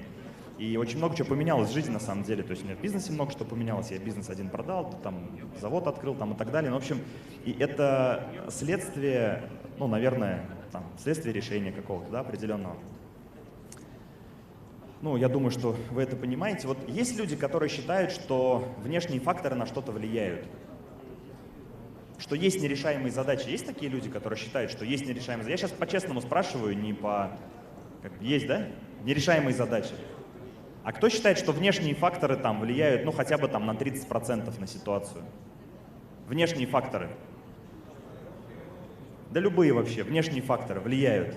Ну вот у вас есть задача управленческая какая-то, я не говорю сейчас там в целом какая-то аморфная задача, какая-то управленческая. Вот вы каждый день работаете, каждый день, и вот кто считает, что вы в состоянии справиться со всеми задачами, которые у вас есть? Реально в состоянии?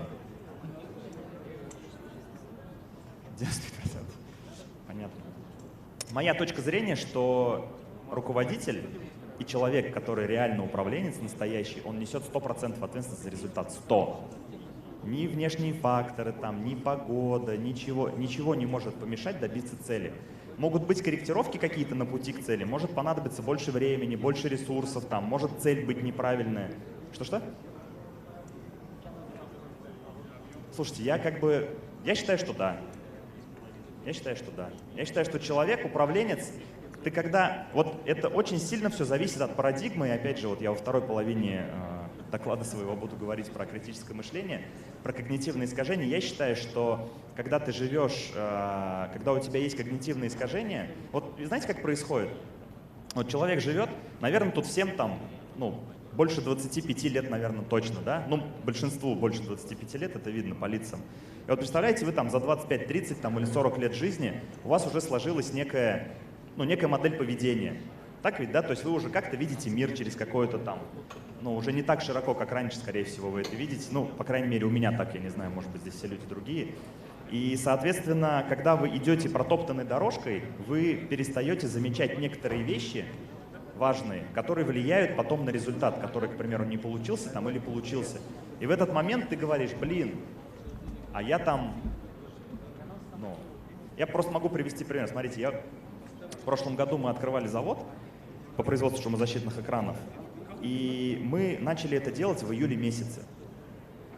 Я на этом рынке нахожусь там 12 лет уже в этом году, но так как у меня предыдущий бизнес был связан не только там с обустройством дорог, а еще и была звукоизоляция. Кстати, вот здесь акустические потолки в Конгресс-холле, вот здесь в этом зале тоже мы поставляли, это когда к ШОСу была реконструкция, забыл сказать. Здесь не так гулко, здесь же очень много вот твердых поверхностей, ковролина почти нет и нету гулкости. Замечаете? Да, были же в залах, наверное, где там эхо такое большое, здесь его нет, что акустические потолки. Вот я так отвлекся. И мы начали делать это в июле. Я был сконцентрирован на производстве, там в сентябре мы начали выпускать первую продукцию, отдел продаж появился в конце сентября. В октябре мы что-то там попродавали и в ноябре сели в лужу. Там ноябрь, декабрь, январь, февраль, март, 5 или 6 месяцев был как бы такой трешняк, ну, настоящая такая, да, там перезагрузка большая была. И я только потом понял, представляете, вот я не первый год вроде бы в бизнесе, там, вроде бы понимание рынка есть там и так далее. И я только потом понял, где-то в феврале до меня дошло, что я ошибся. Да, в феврале до меня дошло, что я ошибся. Виноват ли я в том, что сезона нет? Наверное, ну как бы напрямую нет, но я виноват в том, что я об этом не подумал. Это же были очевидные какие-то факторы, которые можно было предусмотреть, если бы более серьезно отнесся к этому вопросу. И это лишь говорит о том, что где-то я недостаточно внимания уделил, где-то недостаточно проработал. У меня были когнитивные искажения. Мне казалось, надо запустить, и все пойдет. Да, вот так, когда-то у меня так получилось, мне казалось, что так еще раз получится. Но на самом деле не всегда так получается. Поэтому моя точка зрения, что вы и только вы ответственны за то, что происходит и в вашей жизни, и в работе, там, и где угодно. Очень важная вещь, которая мне понравилась, которую говорил Кириенко, сейчас я даже прочитаю. Куда важнее, чем где. Тренд важнее состояния. То есть, когда мы находимся в условиях изменений, а изменения у нас сейчас, и скорость изменений этих растет, они были всегда, просто сейчас скорость изменений, там она очень высокая, глобально высокая скорость изменений. И на самом деле сейчас уже иногда не надо догонять того, кто впереди. Надо просто понимать, куда идет тренд, да, то есть куда вот сейчас мы видим там, ну, предположим, не знаю, есть какой-то завод, который льет там, условно, какие-то чугунные печи там и так далее, и так далее. И мы хотим тоже открыть завод. И у нас тоже есть такой же завод, а этот завод продает чугунных печей больше, чем мы. И мы ставим себе задачу догнать этот завод там, пашем, что-то потеем. А через 4 года раз, и эти чугунные печи вообще стали никому не нужны. Мы там потели, тратили ресурсы, их догоняли, заработать ничего не успели, в итоге рынок сдох, и это стало никому не надо. Поэтому куда важнее, чем где. Тренд важнее, чем состояние. И вот мне кажется, что настоящие победители — это люди, которые, они постоянно адаптируются каждый день, даже несколько раз в день. То есть ты с утра проснулся там, и даже есть такая фишка, что, ну, там люди говорят, в книжках написано, что даже там на работу ездят разными дорогами. Кто на работу одной и той же дорогой ездит? Ну, в основном. Поднимите руки по-честному. Вот я почти одной и той же дорогой всегда езжу. Дорога всего одна, да, иногда так бывает. Но тем не менее, и в мозгу формируются нейронные связи, которые просто мозг уже начинает работать автоматически, совершает очень много ошибок. Поэтому куда важнее, чем где. Дальше. Вот эта штука, которая для меня провела, наверное, некую такую революцию сознания, это тоже говорил Кириенко, что точно попасть в поставленную цель невозможно. Кого вот бесило, когда ты задачу ставишь и не получается? Есть такие люди, когда бесит, блин? Есть, нет таких в зале людей? Ну, я тоже такой. Мне тоже не нравится, когда не получается. Блин, ты же задачу поставил, там вроде все распланировал, ресурсы, люди, деньги, все и не получилось. А почему не получилось? А потому что ты планируешь здесь, через минуту ты уже здесь, да, все окружающие здесь, через минуту ты уже здесь, там, сейчас неважно, в какую сторону я иду, просто вопрос в том, что всегда все меняется, и учесть все факторы просто невозможно. И в управлении линейные законы не работают, то есть нельзя поставить там какую-то последовательность операций, последовательность задач и быть на 100% уверенным, что это получится. Да, некое там, как Суворов, по-моему, говорил, что план устаревает в момент, когда закончили его писать. Или там Тайсон говорит, да, что там как-то там что-то вроде «твой план работает, пока ты не получил в челюсть», ну и там что-то типа того. Вот. И в жизни на самом деле тоже так. И на самом деле вот для меня вот эта фраза, она была достаточно, ну, такой интересной и, наверное, позволила по-другому посмотреть на процесс управления и на результаты, потому что когда ты... Понятно, что мы ставим задачи какие-то определенные. А кто слышал про agile технологию? Слышали, нет, про agile вообще кто-нибудь? Что, реально там 4-5 человек всего слышали, да? Все слышали, просто стесняются. Ну, круто. Ну, если все слышали, тогда вообще хорошо. И вот есть, наверное, две каких-то таких я для себя, когда про agile услышал, есть такие две, наверное, глобальные истории с управлением. Одно управление такое классическое, я его называю по Фридману. Кто знает Александра Фридмана, читали? Ну, Марат точно знает. Фридмана читали? Нет, люди? Знаете, Александр Фридман, такая классика, там, Тарасовская школа управления, такая все там, планы, ресурсы, задачи, результаты, планирование, там, долгий горизонт, там, и так далее, и так далее. Это прикольно все, конечно. Но ты не всегда успеваешь реализовать то, что ты себе напланировал, кучу времени тратится на вот эти вот какие-то там управленческие планировочные истории. А есть технология Agile, которая позволяет двигаться короткими шажками, да, то есть ты короткими, маленькими шажками, маленькими задачами, маленькими целями двигаешься, и ты сделал шаг, и в этот момент смотришь, ну, то есть ты наметил себе какую-то стратегию, сделал шажочек в этом направлении, смотришь, что изменилось. Изменилось что-то или нет, да, там вот этот маленький шаг дал нам результат или нет. Если дал, дальше двигаемся. Если не дал, там, возможно, стоит задуматься, вообще пересмотреть, а нужно ли это делать или не нужно это делать. А может, вопросы у вас какие-то есть? Нет? Ну ладно. Тоже интересная вещь касаемо управления. Если хочешь разобраться с проблемой, иди туда, где она возникла. Вот важный, мне кажется, момент для управленцев, для топов. Наверняка же топ-менеджеры. Тут есть топ-менеджеры, да, в каких-то там компаниях, корпорациях? Есть же, наверное, да, ведь? Ну, наверняка. И топ-менеджер — это же как, вот, если топ-менеджер поднимался там по карьерной лестнице, обычно люди начинают там с рабочих, ну, условно, да, с рабочей специальности, с простой, потом становятся старшими менеджерами, потом и так далее растут. И зачастую топ-менеджер, я вот честно скажу, я до вот там 3 недели назад только на завод начал ездить по-настоящему. Я тут думаю, блин, что не работает, как я хочу? Один человек не тот, там, второй не тот, там, блин, думаю, что там сложного? Ну, что сложного? Вот там продать сложно, там, деньги завести сложно в бизнес. А что там произвести? Это же фигня.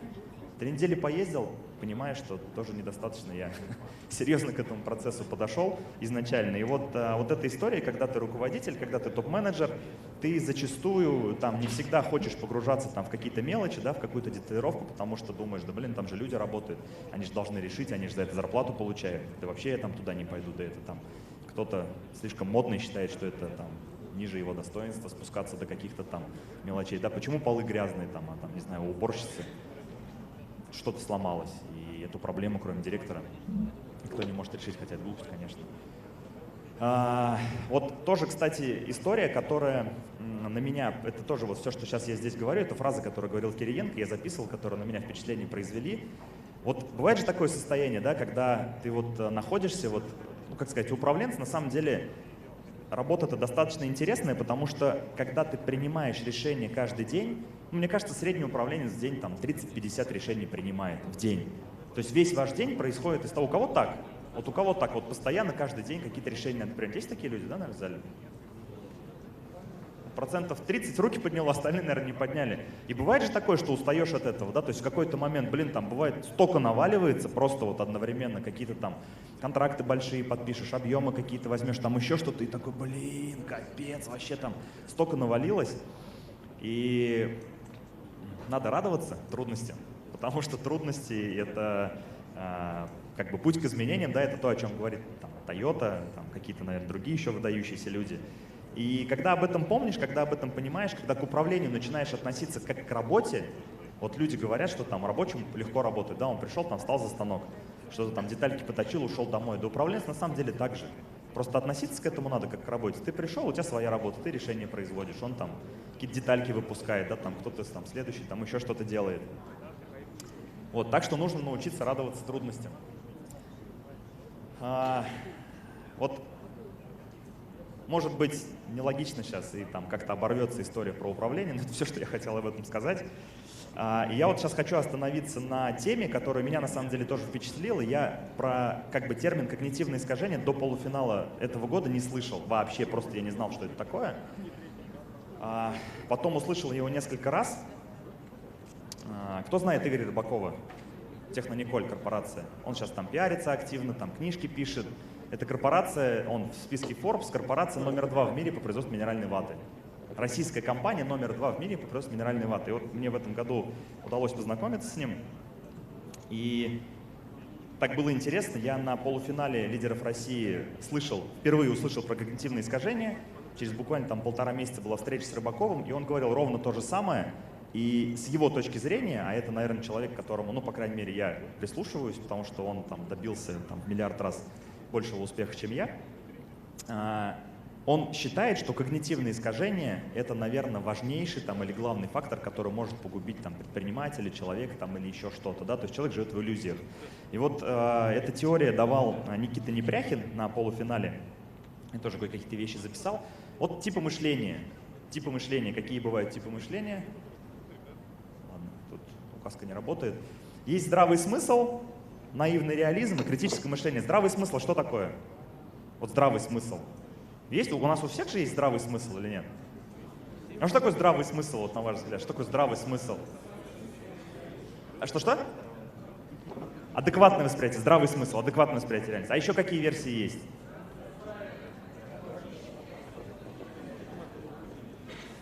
Это наивный реализм. Это наивный реализм. Но это просто, это не мои, как бы, не мои термины, не мои определения, это определения научные. Я их просто подслушал и сюда перевожу. Вот здравый смысл — это общественное мнение, общепринятое. Здравый смысл — это общепринятое мнение. Вот там, к примеру, не знаю, там, скатерть белая, да, там, общепринятое мнение. Вот этот цвет почему-то белым назвали. У американцев он там white, да, там white называется, на каком-то другом языке еще по-другому. У нас он белый.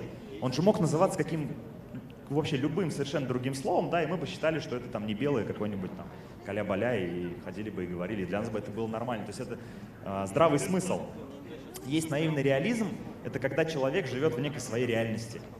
То есть вот все говорят так, а он говорит по-другому, но безосновательно. Безосновательно. Просто вот говорит, слушай, это вот белая скатерть. Он говорит, нет, она синяя.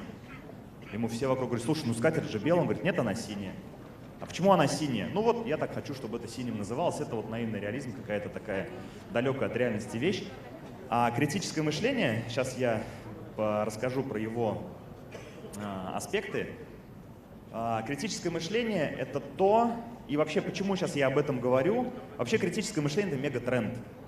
Мировой мегатренд — это критическое мышление. Раньше управленцам нужны были другие. У меня нету старой таблички, да, там лет 5 назад рассматривали глобальные тренды 2020, какие профессиональные навыки и компетенции будут востребованы. И буквально там за 2-3 года это очень сильно изменилось. Сейчас вот тренды профессиональных навыков мировые. 2025. Первое — это комплексное многоуровневое решение проблем, опять же, да, решения, о которых мы говорили. Второе — это критическое мышление. Третье — это креативность. Это то, куда вообще движется там корпоративный мир, как принято говорить, там корпоративная Америка, там Россия, все остальные. Это там у американцев много денег, они постоянно какие-то исследования делают. И вот эти вот компетенции будут очень востребованы, и критическое мышление тоже будет очень востребовано. И я вот сейчас активно в себе этот навык развиваю, и чего я вам на самом деле советую.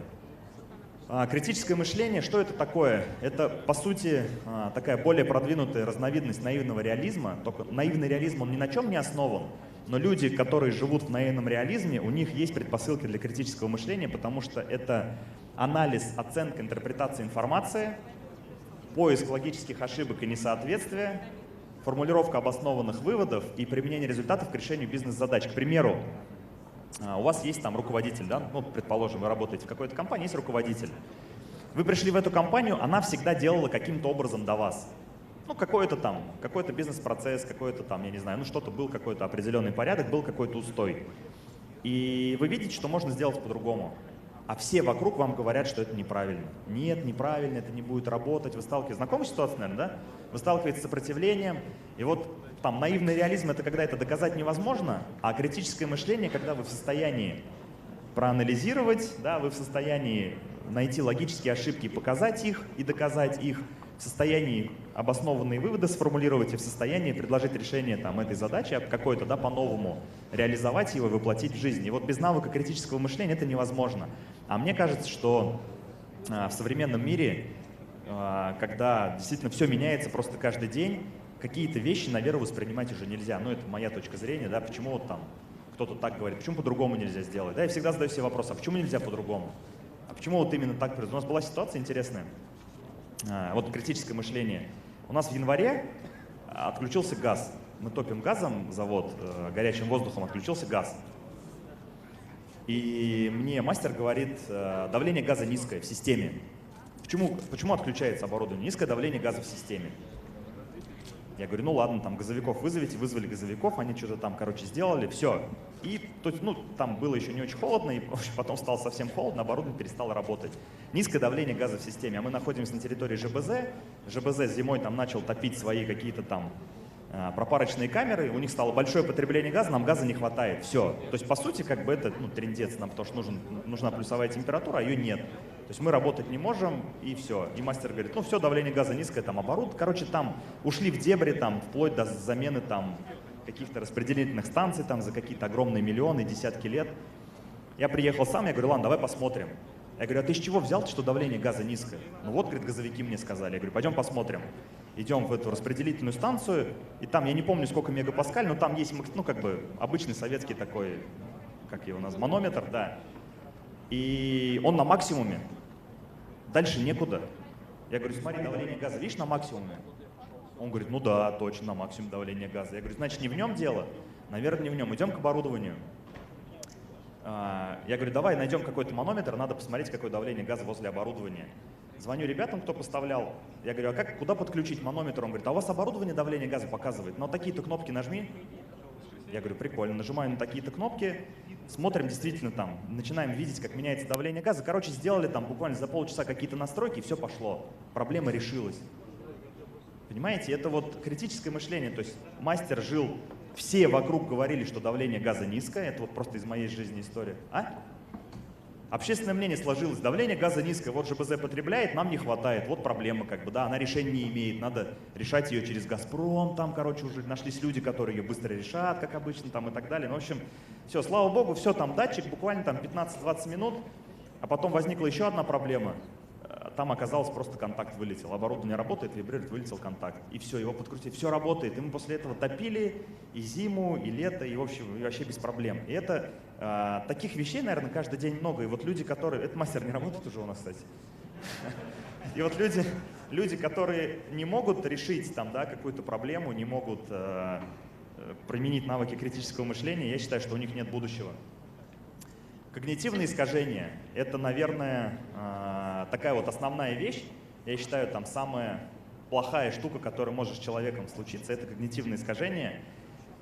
Это когда вот эти мероприятия, да, еще раз скажу, вот оценочные мероприятия, там, лидеры России, я просто знаю, здесь есть люди, которые просто так пришли, ну вот просто прокачаться еще раз, да, без какой-то особой цели. И я считаю, что это тоже прикольно, потому что, когда ты попадешь еще в такую ситуацию, где есть там за столом 8-10 человек, управленцев, которые прошли уже этап там какой-то отборочный, да, то есть уже это некий уровень определенный, они будут тебя прокачивать, вы будете спорить внутри, там, договариваться, решать какие-то задачи совместные. Управленцу же легко, ты пришел на работу, ты главный там у себя, да, ты говоришь, делаем так, так, так, люди делают.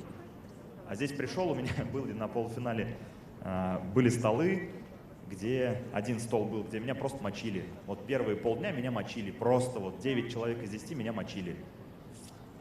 Ну, пришлось... Ну, в плане, ну как мочили? Ну вот представьте, вот, грубо говоря, все против одного. Мне кажется, это очевидно, понятно. Просто когда кто-то начинает там активно говорить, там что-то доказывать, да, там свою точку зрения доказывать, это про меня, остальным это не нравится. Они хотят вот, чтобы было что-то там горизонтальное. Вот. Но я на следующий день поменял модель поведения, и все стало нормально. Это тоже вопрос к когнитивным искажениям. Когнитивное искажение, иллюзия контроля. Понимаете, да, что такое иллюзия контроля? Нам зачастую кажется, что мы контролируем ситуацию некую. Или, к примеру, в этой какой-то области, про которую мы сейчас там говорим или думаем, в этой области давно не было никаких встрясок. Нам кажется, что все нормально, все под контролем. Есть такая тема, да? Вот тут все под контролем, все нормально. Потом бах, и ненормально. Эффект ореола. Есть, к примеру, вот когнитивные искажения, когда возникают, есть, к примеру, там где-то на работе, в бизнесе там, или еще где-то авторитетный человек какой-то, и вот если он что-то говорит, мы считаем, что это истина. Да, там руководитель какой-нибудь там заслуженный там, босс там, нашей компании приходит и говорит, вот мы там должны делать вот так. И мы ему свято верим, потому что, ну он же босс, как бы у него ореол светится, там все нормально. А он тоже может ошибаться, он же тоже человек. Да? Судим по внешнему виду, это стандартная тема есть. Эвристика доступности – это… Короче, в интернете посмотрите. Я просто переписал. Эвристика доступности. Когда писал, понимал, о чем это, сейчас позабыл, честно говоря. Проклятие знаний – это когда знаю. Есть же такие люди, да, я там сам иногда такой, когда я знаю точно 100 пудов, вот это так. Все, что вы мне тут рассказываете, что говорите, я там точно знаю, что это так. Приходит там кто-то со стороны там, или еще где-то. Знаете, вот меня лидеры России, вот эта вот тема про когнитивные искажения научила. Я, знаете, как раньше вот смотрел, вот когда такие же ребята, как я, вот я, например, в зале сижу, да, и кто-то вышел на сцену, что-то рассказывает, я думаю, да что там вышел, что ты мне можешь рассказать, там, да я и так умный, все знаю, там, и так далее, и так далее. А потом я стал к этому по-другому относиться, я стал просто слушать. Не важно, что я в этот момент думаю, не важно, там, нравится мне эта информация, не нравится информация, я просто слушаю. А что с ней делать дальше, я уже потом принимаю решение, потому что действительно, когда ты закрыт для изменений, ты живешь реально в когнитивных искажениях, а это, я считаю, прямой путь к смерти. К профессиональной, там, к личностной, к любой. И конфабуляция, эффект ложной памяти, к сожалению, у меня сейчас нету этих слайдов, которые нам показывали, но можете поверить, что есть вещи в вашей жизни, которые вы думаете, что вы помните, что это событие было. Вот 100% вы уверены, что это событие было, а его не было на самом деле. И нам показывали вот на мастер-классе, я, честно говоря, тогда офигел, показывали некоторые общепринятые, общеизвестные факты. Я их не сфотографировал, общеизвестные факты, и даже сейчас не могу вспомнить, какие. И там 80% зала говорили, что это так. Потом показывали вырезки из журналов, то есть показывали факты, и выяснялось, что это не так. И мы такие, нифига себе, да, это так бывает. И это вот критерии, которые ходят вокруг когнитивных искажений. Да, кстати, да, вот эта тема тоже, да, про Нельсона Манделу. И что хочу сказать, наверное, так напоследок, я хочу, чтобы вы были заряженными всегда, потому что, на мой взгляд, основная тема, которая есть у человека, у управленца, нужно быть заряженным. Потому что если ты заряжен, ресурсы находятся, люди находятся, время находится, там все находится, да, для того, чтобы добиться результата, там, цели, которые ты перед собой ставишь. А если, как бы, вот знаете, у меня есть такая любимая штука, которую я сотрудникам рассказываю, которые на работу особенно новые приходят. Вот, представляете, вы в лесу стоите, да? В лесу, горит костер, так потухает уже. У вас есть дрова сухие, но вы их не подкладываете. Вы говорите, а ну-ка я посмотрю, костер вот разгорится или нет сначала. Пусть вот он сначала разгорится, потом я дрова подкину. Ну глупая же ситуация, правда? А мы в жизни себя зачастую так же ведем. Мы приходим на конкурс, и мы такие еще не определились, думаем, так надо нам это или не надо. Дай-ка я посмотрю, как будет развиваться, потом решу. А когда потом-то? Когда потом? Надо же сразу начинать, сразу максимум, сразу 200%, сразу поехали, тогда будет результат. Или там на новую работу приходим, ну, мол, я там еще пока вот как бы не уверен, там подходит она мне, нравится она мне или не нравится. Некоторые люди приходят там на топовые позиции. Я говорю, слушай, а что ты не выкладываешься, видно же? Обычно наоборот, в первые там пару недель народ хочет себя показать. Он говорит, ну, я вот еще не определился до конца. Я говорю, ну тогда ты уже определился, значит, если ты до конца не определился, если ты уже сейчас не показываешь максимум того, на что ты способен. Поэтому интервью же еще не все прошли. Я желаю вам, чтобы вы сейчас пошли, на интервью зажгли, да, если вы где-то немножко подустали, нашли в себе силы, выдали максимум. А кто-то на проекты еще пойдет к Сидякину, или все сходили уже на представление проектов? Очень важно, классно, очень важно эмоциональное состояние, потому что то, что у вас есть внутри, это очень хорошо чувствуется. Я желаю всем удачи, желаю всем стать победителями конкурса «Лидеры Башкирии». Вопрос есть? Давайте. Про критическое мышление, когнитивное искажение. Да, у него книжки есть. Да, я почитаю, наверное, тоже. Все, всем спасибо за внимание.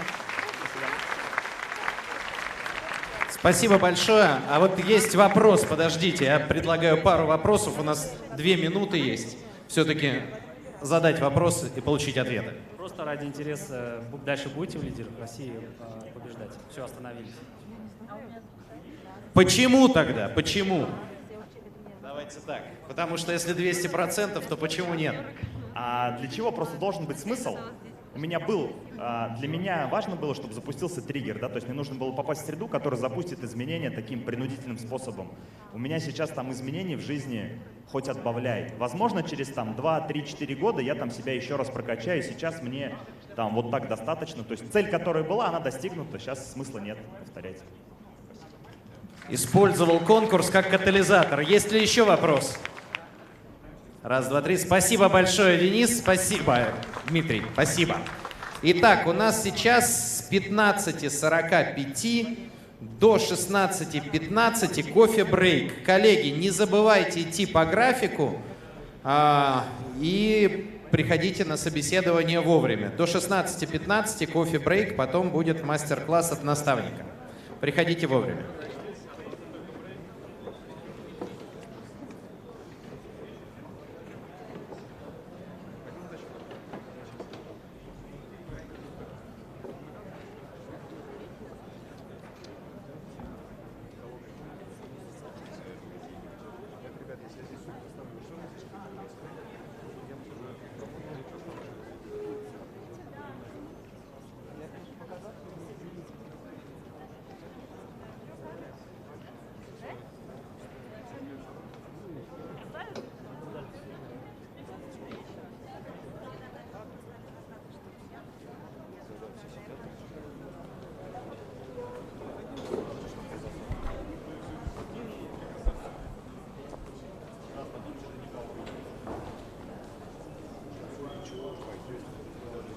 будем возле баннера.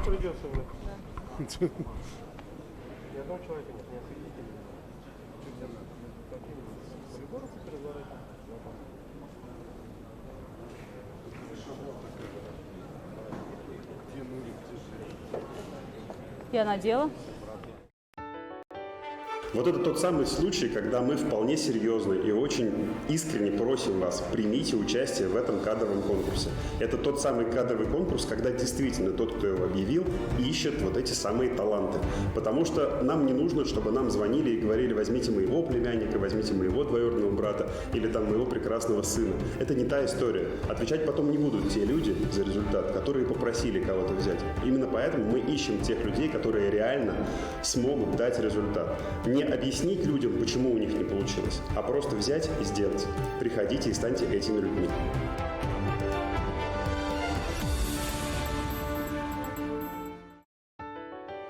Я как наставник в этом проекте от ребят ожидаю, чтобы они показали свой внутренний мир, чтобы мы понимали, на что они готовы и что от них ожидать, какие у них возможности.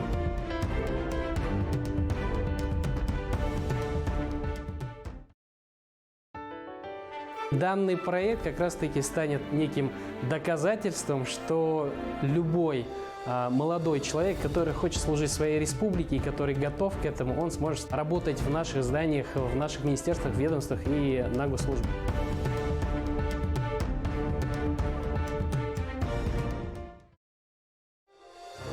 Я, во-первых, жду, чтобы это были люди неравнодушными, люди смелыми, которые не боятся препятствий. Не надо стесняться, а надо двигаться вперед. И сегодня такой шанс есть.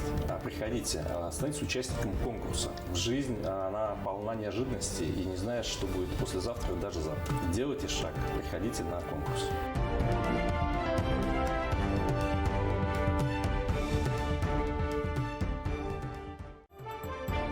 Я расскажу, наверное, о том, как я строил свою карьеру, чему я учился. Учился я немало чему.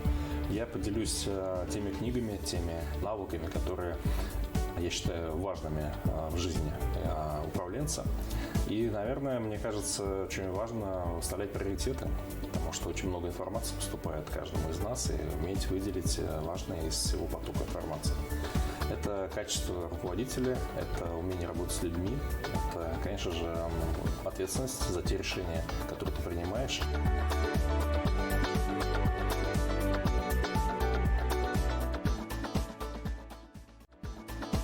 Я живу в родном городе, Уфе, Башкирии. Хочу, чтобы наша страна и наш город был лучше при моей жизни, при жизни моих детей, чтобы люди не уезжали из нашей республики, оставались, получали замечательное, интересное рабочее место, чтобы было людям интересно. Будет интерес, будет хорошая зарплата, регион начнет привлекать инвестиции, а это главное.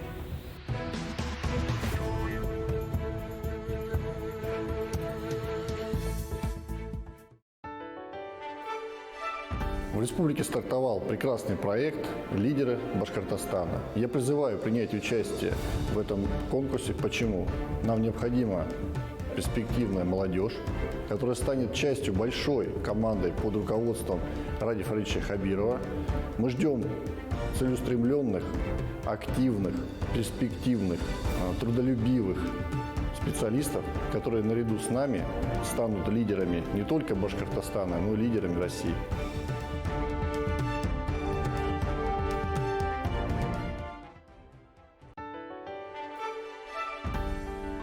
Учебный план есть, мы хотим понять те компетенции, которые есть, и убежден, что есть большое количество желающих, которые вольются в нашу команду.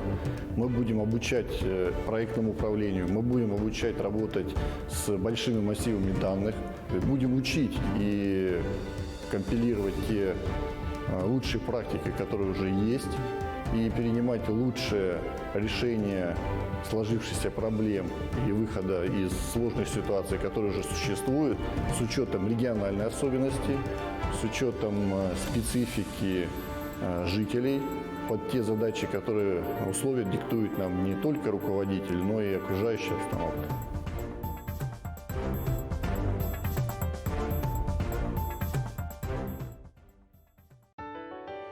Проекты существуют абсолютно во всех отраслях. То есть кто бы вы ни были, айтишник, управленец, юрист, менеджер и так далее, везде найдется применение. Нужно очень много разных людей для того, чтобы сделать очень много разных классных проектов.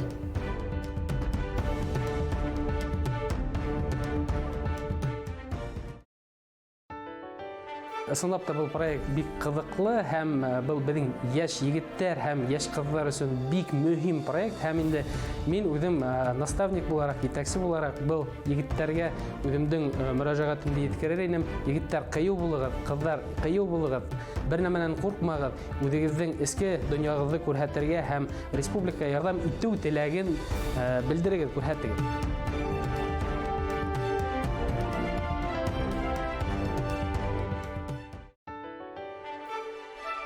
Я хочу жить в хорошей стране, я хочу оставить тот след, или, можно сказать, тот вклад в развитие Российской Федерации, чтобы мне было, так сказать, спустя некоторое время не стыдно вспоминать те годы, которые будут проведены в результате руководства, чтобы мне было приятно смотреть на подрастающее поколение, смотреть прямо и честно в глаза своим детям, своим родителям, своим близким, чтобы я мог принести действительно пользу для государства.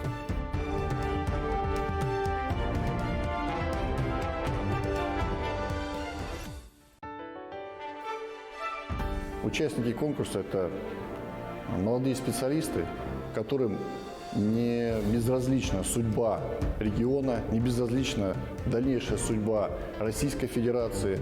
Это те, кто готовы решать в сложных условиях те задачи, которые стоят перед нами, трудолюбивые, пытливые, с сознанием иностранных языков, с желанием достичь и преуспеть не только в области здравоохранения, но и побороть себя.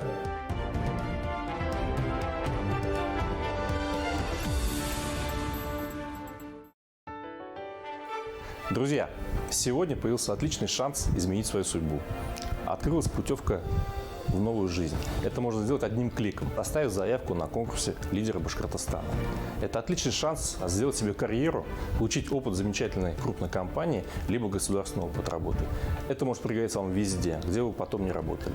Воспользуйтесь этим шансом, сделайте это движение вперед, не сидите на диване.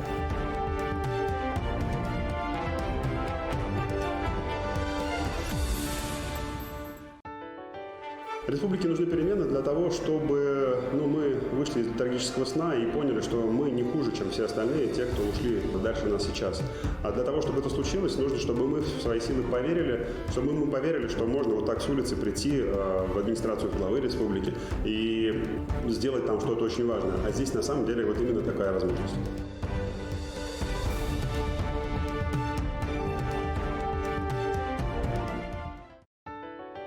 Это должны быть яркие, амбициозные люди.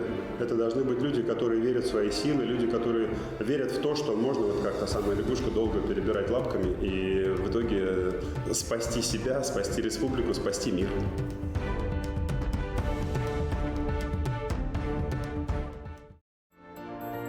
Я жду от вас участия, личной заинтересованности в конечном результате, умение расставлять приоритеты, общаться на разных уровнях, потому что это очень важно для принятия решений, для ваших дальнейших действий. Люди – это главное. Строить отношения с людьми, как внутри коллектива, так и внешне, смелости, открытости и драйва.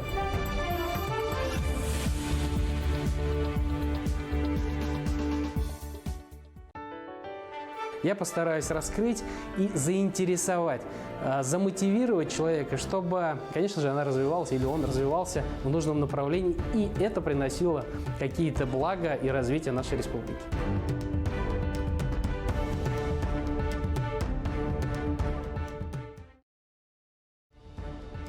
Я как наставник жду от участников проекта, чтобы они были искренне нацелены на результат, на то, чтобы войти в историю, не вляпаться в историю, а войти в нее, чтобы они вспоминали как о людях, которые действительно в команде единомышленников сделали что-то очень хорошее, что потом запомнится сотням тысяч людей, может быть, миллионам. Такие амбициозные, в хорошем смысле слова люди очень приветствуются здесь.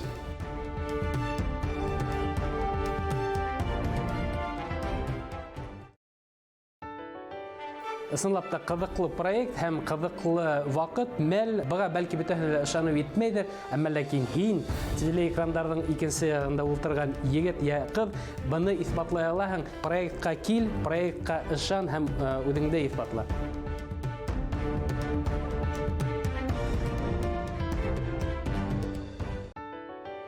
Вот это тот самый случай, когда мы вполне серьезно и очень искренне просим вас, примите участие в этом кадровом конкурсе. Это тот самый кадровый конкурс, когда действительно тот, кто его объявил, ищет вот эти самые таланты. Потому что нам не нужно, чтобы нам звонили и говорили: возьмите моего племянника, возьмите моего двоюродного брата или там моего прекрасного сына. Это не та история. Отвечать потом не будут те люди за результат, которые попросили кого-то взять. Именно поэтому мы ищем тех людей, которые реально смогут дать результат. Не объяснить людям, почему у них не получилось, а просто взять и сделать. Приходите и станьте этими людьми.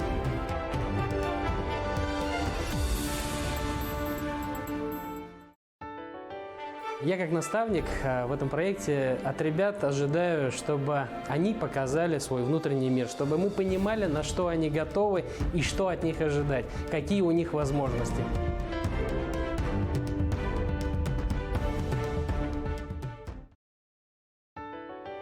Данный проект как раз-таки станет неким доказательством, что любой молодой человек, который хочет служить своей республике и который готов к этому, он сможет работать в наших зданиях, в наших министерствах, ведомствах и на госслужбе.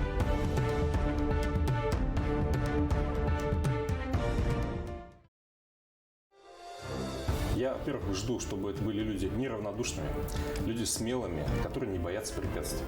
Не надо стесняться, а надо двигаться вперед. И сегодня такой шанс есть. Приходите, становитесь участником конкурса. Жизнь, она полна неожиданностей, и не знаешь, что будет послезавтра и даже завтра. Делайте шаг, приходите на конкурс.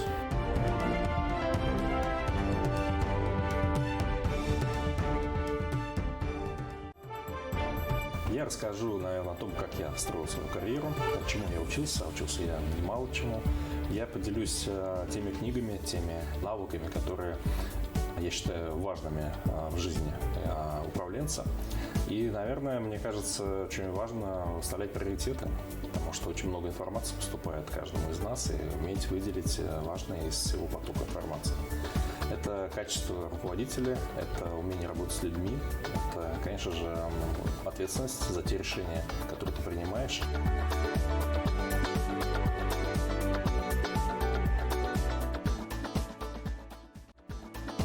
Я живу в родном городе, в Уфе, Башкирии. Хочу, чтобы наша страна и наш город был лучше при моей жизни, при жизни моих детей, чтобы люди не уезжали из нашей республики, оставались, получали замечательные, интересные рабочие места. Самое главное, чтобы было людям интересно. Будет интерес, будет хорошая зарплата, регион начнет привлекать инвестиции. А это главное.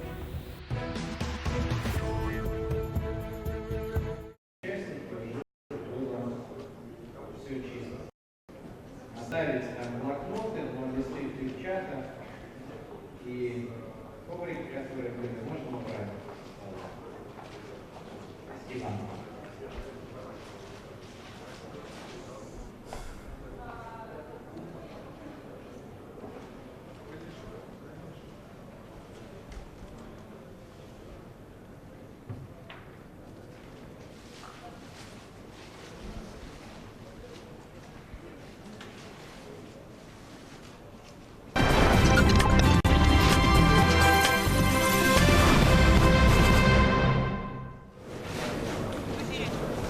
Приветствую всех, кто сейчас следит за полуфиналом кадрового проекта «Лидеры Башкортостана». Напомню, сегодня здесь собрались 195 человек, уже прошедших отбор. На предыдущих этапах им пришлось пройти различные тесты, создать видеовизитки. И в итоге из более чем 3000 зарегистрировавшихся на сайте проекта участников до полуфинала добрались менее 200. Сейчас пока объявлен кофе-брейк. Сегодня были такие жаркие достаточно дискуссии. Пока небольшая пауза, нам удалось поймать некоторых участников и пообщаться с ними. Здравствуйте. Мария, скажите, пожалуйста, сегодняшние ваши впечатления о прошедшем уже почти подходящем к концу дне? Ну, работа в команде для меня, в принципе, не была неожиданностью. Я подобный опыт получила, обучаясь буквально в этом году в боксу. Но что касается сегодняшней нашей игры, то есть я получила большое удовольствие. Мне повезло с напарниками по столу, потому что они у нас все воодушевленные, заинтересованные люди, все стремятся к личностному росту, поэтому нам было легко принимать общие решения, прислушиваться друг к другу и качественно, правильно принимать это решение. Какие-то новые полезные знакомства, может, вам подарил этот день? Еще не могу пока оценить, полезные или не полезные. Да, скорее всего, они будут полезными. Новые, естественно, здесь никого знакомых нету, но я познакомилась с моим столом. Будем, надеюсь, общаться дальше. А вы примерно как-то представляли себе задания, которые будут сегодня? Вам открывали как-то завесу тайны или это было неожиданностью?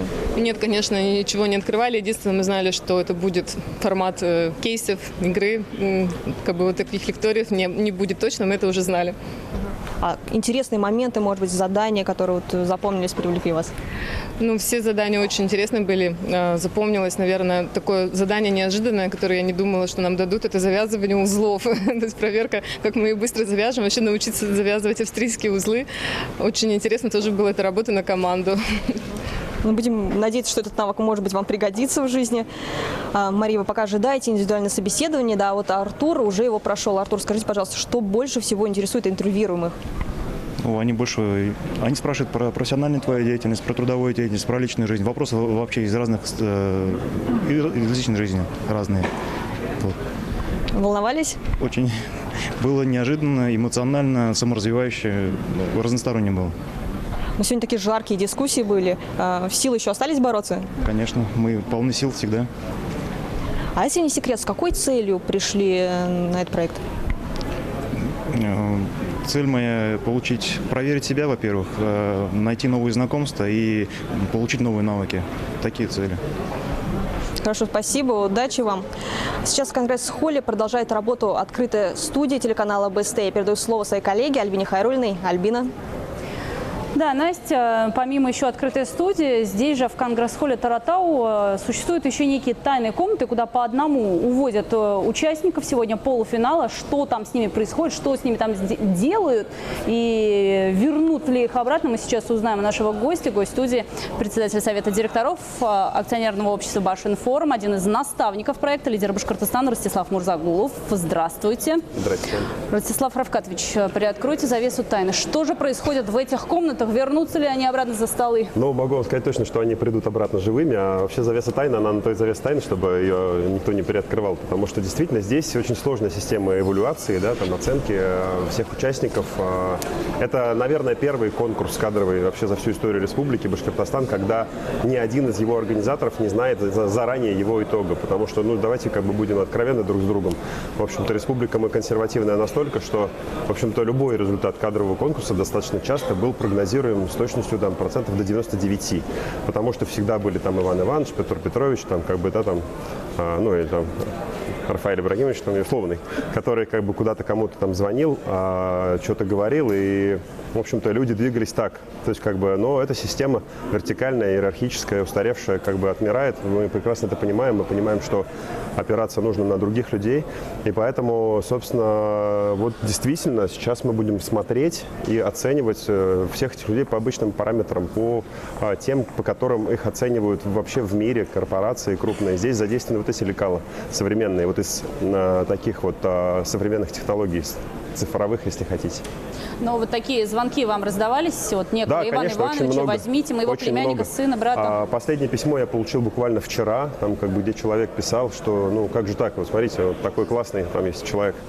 Можете ли вы мне помочь? Я сразу очень коротко и сухо всем отвечаю нет. Все. То есть попытки все-таки были по старинке? Попытки были по старинке, да. Ну, в общем-то, можно на это обижаться, можно нет. Но, собственно, у нас не стоит задача устроить всех племянников Ивана Ивановича на работу. Стоит задача развивать республику, и поэтому вот принцип он такой. Прошлись вы уже по залу. Знакомые лица вообще есть или это совершенно новые? А вы знаете, я как раз прошел специально и внимательно разглядывал лица вот полуфиналистов. И мне было очень интересно. Вот все тусовщики, которые как бы ходят, переходят с конференции на конференцию, с делового форума там на какой-нибудь еще социальный форум там и так далее. А вы их всех знаете? Ну, просто примелькались люди, ну, просто меня там тоже куда-то приглашают, куда-то спикером, куда-то участником, и я смотрю, и они как бы вот такой, как бы, это в учебниках называется «золотое стадо». Как бы. Они вот ходят с места на место, как бы ищут, где лучше, куда применить свои силы и таланты. Это нормально, это как бы вполне себе такое явление современное.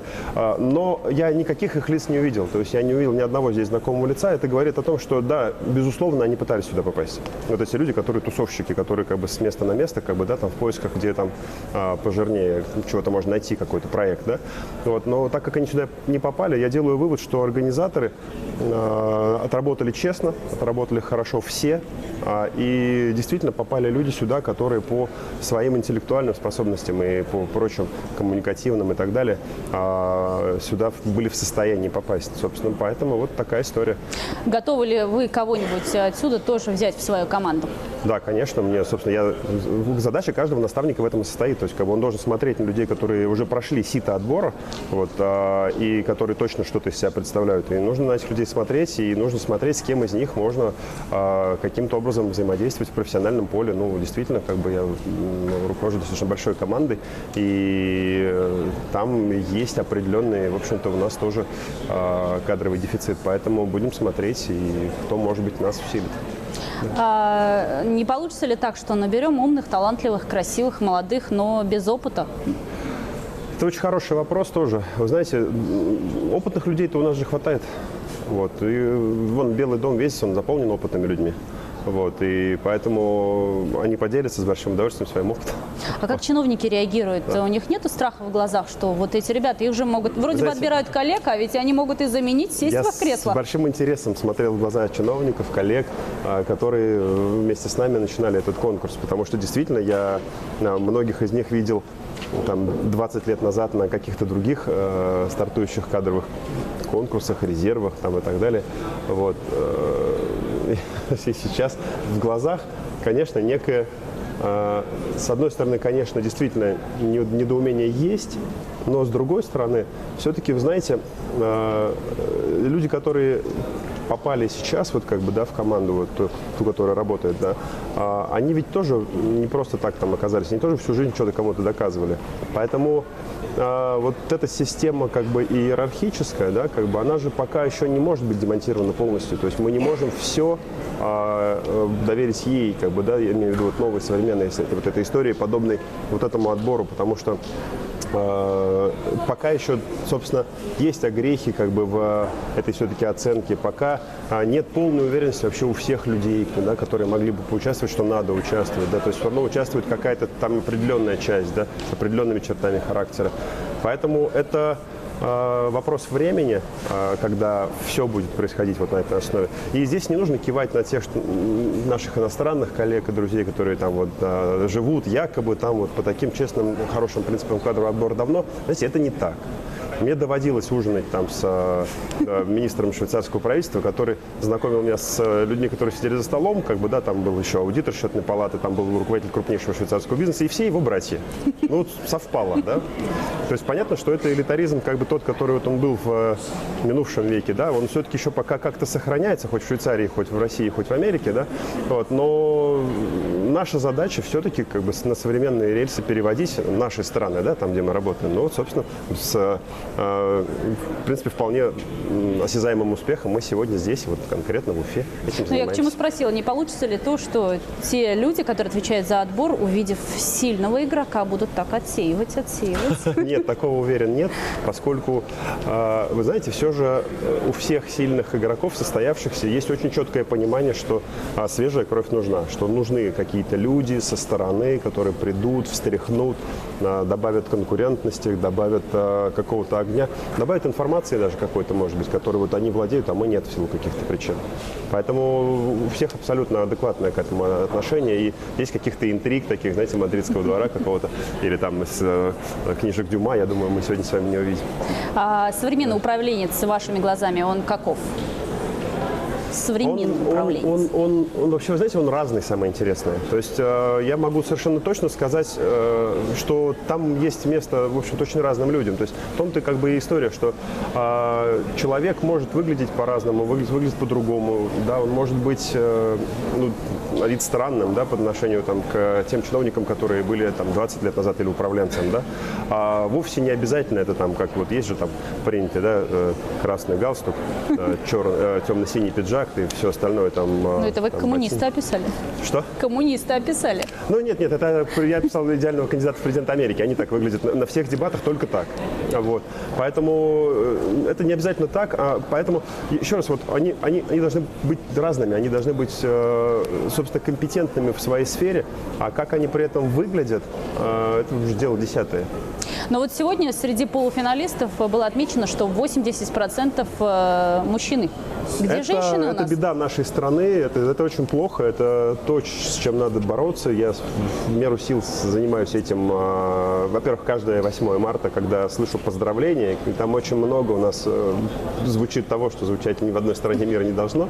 Вот. А я всегда говорю за то, что я выступаю за то, что было женщин больше везде, потому что, ну, на самом деле, женщина оказалась на вторых ролях, надо это признать, в России не в силу своих каких-то интеллектуальных способностей, а в силу того, что вот действительно на протяжении развития человечества довольно долгая роль женщины была, в общем-то, занижена ее соответствующими биологическими параметрами, да, то есть и грубо говоря, вот, ну, в клуб свой элитарный мужчины их не очень-то хотели пускать, то есть эта ситуация меняется сейчас, и я уверен, что и у нас в республике появится наконец-то первый глава женщина, вот, потому что сейчас, конечно, это всегда все.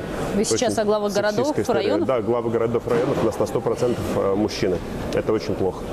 Вот. И эту ситуацию надо менять. Она не изменится, опять-таки, очень быстро, потому что мы консервативны, это все долго происходит, но в конце концов, вот сейчас же я беседую с женщиной, да, с умной, интересной, и которая явно на своем месте. Вот, и знаете, наверное, и там лет 50 назад и эта пропорция тоже была не такой, неправильной, да. То есть аналитикой занимались чаще мужчин, тоже так, да.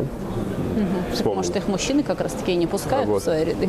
Плохо. Мужчины не пускают в свои ряды. Да, зачастую. Поэтому это та проблема, которая еще есть, и надо ее признавать, и надо ее тоже искоренять когда-то. С каким человеком вы бы не стали работать?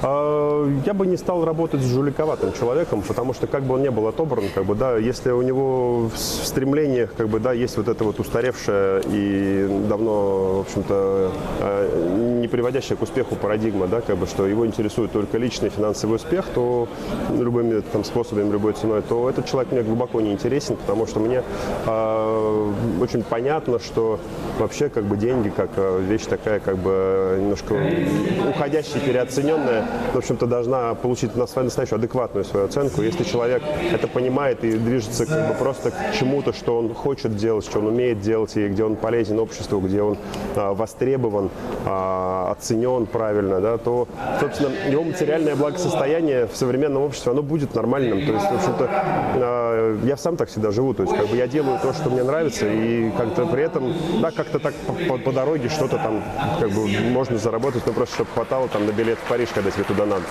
Вот. И, собственно, я думаю, что вот люди, которые думают по-другому, то те, кто занимается вот этим собирательством, да, которое у нас в крови еще со времен наших диких предков, которые ходили по... Советские времена так научили. В советские времена было тоже это, но, кстати, меньше, чем вот в каменном веке, да, когда они занимались собирательством. А вот это собирательство вся себе по карманам, это уже это варварство, которое надо заканчивать.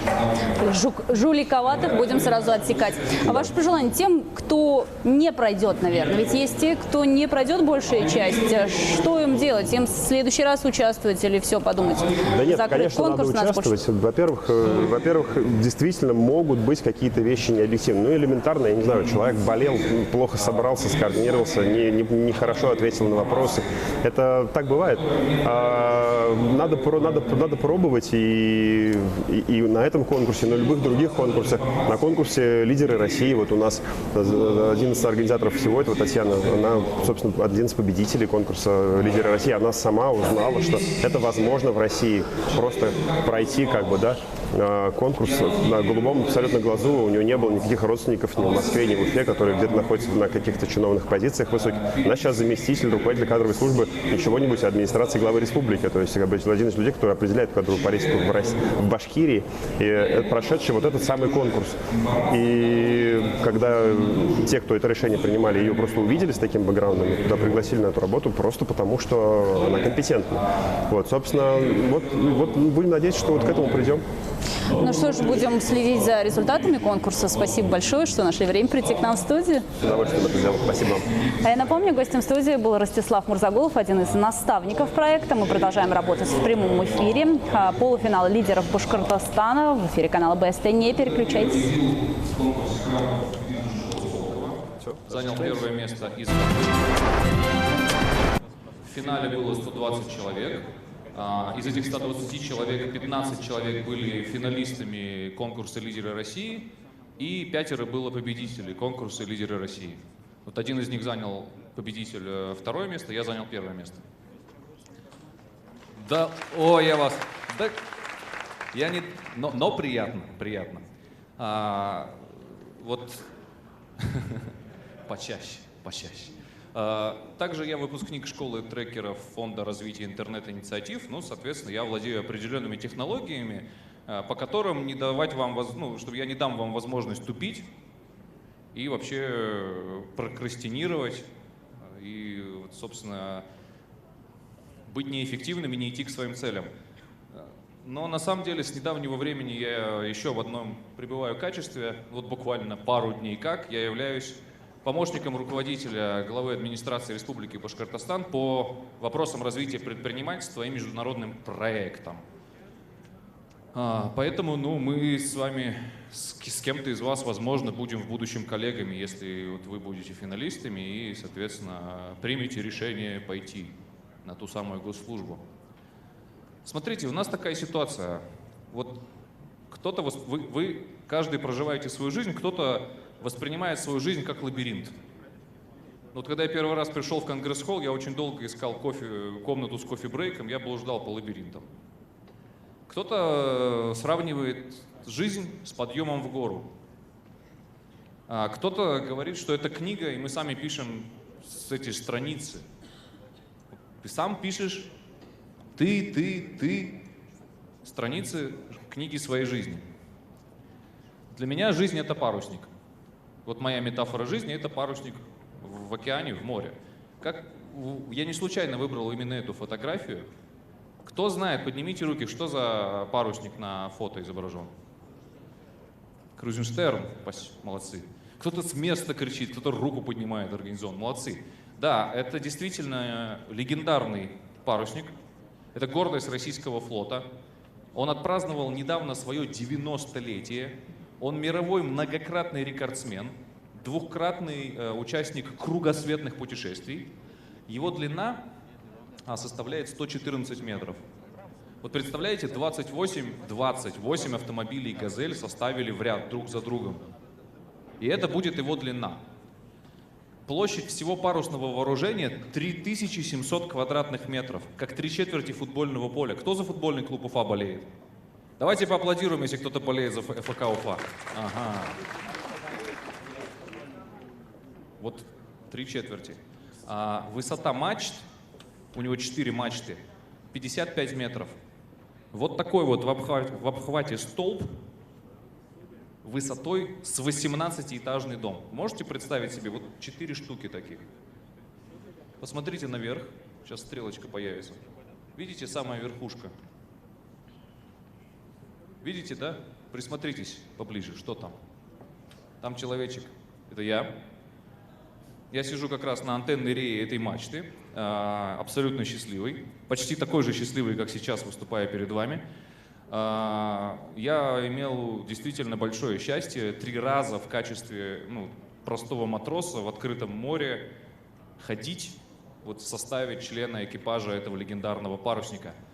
Мы к нему еще вернемся, с вашего позволения. Следующая новость у меня для вас, друзья мои, такая. Мы все с вами живем в эпоху ВУКа. Кто-нибудь знает, что мы живем в эпоху ВУКа с вами?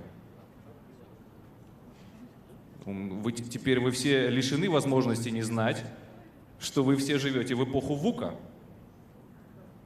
Как вам вообще живется в эпоху ВУКа? Ну вот вам лично.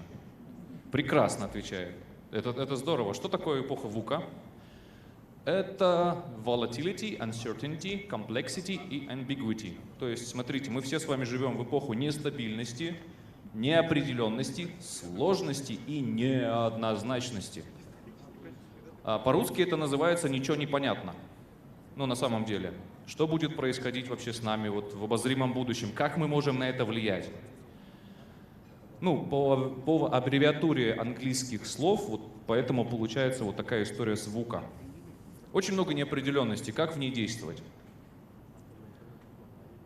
Что это я показал вам сейчас? Как вы думаете? Черный лебедь. Кто слышал метафору черных лебедей? Кто знает, кто ее придумал? Ничего, хором ответили все. Насим Талеб. У вас домашнее задание было такое, признайтесь? Ну, на самом деле, вот есть такое мнение, что... Я недавно прочитал статью в Форбсе, и там многие предприниматели из опрошенных, они в 30% своем соотношении сказали, что они готовы рассмотреть возможность вернуться на работу по найму.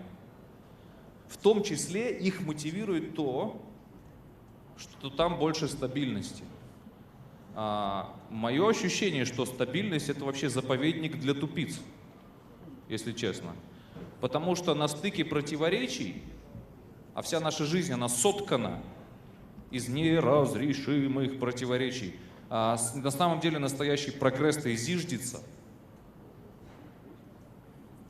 И вот, возможно, для кого-то из вас этот черный лебедь будет участие в этом конкурсе.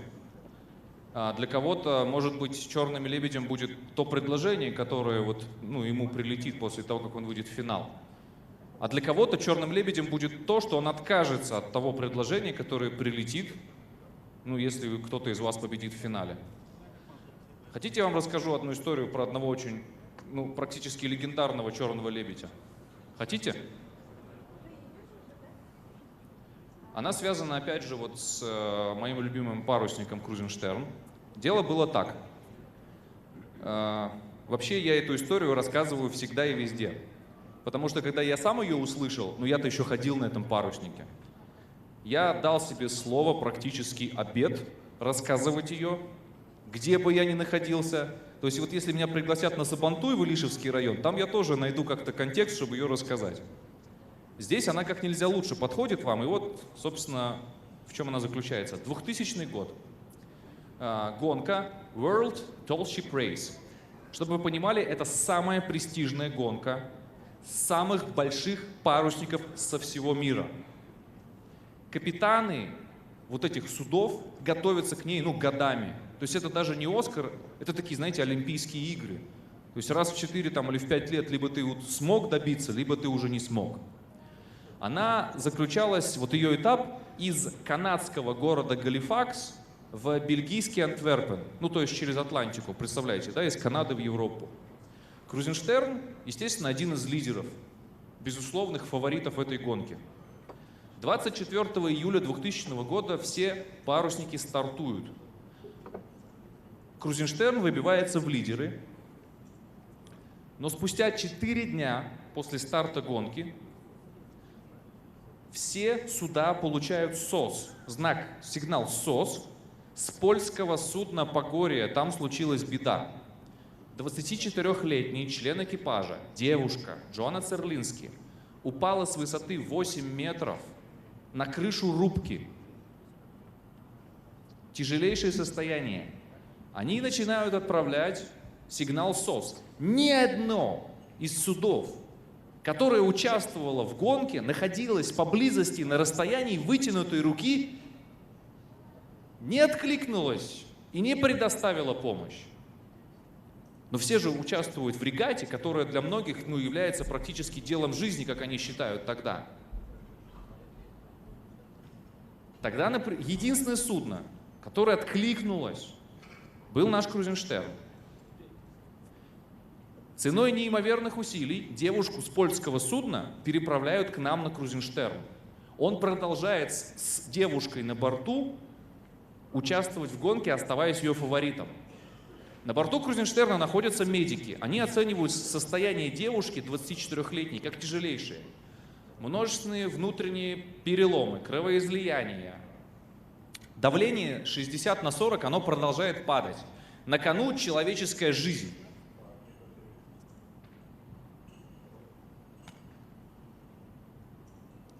И капитан Крузенштерна Геннадий Васильевич Коломенский принимает решение сняться с гонки, чтобы переправить девушку на канадский берег. В точке номер 2 они уведомляют организационный комитет этой гонки о том, что они снимаются с нее и идут навстречу канадскому спасательному вертолету. Через 5 дней при ветре более 25 метров в секунду и высоте волн 4 метра при абсолютном шторме ночью с Крузенштерна передают девушку на канадский вертолет, и она улетает. Ее состояние по-прежнему остается очень тяжелым, но появляется шанс на спасение.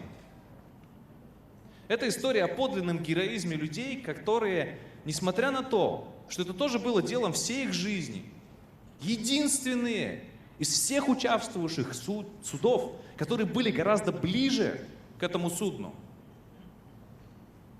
оно решает спасти человека ценой отказа от участия вот в этой гонке.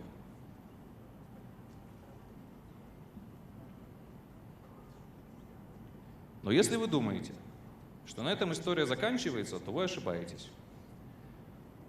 Потому что дальше было следующее. Капитан Крузенштерна Геннадий Васильевич Коломенский принимает решение вернуться обратно в ту самую точку номер 2 и продолжить участие в гонке. Они уведомляют об этом гоночный оргкомитет, их поднимают на смех.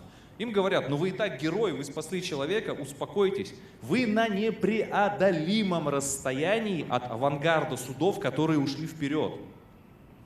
Между вами практически пропасть, которую невозможно нагнать. Более 10 дней. Западная пресса, естественно, пишет тоже такие, знаете, не самые позитивные очерки об этом, что вот пытаются эксплуатировать, ну, спекулировать на героизме, наши пытаются вернуться.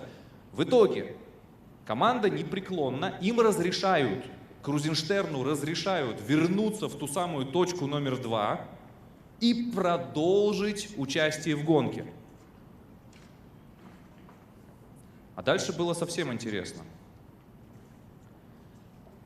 Весь авангард судов на подходе к Европе попадает в зону мертвого штиля. Соревнуются-то под парусом, очень многое зависит от ветра. Геннадий Васильевич Коломенский с экипажем Крузенштерна избирает другую стратегию. Он идет значительно севернее основной массы судов, попадает в абсолютный атлантический попутняк и начинает наверстывать, очень сильно наверстывать то расстояние, которое отделяло их от лидеров.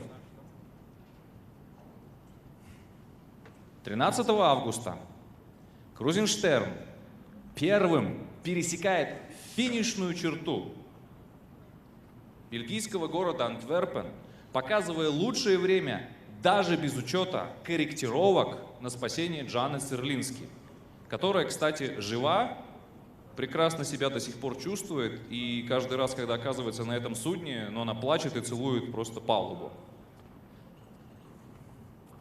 Вот теперь это завершение этой истории.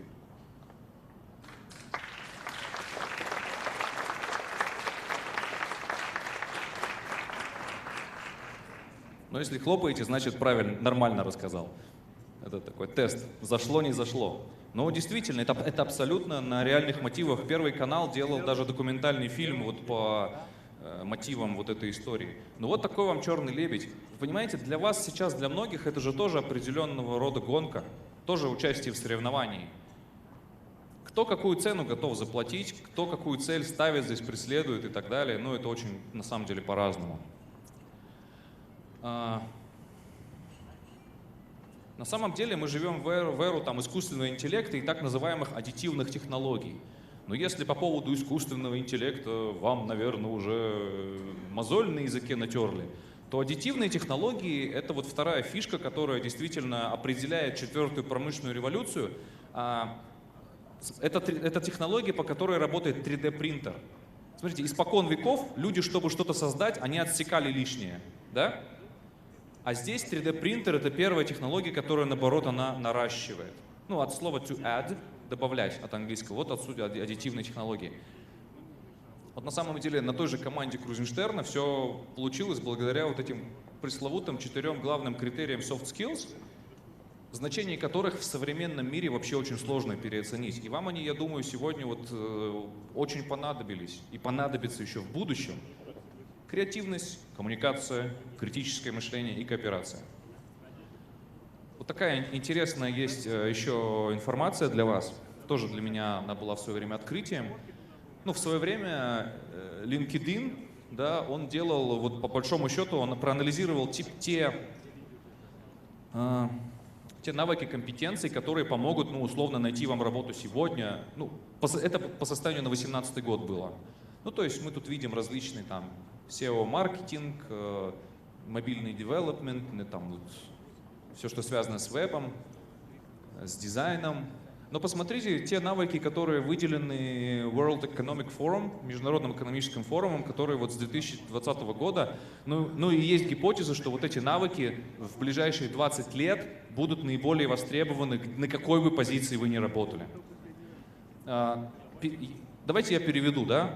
Complex problem solving, ну то есть комплексное решение проблем. Второе, критическое мышление. Сегодня у вас был мастер-класс отдельный, должен был быть на эту тему. Креативность, ну, people management, управление людьми, coordinating with others, это как раз координация, кооперация, эмоциональный интеллект, номер 6, тот самый пресловутый, judgment and decision making, ну, принятие решений, service orientation, ориентированность на сервис, переговоры, negotiation номер 9, ну и cognitive flexibility, это вообще, ну, как бы гибкость в познании, в обучении и так далее. Еще одна интересная тенденция современного мира и того, что будет в ближайшие 20 лет, это вот такая история. Ну, lifelong learning вы, наверное, все слышали, но смотрите, что интересно. Вот очень долго, вот смотрите, экстремумы, которые, ну, вот пики, да, вот этих 3 вершин, это, как правило, вот на каком возрасте там интенсивность вашего обучения находится на пике. То есть, как правило, вот еще, допустим, в прошлом тысячелетии обычно к 30 годам, ну вот проходил пик обучения у людей, и дальше они шли условно, ну, жгли то топливо, которое они смогли наработать за вот период обучения до 30 лет. А сегодня все очень сильно меняется. То есть второй трудоспособный возраст — это от 30 до 55. Но у меня есть ощущение, что как раз вот здесь в зале преобладает большинство тех, кто вот в этом возрасте. Но на самом деле, посмотрите, есть еще 3-й трудоспособный возраст, это с 55 до 120. То есть началась вся эта история, естественно, из Японии, то есть вот эти университеты серебряного возраста и так далее. Но смотрите, мы воспринимаем сегодня вот обучение там этих бабушек, дедушек, ну что там, люди условно хотят просто там через Яндекс.Еду там суши себе тоже заказать там. И вот поэтому им нужен там этот университет 3-го возраста. Ничего подобного. Они идут учиться, чтобы устроиться на работу и составить конкуренцию вам. Такой вызов тоже, так скажем, когнитивный, вам надо подумать. Ну и вот еще один слайд, который мне очень нравится. Это высказывание принадлежит господину Тофлеру. Безграмотным в 21 веке будут не те, кто не умеет читать или писать. Те, кто не умеет учиться, разучиваться и переучиваться. Они как раз за бортом. Причем здесь ключевое какое, как вы думаете, вот навык из вот этих вот, смотрите, учиться, разучиваться, конечно. Учиться новому мы еще шатко-валко можем с вами. А вот разучиваться, да, освобождаться от того, ну, от тех проекций, которые там нас вот так вот переполнили, да, это действительно бывает сложновато. Очень хорошая тоже картинка, это фотография, когда с инструктажа на том же самом Крузенштерне. То есть каждый курсант, он должен уметь за 2 минуты одеть вот этот костюм. Это костюм из резины толщиной в 2 пальца. Представьте себе, что вы пытаетесь одеть там 2 шубы, одну на другую, и это вот костюм, как, знаете, такой комбинезон. Нужно одеть его за 2 минуты и прыгнуть за борт в случае тревоги. И, ну, обычно, когда инструктаж проходит, там, знаете, там хихоньки, хахоньки, и один человек спрашивает: скажите, пожалуйста, а какова вероятность, вот, что я проживу там вот в этом костюме в воде, ну, до тех пор, пока меня не спасут? Ну сколько я смогу продержаться? И замкапитана ему отвечает: вы будете жить ровно столько, сколько вы сами решите, что вы проживете. У многих, абсолютно многих спасавшихся с судна происходил разрыв сердца еще во время прыжка в воду от страха. А кто-то до 10 часов условно болтался в воде, пока его не вытащили оттуда. Здесь все, опять же, определяется вашим собственным внутренним решением. Еще хотел поделиться с вами исследованиями Карла Дверка. Смотрите, есть большая разница, и просто самоидентифицируйте сейчас себя. Вот вы сами, каждый из здесь находящихся, в левой вы или в правой. Конечно, если я сейчас задам вам вопрос: ребята, поднимите руки те, кто считает, что он гибко мыслит. Все такие. Но, возможно, по факту это будет не совсем так. Фиксированное мышление, то есть такой статичный интеллект, который, смотрите, вот я сейчас хочу выглядеть хорошо. Каждый из вас хочет выглядеть хорошо. Причем у вас двойная задача. У вас задача, во-первых, не расфигачиться друг с другом в вашей малой группе, не поссориться, мягко говоря. Вторая задача еще и асессору понравится. По большому счету, да. Допустим, может быть такая стратегия. То есть, смотрите, верить, что навыки основаны на неизменных чертах характера, не считает усилия необходимыми, избегает вызовов, обратная связь, угроза своему статусу. Вот мы сегодня сидим, слушаем презентации, да, даем обратную связь. Причем тут достаточно дружелюбно, как по головке не гладим. Кто-то очень конструктивно воспринимает как зону роста, кто-то прям начинает, закипать. Нам потом организаторы говорят: вы их вгоняете в стресс. Мы их вгоняем в стресс. Если это стресс, вот это то, что мы задали пару вопросов, то что же тогда вообще реальная засада, да, Константин? Неудача — повод для расстройства и обвинения в других. Вообще радость неудачи — это одна из ваших главных ценностей. По моим ощущениям должна быть, поверьте мне. Гибкое мышление — это верит, что навыки можно улучшить через усердную работу, видит в усилиях путь к мастерству. Обратная связь — это путь к обучению и улучшению. Неудача — это звонок к усердной работе. Чужой успех вдохновляет. Слышно? У кого лучше всего этому учиться, как вы считаете?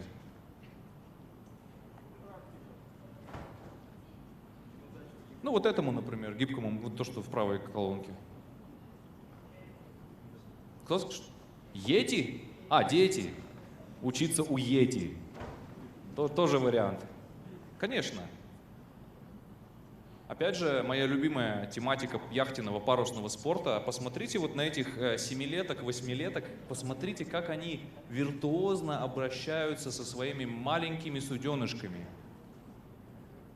На соревнованиях этим детям каждому выдают небольшой ковшик, чтобы они, помимо того, что они соревнуются друг с другом, они вычерпывали воду, которая во время крена переливается через борт. Знаете, как называется на профессиональном парусном языке класс этих маленьких яхт детских? Абсолютно официальное название, общепризнанное.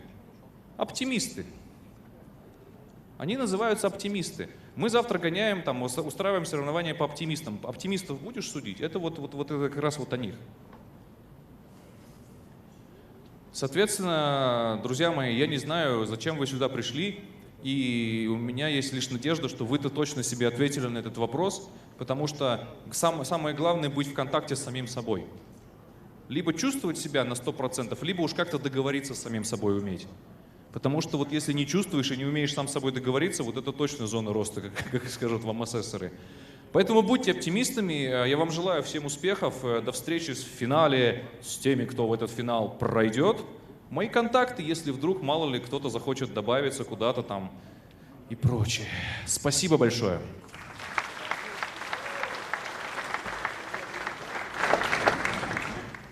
Коллеги, вопросы Ивану? Вопросы Ивану, если есть.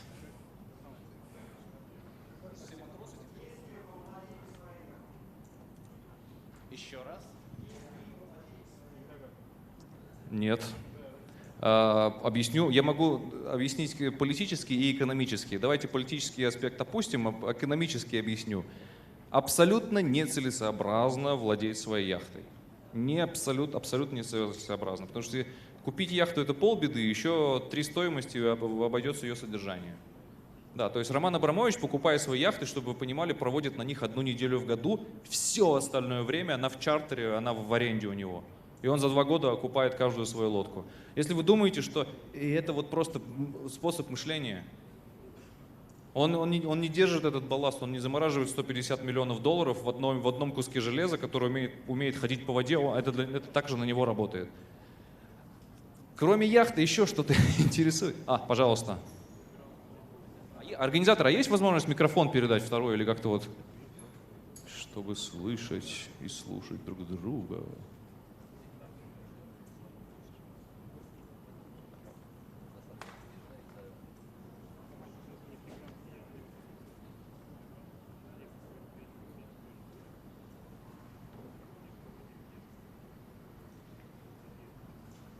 Раз. Как вы развиваетесь вот с текущего уровня вашего и, может быть, план на 1, на 2, на 3 года в плане образования? Спасибо.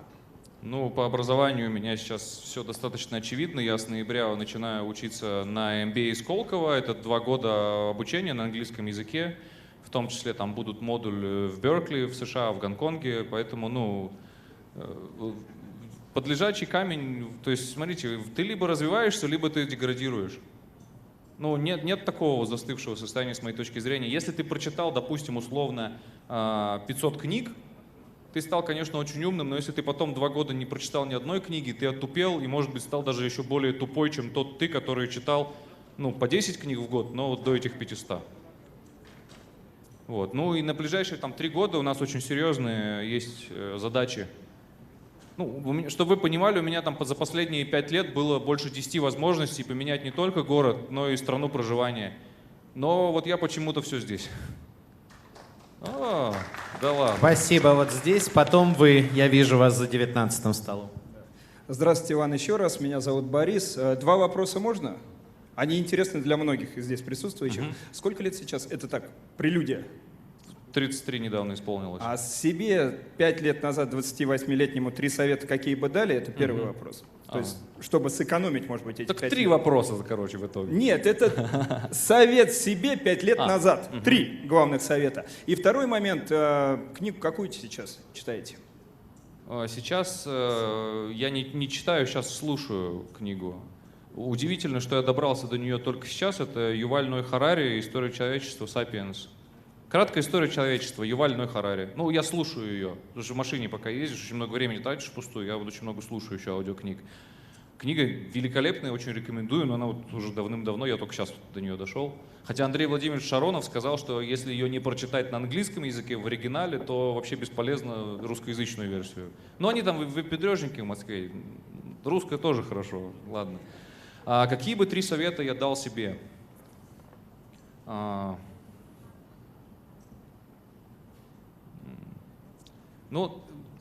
Часто я вот не кривя душой скажу, что у меня очень такая синусоида, но это нормально, потому что я долго предпринимательством занимался.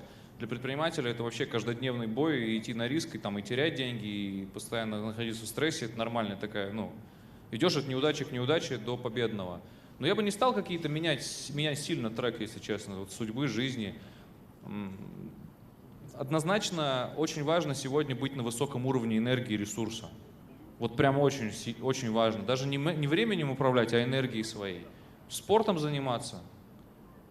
Вот прям надо. 3-4 раза в неделю, даже не для того, чтобы какую-то форму наращивать, а просто чтобы быть более эффективным. Я бы, наверное, еще больше уделял вопросов изучения английского языка. Хотя, опять же, в Сколково все конкурсные процедуры были на английском. То есть у нас в Сколково тоже был такой assessment day. У нас тоже просто целый день, но на английском.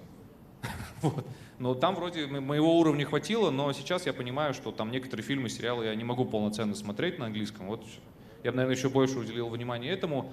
Но опять же, уделить больше времени своей семье, ты всегда чем-то жертвуешь. То есть, все мы хотим чуть больше проводить времени с семьей, но есть как есть. Наверное. Наверное. Спасибо. Аплодисменты. Спасибо. Следующий вопрос.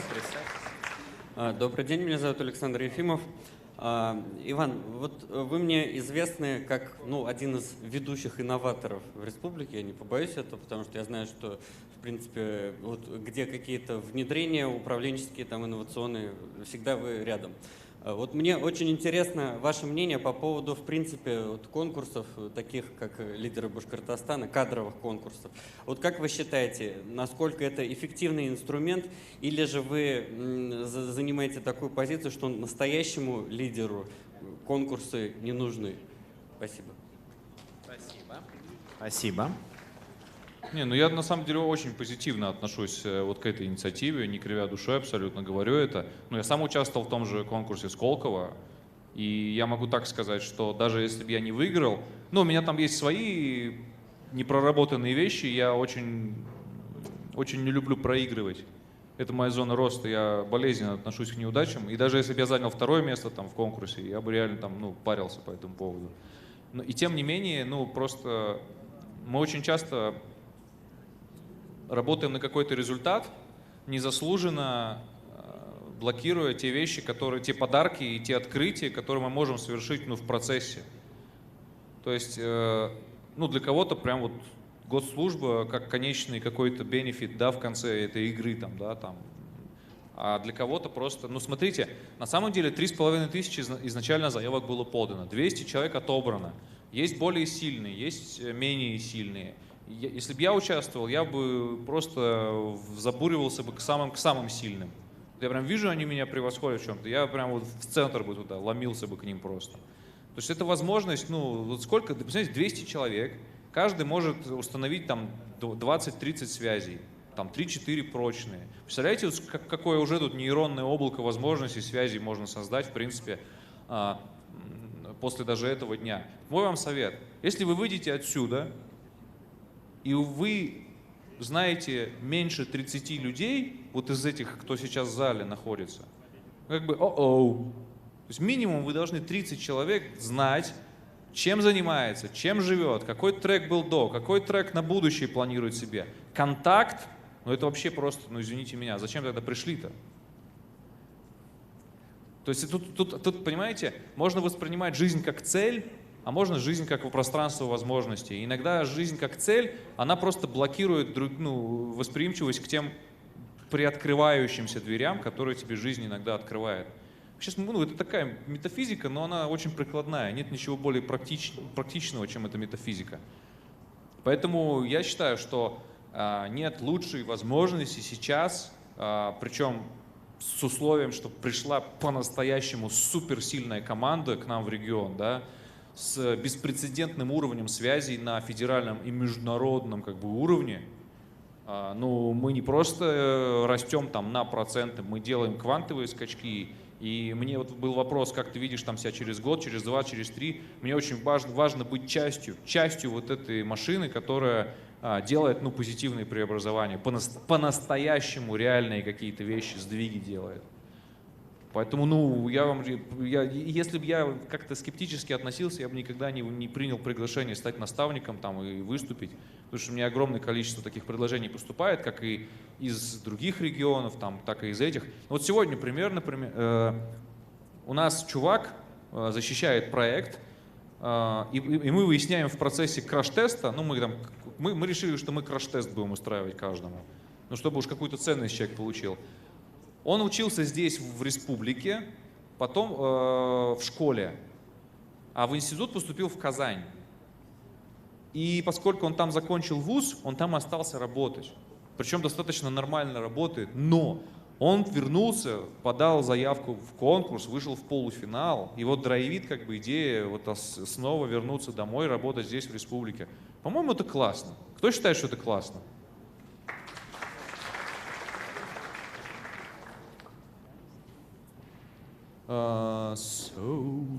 Еще вопросы? Коллеги, раз нет вопросов к Ивану, то я предлагаю в обратную сторону, от Ивана к вам вопрос. И, возможно, как раз-таки этот эффект, который хотелось бы достичь, а именно расширение нейронной сетки своей собственной, его, на мой взгляд, стоит сделать. Но сначала вопрос от Ивана, какой-то там выборочно отвечаем, да, один, а потом нейронная сетка. И кто-то будет ответить, да? Да, и кто-то ответит, кто будет готов. Мгм.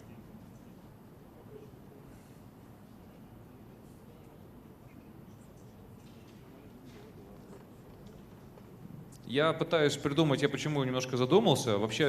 Мне самому нравится гораздо больше задавать вопросы.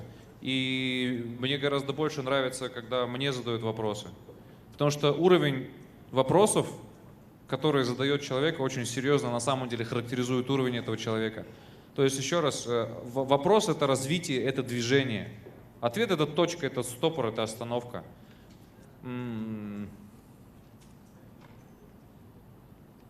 Ну, представьте себе, что вы вышли в финал, и вот условно вам какое-то предложение делают там по выходу на госслужбу там, или еще куда-то, да, условно. Какие 3 вещи вы бы сделали первоочередные, и какие 3 вещи вы бы не сделали никогда? Коллеги, вопрос глубокий, я предлагаю подумать над ним вот немножко индивидуально. Даже не факт, что да, сейчас вот на него отвечают. И первое, то есть подумать индивидуально. Второе, 5 минут вот сказать друг другу в группе, а действительно, какие 3 вещи я бы делал, а какие 3 вещи я бы не делал. А дальше выберите, на ваш взгляд, вот, наиболее интересный ответ просто вот в том кругу, в котором вы есть. И поднимите руку, я там выборочно подойду к вашим столам. Коллеги, 5 минут общения вот за столом. 3 вещи, которые бы я сделал, и 3 вещи, которые не сделал.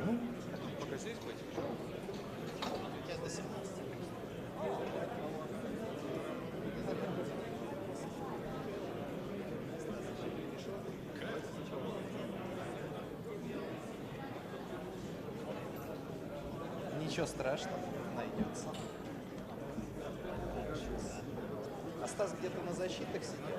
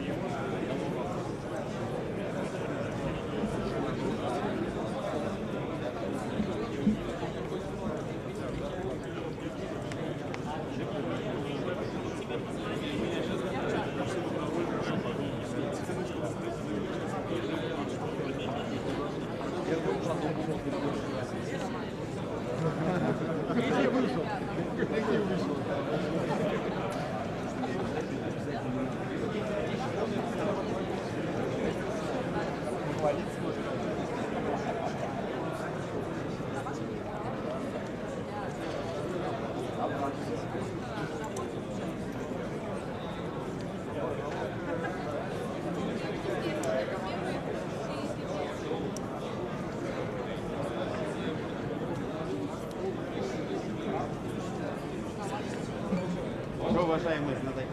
Такой вопрос.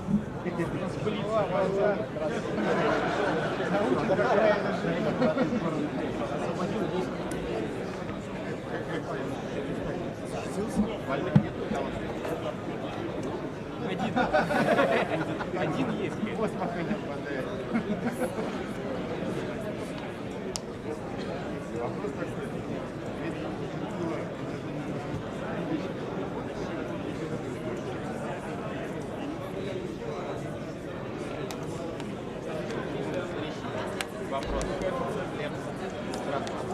Коллеги, итак, там 30 секунд.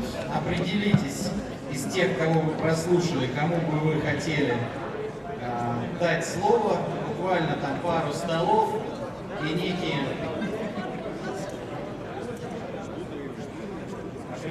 дополнения, может быть, такой небольшой дополнительный вызов этого. Такой специально делаю для смелых, чтобы не смелые не лезли, специально не лезли смелые. Коллеги, какой стол хочет высказаться? Поднимите руку. Поднимите руки. Какой стол хочет высказаться? То ли их уже не остановить, то ли... Раз, есть стол, вижу. Два, есть стол. Еще один стол. Еще один стол. Три, вижу 3 стола. Все. Подписка закрыта. Итак, 3 вещи, которые бы вы сделали, 3 вещи, которые бы вы не делали. Пожалуйста, Борис. Большой Константин.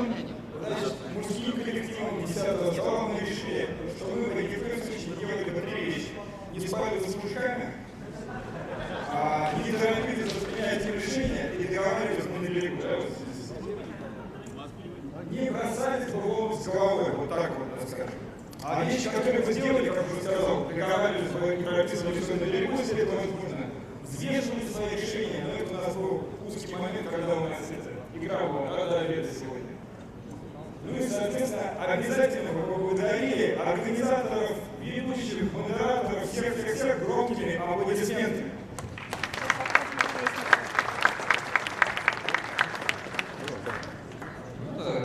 Классно. Я напомню, как был сформулирован вопрос. Ну так, на всякий случай. Представьте, что вы вышли в финал, вам предложили должность босс в службе. Ну ладно, по поводу того, что вы не сделали, опустим. А то, что вы сделали, ну, хотелось бы какой-то конкретики. То есть, что бы что. Ну, вот, еще раз, что вы сделали вот, уже Поблагодарили, договаривались бы на берегу, но не бросались в омут с головой и прописывали свое сотрудничество, если это возможно. А договаривались на берегу, чтобы что? Интересная постановка вопроса, Иван. Чтобы знать, что же делать. Чтобы что? Чтобы знать, потянешь или нет. Чтобы что? Чтобы применить себя лучшим образом. Чтобы что? Чтобы счастье во всем мире. Чтобы что? На 6-й раз я... А как ты поймешь, что наступило счастье во всем мире? Когда люди вокруг будут искренне говорить спасибо. Вокруг тебя только? Зачем? Вокруг той команды, которая работает. То есть, ну ты же про мир. Ну а нет же в мире какой-то одной команды, которая за мир дает? Здравствуйте, коллеги. Мы работаем в прямом эфире. Подходит к концу полуфинала республиканского конкурса «Лидеры Башкортостана». 195 участников сегодня предлагали все свои знания и умения, чтобы вести дискуссии и выполнять порой сложные задания. Им предлагалось найти пути решения проблем в сфере культуры, дорожного строительства, разработать бюджет системы здравоохранения или даже привлечь как можно больше инвестиций в сельское хозяйство.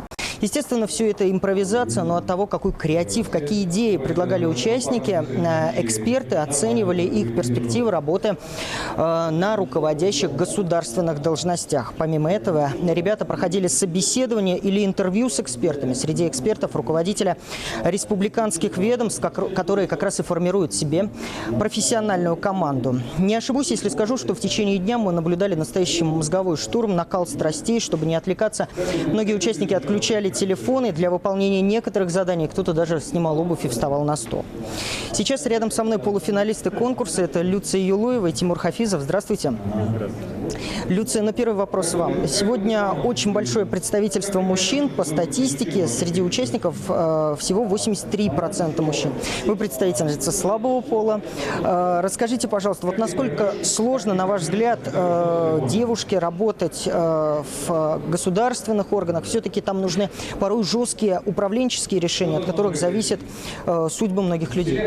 На самом деле требования что к мужчине, что к женщине политики совершенно одинаковые. В первую очередь это самодисциплина, это поддержание дисциплины в коллективе, в команде, с которыми ты работаешь. Это и ответственность за принятие управленческих решений, умение оперативно реагировать, ну и, конечно же, как стрессоустойчивость, без этого никак.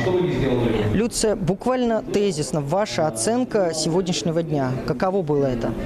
Очень эффективно поработали, было приятно познакомиться с другими лидерами в других сферах, поскольку политика общественной деятельности – это та стезя, по которой я в основном развиваюсь. Здесь есть и представители экономического сектора, и аграрного сектора, и молодые государственные муниципальные служащие. То есть большое количество разных отраслей, и было приятно поработать с ними, посмотреть на них, и глядя на них, я понимаю, что у Башкортостана большое будущее. Спасибо большое, Люция. А я бы хотел телезрителям напомнить, что многие участники сегодня представляли свои проекты, у кого-то есть свое интересное дело. Вот Тимур Хафизов как раз об этом расскажет. Тимур, расскажите, пожалуйста, чем вы занимаетесь и что вы хотите развивать в нашей республике? Да, спасибо. Я родом из Уфы и сейчас работаю в Москве в инвестиционном фонде. Мы инвестируем в молодые компании, и, что интересно, это компании на стыке медицины и IT-технологий. Среди наших проектов есть, например, компания Semantic Hub, которая с помощью нейронной сети анализирует интернет и выдает рекомендацию фармкомпаниям. В будущем хотелось бы в результате этого конкурса попытаться развивать это же направление в Башкортостане, работать над инвестиционной привлекательностью региона и над тем, чтобы у нас было много молодых интересных проектов.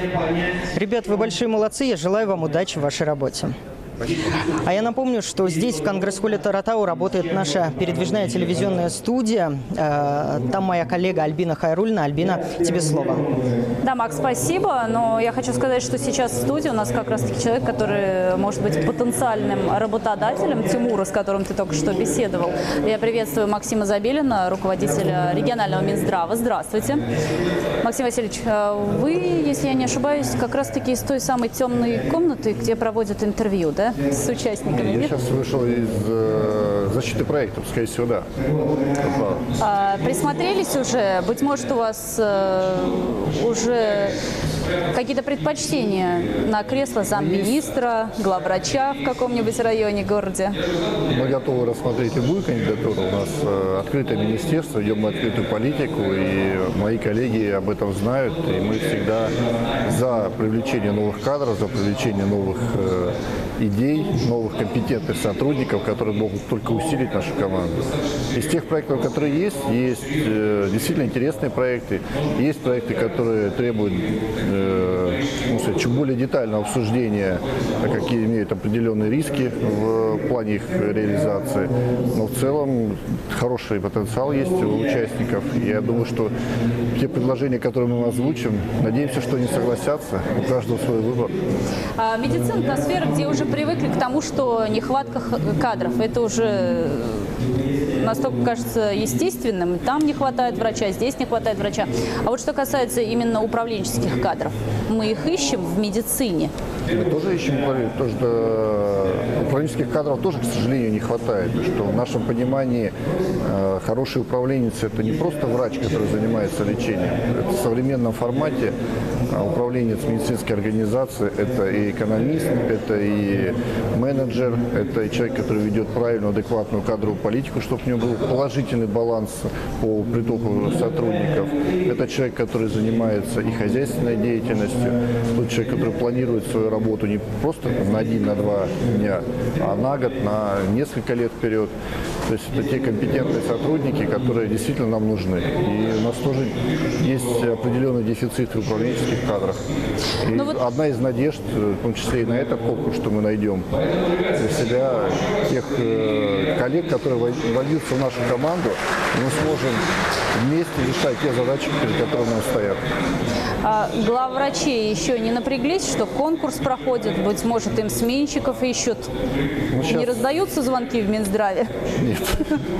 Таких звонков пока не было, но сейчас требования, и сами главные врачи понимают, что это совершенно другой формат работы, другая степень ответственности. Поэтому я думаю, что здоровая конкуренция, она только порождает более эффективную работу, более правильную работу и способствует решению наших задач. Как сделать лучшую медицину в стране, как сделать более доступную и качественную медицинскую помощь.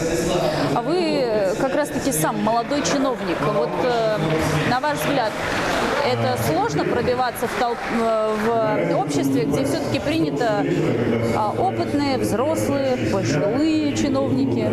Но, к сожалению, возраст – это тот недостаток, который со временем, как показывает практика, обычно проходит. То есть с каждым годом, да, ты становишься все старше. Но, я говорю, везде есть свои компетенции, есть свои профессионалы. Если ты достоин той или иной позиции, тебя обязательно заметят, и ты будешь полезен.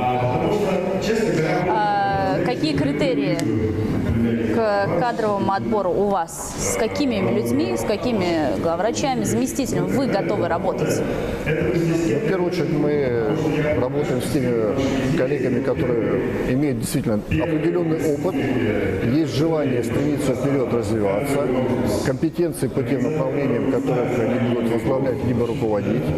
Это раз. А также честность, открытость, порядочность. Это общие жизненные ценности, которые присущи каждому руководителю, должны не быть. Ну и те заслуги, которые уже были, они тоже оцениваются. И самое главное, я считаю, что это все-таки желание. Желание развиваться, желание работать над собой, желание сделать лучше, чем было сейчас. То, что выйти из зоны комфорта и сделать что-то лучше, что было до тебя, это самый лучший подвиг. Вот раньше было модно, так скажем, пройти всю ступень от станка до кабинета директора, там, начальника завода. Сейчас молодежь хочет сразу все и сразу, большую зарплату, должность. Вот вы думаете, по какому пути лучше правильно идти или нет общего рецепта такого? Ну, у каждого, действительно, если говорить в целом, то в том числе про меня, я тоже прошел определенное зрение. Был и просто врачом, был и заведующим, и заместителем главного врача, и главным врачом в свое время. Это добавляет компетенции, ты можешь разбираться в каких-то деталях, которые требуют решения и принятия объективности в каком-то выборе, в каком-то процессе. Но современные реалии действительно диктуют те условия, что есть вопросы, связанные с клинической медициной, есть вопросы, связанные с организацией. И порой хороший организатор – это не клиницист. Поэтому у каждого есть свой выбор. И довольно сложно, так сказать, найти компетенцию. Если смотреть по аналогии с теми субъектами, с которыми мы равняемся, стремимся, это в первую очередь Москва, Санкт-Петербург, идет набор новых кадровых компетенций, которые просто организовывают процесс. И в первую очередь это современный менеджер здравоохранения. Но в вашей сфере, именно в медицине, от которой зависит здоровье всех нас, наверное же все-таки важно, чтобы управленцы прошли какие-то этапы. Они были кандидатами, докторами наук, нет? Я с вами согласен, то, что первое, к чему мы стремимся, когда выбираем профессию, это действительно помогать. Помогать ближним, помогаем страдающим, помогать в той медицинской помощи, в которой нуждается каждый, вне зависимости от ранга, от сословия, от вероисповедания, от наличия того или иного гражданства. Но человек, который добился каких-то успехов в науке, это говорит о тех качествах, которые нами тоже приветствуются и ставятся, можно сказать, не во главу угла, но, так сказать, приоритетно. Потому что человек целеустремленный, он способен ставить себе цели и добиваться их целей, способен систематизировать, анализировать тот материал, с которым есть работа. Потому что любая научная работа, она складывается с обобщения тех знаний и умений, которые есть по той или ином направлении, не только в отечественной медицине, но и с обязательным акцентом на зарубежные какие-то практики. И, собственно, работа своя с тем материалом, который есть, он показывает, что человек уже состоялся в чем-то, значит, он может планировать и делегировать на него другие полномочия. Максим Васильевич, вот нет такого желания провести нечто подобное, такого конкурса среди выпускников медицинского вуза? Желание есть, то что, к сожалению, вот, как показывает наша аналитика и практика, 10% выпускников медицинского университета, не только башкирского, к сожалению, не связывают свою дальнейшую профессиональную деятельность именно с медициной. А подбор именно лидеров, на которых можно будет опираться, как в плане развития медицинской науки, в совершенствовании системы оказания медицинской помощи, я думаю, что этот конкурс имеет свое продолжение, и все, так сказать, возможности для тиражирования уже по конкретным специальностям, по конкретным отраслям народного хозяйства, я думаю, что будем работать в этом направлении и общаться с университетом, чтобы наши выпускники действительно были не только в выборе своей профессии, но и в той реализации, самоотдаче, которую мы хотим от них видеть. Вот если честно, вам не звонят, не пишут, не просят взять на работу какого-то хорошего человека, назначить его кем-то? Ну, жизнь, она, как бы, не скрою, да, есть такие просьбы. Как реагируете? Я, в первую очередь, все-таки ориентируюсь на личное общение с будущим кандидатом, тех, можно сказать, его компетенциях, и обязательно собеседуюсь. То есть, конечно, звонок и просьба – это, можно сказать, одно из, может быть, стартовый или посыл для изменений, но на 50% это, к сожалению, не работает. Кадровый дефицит в медицине сможем вылечить? Сколько времени для себя берете? Я думаю, что начиная уже в течение этого года у нас будет определенные кадровые изменения. Но подготовка медицинского специалиста, это, к сожалению, не год, не два, а занимает минимум 6 лет. Я думаю, что за ближайшие 4-5 лет мы существенно изменим ситуацию в обеспечении кадров. И в стенах поликлиник, больниц, здравпунктах, фельдшерско-акушерских пунктах, тех же самых каретах скорой медицинской помощи будут и квалифицированные специалисты. Но будем надеяться, что теперь очереди будут толпиться не из пациентов, а из тех, кто хочет работать именно в этих больницах, фельдшерских пунктах. Удачи вам в вашей непростой работе. Спасибо, что нашли время прийти к нам в студию. Я напомню, гостем студии был Максим Забелин, исполняющий обязанности министра здравоохранения Республики Башкортостан. Полуфинал лидеров Башкортостана в прямом эфире телеканала БСТ. Вечерний телецентр выйдет в эфир в 19:30. Не переключайтесь, оставайтесь на нашем канале. Назначить куда-нибудь.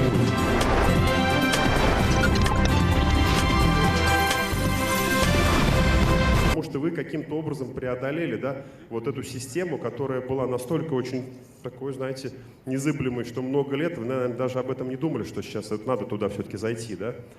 А тут вдруг подумали, и бац, раз и прошли, и оказались. То есть, естественно, там как бы тоже будет как бы большое количество людей, которые там помешают вам там этот,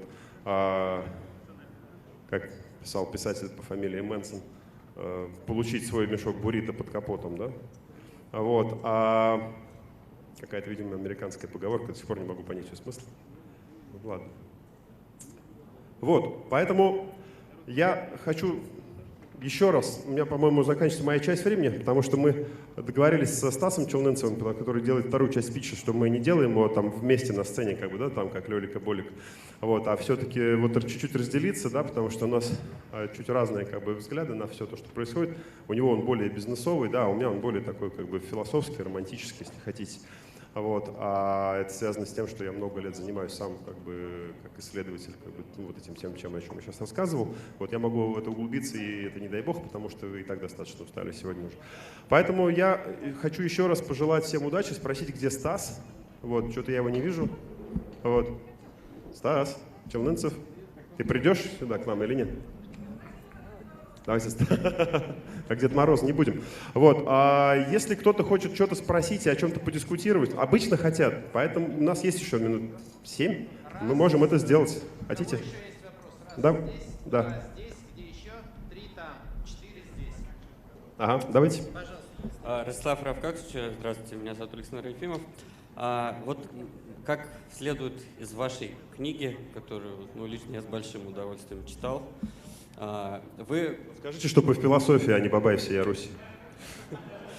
Я читал не одну. Нет, это Бабай, да. Насколько я понимаю, вы были, если не самым, то одним из самых молодых членов команды первого президента республики. Да, это так. Вот скажите, пожалуйста, вот возрастной фактор, когда вы молодой, активный, инициативный человек, работаете в команде людей, умудренных, мягко говоря, политическим опытом и грузом этого опыта в том числе, вот насколько вообще удавалось приходить к какому-то компромиссу, когда вот вы один такой, и они все другие? Спасибо. Это было очень сложно. Это было... Я ровно об этом вам рассказываю. У вас будет ровно то же самое. Несмотря на то, что вам не 25 лет, конечно, когда я пришел на министерскую позицию, как бы, да, это было реально, по-моему, один из рекордов или вообще рекордов. Вот тут у нас Хайдар Асланович есть, он очень опытный человек, главный кадровик главы республики. Вот надо у него спросить. По-моему, это был рекорд, да. И это, конечно, было безумно тяжело для меня. Это было диким стрессом, потому что я реально не был к этому готов, потому что я был нормальный раздолбай, как бы с бэкграундом телевизионным, пиаровским, каким-то таким. Я вполне, в принципе, справлялся с тем, что делал раньше, но я понятия не имел, что все эти коридоры живут по совершенно своим другим каким-то законам, неписанным, писанным, птичьим каким-то. И те вещи, которые мне казались раньше нормальными совершенно как бы в своем исполнении, были абсолютно неприемлемы для тех, с кем я взаимодействовал. Но я думаю, что это как бы стерпеть все это можно, преодолеть все это можно, если есть большое желание что-то сделать. Нам так повезло, у нас действительно, нас называли тогда младореформаторами, вот эту команду во главе с тогдашним главой администрации республики. Знают, да, все, как его зовут? Вообще сейчас он глава не администрации, а просто республики. Да. Вот. И нас называли младореформаторами, и мы очень хотели соответствовать этому званию. Вот мы лезли везде, куда звали, куда не звали, мы старались всем помочь, все сделать, везде успеть. И, естественно, получали большую порцию ненависти от всех коллег по нашему цеху, потому что все было так стабильно. Если вы помните те времена, да, когда мухи, ну, люди такие, ну нафиг, сдохну со скуки, не могу я здесь находиться, даже я. Вот. Сейчас ситуация другая. Сейчас все-таки вот такой микс уже пошел, как бы, да, и нельзя на самом деле сильно ругать предыдущую команду, потому что там попытки такие были в начале тоже, как бы, да, что-то встряхнуть, что-то как бы изменить, но потом были многие объективные и субъективные обстоятельства. В общем, это всегда сложно, это всегда такой процесс очень стрессовый для человека, который находится в этом положении. Но, естественно, выходить из зоны комфорта, как все эти талебы пишут, оно надо, как бы, и менять свое направление надо. И успехов всем. Спасибо. Ростислав, добрый день. Меня зовут Габдуллин Булат. Поделитесь, пожалуйста, своим секретом, как удается совмещать, так скажем, общественную деятельность, да, понятно, там, работу на госслужбе, также совмещать с творчеством. Я не работаю на госслужбе. Ну, как Башмедиа же, да? Да, я там тоже занимаюсь общественным статусом, я председатель Совета директоров. Да. То есть также написание книг, музыкальное творчество. То есть как удается по таймингу, так скажем, находить компромиссы и как удается все успевать? Ну вот с таймингом все очень плохо, потому что, ну, действительно, 24 часа в сутках это катастрофически мало, надо хотя бы 48. Вот. Я думаю, что я, наверное, кажусь странным многим моим коллегам, особенно тем, кто постарше, поспокойнее, как бы, да, так, как бы, потому что, ну, я занимаюсь, пытаюсь сделать очень много чего. Вот. Что-то там успешно, что-то нет. Как бы, да, но если хочется этим заниматься, ну пусть хоть отпишется там какой-то хейтер там в Фейсбуке, но все равно буду делать. Ну просто вот мне нравится. Вот, а на самом деле, если всерьез как бы об этом как бы заговорить, вот пришел Станислав, который один из тех людей, которые высвобождают творческую энергию жителей города, да, и в том числе жителей бизнесовых, чиновничьих и прочих остальных. И я могу вот как ученый рассказать о том, почему он это делает и зачем это нужно нам очень сильно. Потому что на самом деле, если вы вспомните такое достаточно слабенькое и стрёмненькое животное, которое вот Homo был еще до Сапиенса, да, то оно было, в принципе, достаточно непритязательным, вполне таким обычным и ничем не выдающимся. То есть оно было слабым, оно было каким-то таким вяленьким. Потом все изменилось-то когда? Изменилась тогда, когда это существо начало делать что-то, что вот можно назвать, да, как бы деятельностью нынешней, вот, культурной, креативной и так далее, когда люди эти начали придумывать мифы, когда люди начали рисовать на стенах, когда люди начали изображать что-то, тогда они получили мощное развитие собственного мозга, и что и привело, в общем, к тому, что мы вот сейчас с вами придем к некой технической сингулярности, да, в ближайшие пару десятков лет. Поэтому зачем бросать этим заниматься, если это нас когда-то из обезьяны сделало человеком? Зачем закрывать себя в офисе с 9 до 6, ходить в пиджаке и по струнке, и не позволять себе там лишний раз смеяться или там спеть или станцевать? А для чего тогда жить? Какой смысл в том, куда мы стремимся? Еще более плотно завязать свой галстук, где-то там на ступеньку выше, что ли, так? Как бы там что, будет больше счастья? Как бы с чем это связано? С количеством денег? Нет, не связано с количеством денег. Среди богатых людей процент самоубийств сильно выше, мы это знаем, да? Вот, и так далее. То есть и нет там никакого счастья в этом. То есть оно в чем-то другом, оно в развитии, Поэтому я вот с удовольствием как бы пытаюсь заниматься и всем просто, что мне нравится. Спасибо за вопрос. Очень. Спасибо. Аплодисменты. Еще 2 вопроса, Ростислав. Артур Равкатович, здравствуйте. Вы говорили про сопротивление. Это действительно вопрос, о котором думали многие здесь. Оно, наверное, предстоит. Как бы вы поступили? Выжигать сопротивление каленым железом, либо все-таки ориентироваться на поддержку соратников? Выжигать не получится. Это позиция невыигрышная в любом случае. Когда вы приходите в какую-то действующую систему, даже если у вас есть мандат чего-то выжигать вокруг себя, да, есть доверие, например, кого-то, кто вас туда там, поставил, да, в любом случае, то есть выжечь всю планету Земля вокруг себя вы точно не сможете. В каком-то конкретном секторе, в какой-то конкретной отрасли уничтожить все сопротивление вокруг себя тоже не сможете. Это в любом случае вопрос взаимодействия всегда, и особенно сейчас, когда, это же раньше, знаете, приходил куда-то большой начальник, там, я не знаю, какой-нибудь НИИ, и он мог быть любым самодуром, он мог стучать кулаком по столу, там, кинуть хрустальные пепельницы в лоб там, сотруднику и так далее. Все терпели, потому что у них пуповин-то не было никаких с кем-то еще. Они все упирались в него. Не поедут же они в министерство там какой-нибудь там чего-нибудь, который им командует, куда-то пытаться достучаться до кого-то, что тут человек пепельницами кидается. Нет, не поедут. А сейчас, еще раз, это вопрос как бы в том, что сейчас не вертикаль, сейчас горизонталь и сеть. И в этой сети то, как ты себя ведешь, даже обладая мандатом, оно в любом случае будет всем известно, скрывать бесполезно. Я очень многим коллегам уже это сказал, и многие поняли, многие не поняли, и, собственно, уже как бы... Да, не коллеги. Но не из-за того, что это я их снял, а просто жизнь их сняла. Да. Вот. Собственно, в этом примерно ответ. Если чуть пытаться все-таки его расширить, то смотрите, вообще вот из всех видов там, современного капитала, да, вообще компетенции человека, да, вот мы с вами, еще раз, мы все это читали, мы знаем, что их много разных, да. Там есть финансовые, есть социальные, есть как бы прочее. Вот я как бы защитился, доказав, обосновав, причем меня вызывали на ВАК в Москве как бывшего чиновника спросить, не купил ли я диссертацию. Вот, я очень был рад этому общению, там интереснейшие люди. Вот, я говорил про коммуникационный капитал. Это новый вид капитала, собственно, это тот вид, который, собственно, позволяет добиться чего угодно, если вы умеете коммуницировать. Если вы умеете составить какие-то группы людей, которые вас послушают, услышат, у которых вы возьмете какую-то информацию, и это к чему-то приведет, это гораздо эффективнее, чем та самая грубая сила, которую как бы, обладал какой-то архаичный вождь там, да, 100 тысяч лет назад, и вот это в пещере его делало круче. Как бы, да? То есть, собственно, этот капитал тогда, физическая сила, он был мощнее, он был более востребованным, более эффективным. А сейчас-то нет. Поэтому зачем как бы возвращаться к чему-то, что безнадежно отброшено от цивилизации, да, к выжиганию, вот к этому, к варварскому? Наверное, это не нужно. Спасибо. Хотя иногда хочется. Спасибо. Здравствуйте, меня зовут Элина. У меня вот какой вопрос, если мы проговорили уже про изменения.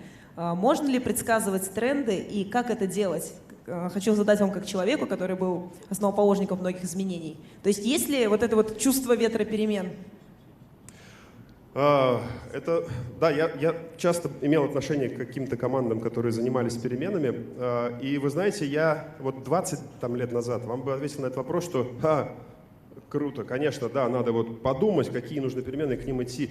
И это будет правильно. Сейчас, после 20 лет вот этой карьеры, как бы внутри вот этих вот команд, которые пытаются сделать перемены вот в этом секторе, да, политика, экономика, государство, право и так далее, я всегда примерно там отвечал за коммуникации, так или иначе. Я могу вам сказать уверенно сейчас, будучи уже поопытнее, чем тогда, что это очень сложно на самом деле. Предсказать, угадать тренд, угадать реакции людей. И мы с вами видим, на самом деле, факап это грандиознейший. Вот сейчас, посмотрите, кто бы мог предсказать Трампа, президента Америки, Зеленского, президента Украины. Причем Трамп вообще выиграл на одной технологии, банальной, одной, на бигдейте, которая ничего, на самом деле, особенного себе не представляет. Просто ты знаешь, кому чего сказать. Какой группе написать про то, что я вам куплю консервы, я к вам не пущу мексиканцев, и просто все. Прошляпили технологию дружно всей Америкой с ее вот этими безумными ресурсами кадровыми, с ее настолько простроенной системой принятия решений, да, и угадывания трендов. И они не угадали, никто не понял, что сейчас сработает бигдата. Сейчас начинают все думать, что да, круто, она работает, сейчас мы вот тоже бигдатой всех там забомбим, а пац, она уже не работает, да, резистентность появилась. Потому что как бы все прослышали о том, что если тебе подсовывают вот вдруг, что ты такой вот мексиканофоб, и тебе подсовывают, типа, я сейчас выгоню мексиканцев. Дурачок, я тебе не поверю, это бигдата. Сидит тот, кому это предназначено уже. А уже переделывать надо опять, да? И это сейчас стремительно. Я всегда студентам на первом занятии рисую график, насколько сильно все это ускоряется. У меня тут нет грифеля и этого. Но на самом деле вы увидите, что если раньше ускорение как бы, да, занимало... Ну, я обычно ухожу туда 1100 лет вот назад, к этому самому вождю, который все выжигал вокруг себя. А потом, как бы, ближайшие серьезные перемены от того вождя вот сюда, вправо, на графике, это начинались всего лишь 12 тысяч лет назад. То есть 90 тысяч лет человек сидел в пещере, выжигал вокруг себя, собирал еду, ел, размножался и все. Потом вот началось, да, аграрная революция, первый такой звоночек, бам, все побежало, график пошел вверх, да, количество событий, и они ускорились. То есть как бы следующее большое-большое-большое событие, это понятно, это уже там несколько тысяч лет, это, понятно, научно-техническая революция, да. А потом вы посмотрите, какая скорость ускорения, какая скорость появления новых событий, задания новых трендов. Скорость сумасшедшая. После НТР почти каждый год что-то начало происходить. Посмотрите, всего 100 лет назад не было машин, автомобилей не было. Компьютера не было 40 лет назад. Ну, у всех не было. Понятно, что были в Америке в определенных кабинетах размером вот с эту вот комнату. Вот. Смартфоны, да, вот это все. То есть и эта скорость, она увеличивается настолько, что я вам ни за что не скажу, что я умею предсказывать тренды. Я знаю этот график, я знаю скорость изменений, я примерно понимаю, к чему все приходит, но угадать этот тренд, это значит в этом обществе стать, ну, я не знаю, Цукербергом, Трампом, каким-то великим победуном, понимаете? Я достаточно скромных пока в жизни успехов добился, не стал Трампом или Цукербергом, но, собственно, это говорит о том, что даже понимая, куда все идет, угадать, чем все закончится и в какой момент, ну, рисуйте сами себе вот эти графики и думайте о том, в вашей сфере вы что-то понимаете или не понимаете, что там изменится, и какой блокчейн появится, и какой биткоин, да, и как бы к чему все это придет, и когда надо куда там зайти, и что начать делать, да. Вот поэтому ответ будет вот такой, размытый, неубедительный, наверное, в чем-то, но я могу вам сказать, что ускорение такое большое, что внутри него векторы понять, это очень будет дорого стоить, но, в общем, дай бог вам лично в этом успеха. Спасибо большое, аплодисменты. Спасибо. Спасибо. Спасибо. Встречайте Стаса, я его уже рекламировал. Станислав, да.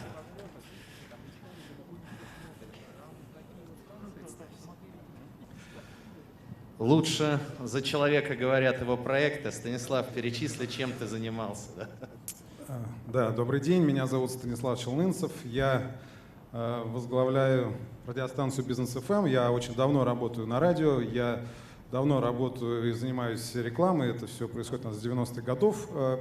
На самом деле, я этому нигде не учился. Все происходило в процессе. То есть мы создавали радиостанции в 90-х еще годах, когда не было там каких-то явных технологий, изобретений и всего остального. То есть мы до всего доходили сами. И сейчас мы пришли к такому моменту, что любому предприятию, любой коммерческой структуре, госструктуре публичность очень важна. И это то, чем сейчас мы занимаемся конкретно на радиостанции Бизнес ФМ. Название, конечно, говорит само за себя, мы больше все-таки ориентированы на бизнес, но бизнес без власти, без госструктур существовать и функционировать хорошо не может. Поэтому мы выбрали для себя такое направление, что всеми своими мероприятиями, ивентами и каким-то продвижением, то есть мы постоянно пытаемся представителей бизнеса свести с властью, чтобы у них был диалог, чтобы у них было общение, чтобы все понимали то, что публичность важна. Она важна не только для бизнеса, она важна для госструктур. И я расскажу сейчас о нескольких проектах, которые были нами реализованы, и они решали задачи как бизнеса, так и, наверное, каких-то госучреждений. То есть, можно мне кликеры или что-то?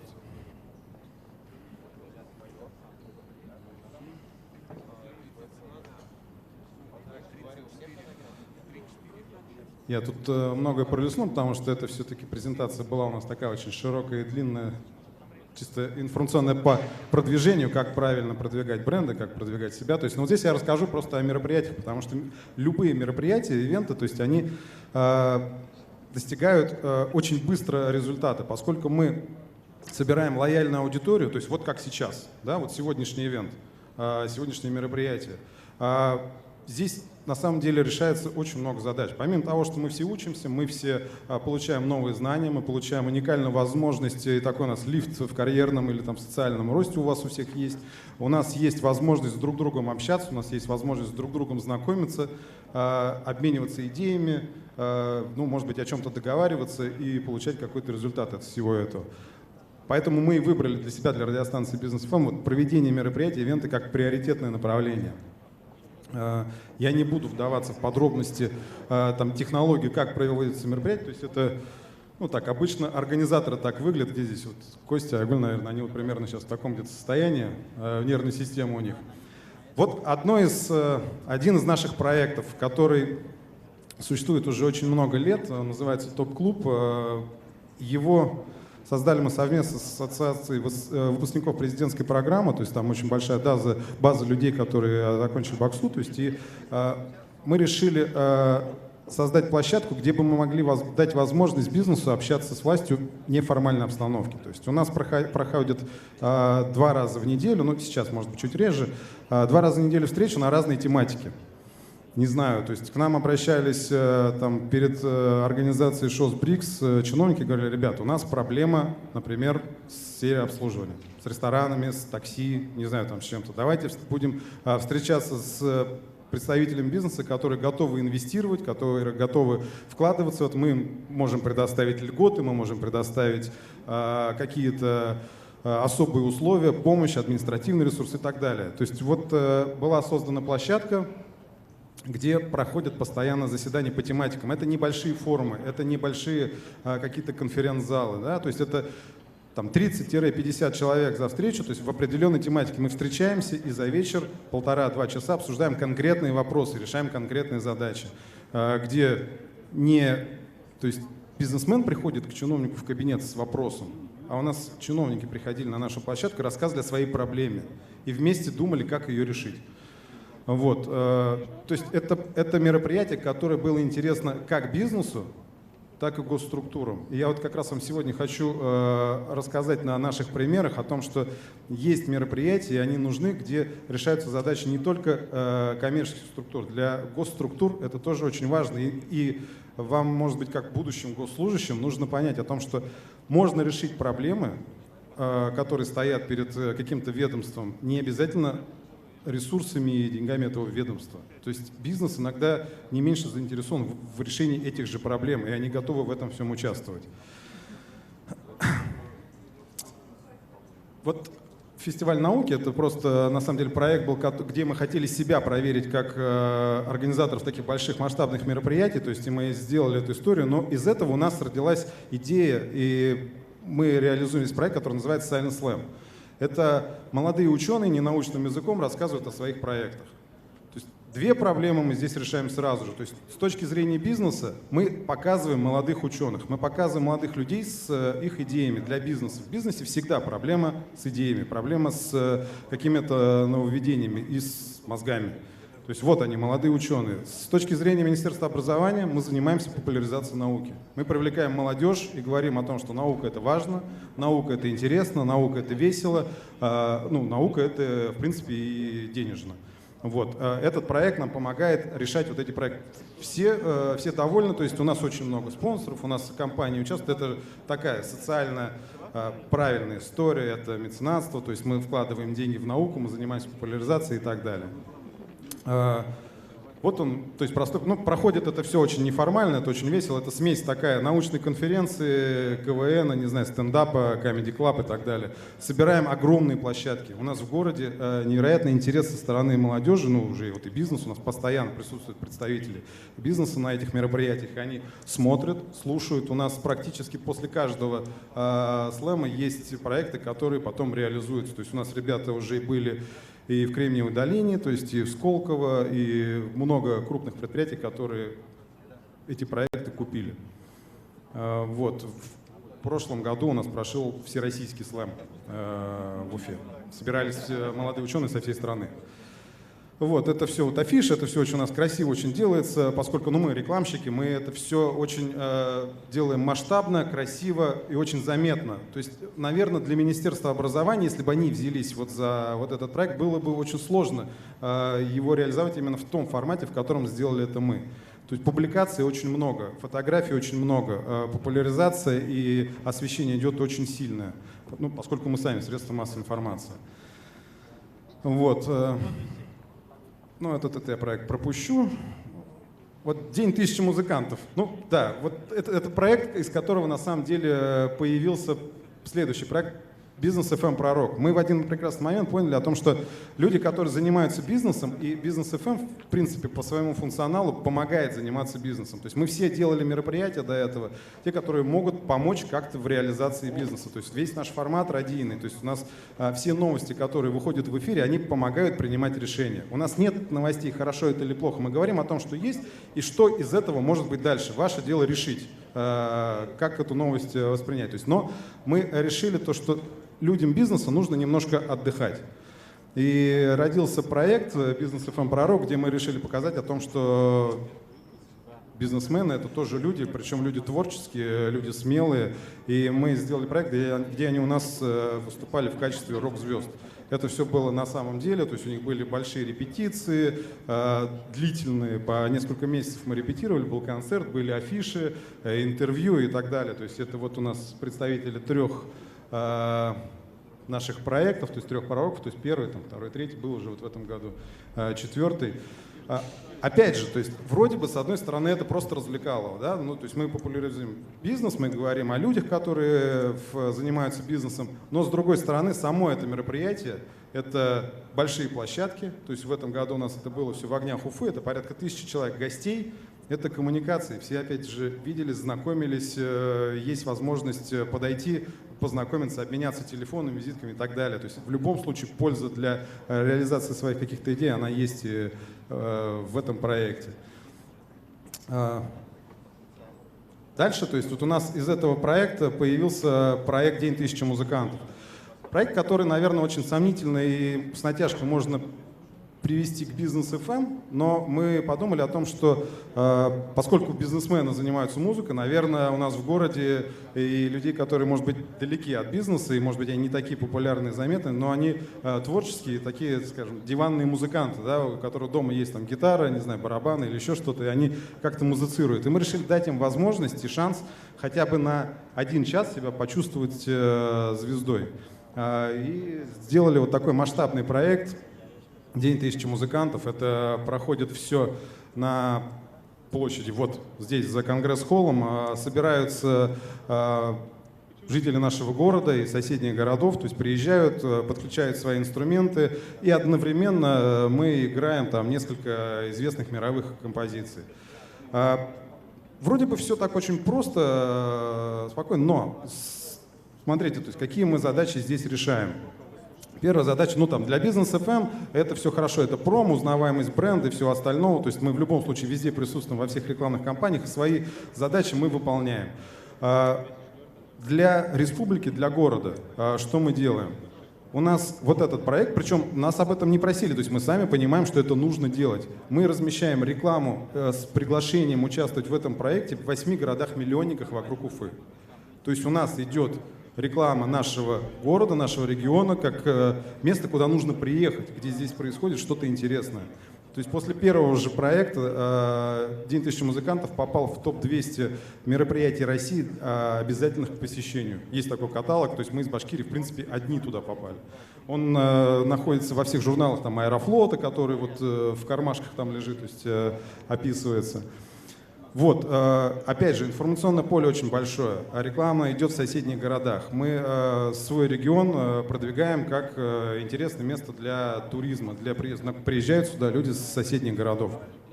Ну и мы выполняем свои задачи там, в плане продвижения себя как бренда радиостанции, которую нужно слушать, но через эти проекты мы продвигаем себя как специалистов в рекламе большей частью, потому что если там углубиться в историю, какие задачи мы можем ставить перед собой в рекламных кампаниях, то есть это не только продвижение бренда, это продвижение все-таки специалистов. То есть у меня работают люди на радиостанции, которые могут решать разные задачи. Мы таким образом не говорим просто голословно, что приходите и мы сделаем вам рекламную кампанию, мы на своем примере показываем, как нестандартно, оригинально, ну, может быть, неожиданно можно продвинуть себя, свою идею, свою компанию, себя лично как специалиста в какой-то области.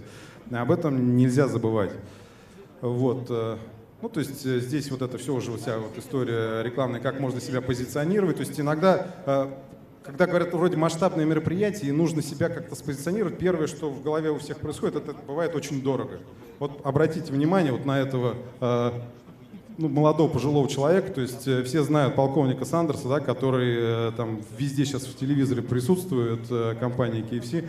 Они просто нарядили одного человека и поставили его на площадку. Все. То есть вот все деньги, которые они там по большому счету потратили. Он был во всех отчетах в Инстаграме, во всех видеоотчетах в Ютубе, которые делали, то есть гости. И мероприятия, они как раз этим-то и хороши, что мы чужими руками, грубо говоря, то есть руками гостей и участников мероприятия продвигаем свой проект. То есть нам не нужно было тратить больших денег на рекламу, на продвижение, на то, что вот Уфа это такой вот хороший город, куда надо приезжать. Они сами все выкладывали, все фотографировали, то есть и это были соседние регионы, очень много, ну то есть наберете, если в Яндексе День тысячи музыкантов, вы увидите кучу фотографий и видео с разных городов, причем участники приезжали. Вот, ну не буду, наверное, больше дальше там грузить вас такими специализированными какими-то там терминами нашими, то есть слушайте Бизнес FM, держитесь курса. Я прошу прощения, что я так вот нахрапом очень быстро, потому что рассказать хочется о многом, а времени мало. Спасибо большое. Сейчас будет время там до одного, может быть, двух вопросов. Но что объединяет выступление Ивана, Ростислава и Станислава? Это некая мягкая сила. Это вот не проломить, принудить, доказать, а это договориться, вовлечь и создать. И вот я надеюсь, что вопросы о том, как это делать и как проявляться, они будут. Первый здесь, второй, если есть кто-то, готов задать вопрос. Ну, давайте начнем с первого, пожалуйста, вам. Еще раз представлюсь, меня зовут Элина. Есть мнение, что креативность — это некое врожденное качество, и развивать его достаточно трудно. Как у вас происходит генерация ваших идей? То есть это командная работа, надо принуждать себя делать каждый день, вырабатывать привычку, или как? Где вот эта вот искра? Смотрите, идею на самом деле из-под палки, естественно, родить невозможно. То есть все проекты, которые у нас есть, мы ими живем, они нам в первую очередь должны нравиться самим. То есть у нас, ну, каждый наш проект, вот там, например, проект «Пророк», который мы реализовали, мы к нему готовились почти 4 года. Морально готовились. То есть не то, что у нас не хватало денег или еще что-то. То есть я, в принципе, в голове себе представлял, как это должно выглядеть, но ну, как-то вот не было вот этой вот искры, желания, как-то в течение какого-то обстоятельства.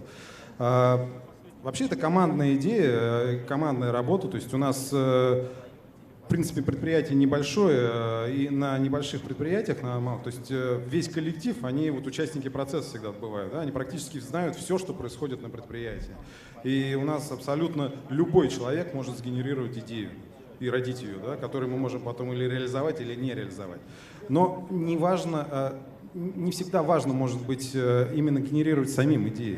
То есть если с этим есть какая-то проблема, я понимаю, что там, креативная или творческая составляющая там есть не у всех, и, может быть, ее надо как-то воспитывать. А если я занимаюсь, там, не знаю, трубопрокатом или еще чем-то, то есть мне вообще сложно как-то в креативном ключе мыслить. У нас просто бизнес такой, мы вынуждены всегда что-то фантазировать и придумывать. В этом случае просто нужно обращать внимание на людей, которые умеют креативно мыслить. То есть если у вас есть какая-то задача, ищите людей, которые помогут вам реализовать. Я почему сегодня об этом как раз и рассказывал. Если вы будущие чиновники, будущие работники госслужб, то есть не обязательно вам генерировать эту идею. Обращайте внимание на тех людей, которые это делают в городе. То есть и свои задачи, ну, то есть фактически можно совместно решать и с креативными какими-то идеями, которые в городе реализуются. То есть вот то, что я сегодня как раз рассказал, да, то есть, я не знаю, популяризация науки, вот, пожалуйста, идею, которую родили мы, то есть, ну, это задача, которая стоит перед Министерством образования. Коллеги, по этому поводу есть вот продолжение такое, есть такой город, как Урюпинск. Кто-нибудь слышал про такой город? Только в анекдотах слышали. А они себя позиционируют как столица российской провинции. И есть методичка «Делай как Урюпинск», и у них самое большое количество самостоятельных там районных таких подразделений, которые занимаются привлечением бюджетных средств на обустройство своей местности. Коллеги, почитайте, поинтересуйтесь. Там есть такой Василий, маркетолог, который занимается на общественных началах брендингом этого города. И там огонь. Есть методичка в сети «Делай как Урюпинск». Найдите там товарища, который ее написал, посмотрите, почитайте и проникнитесь тем, что можно делать на стыке вот бизнеса и того, что делает Стас. Не знаю, это сложно назвать. Еще вопрос, да, Бук? Да, еще вопрос, пожалуйста, коллеги. Один вопрос, потом передаю слово. Кто? Раз, два, три. Вопросов нет. Спасибо большое. Аплодисменты Станиславу. А слово для завершения предоставляется руководителю главы Республики Башкортостан.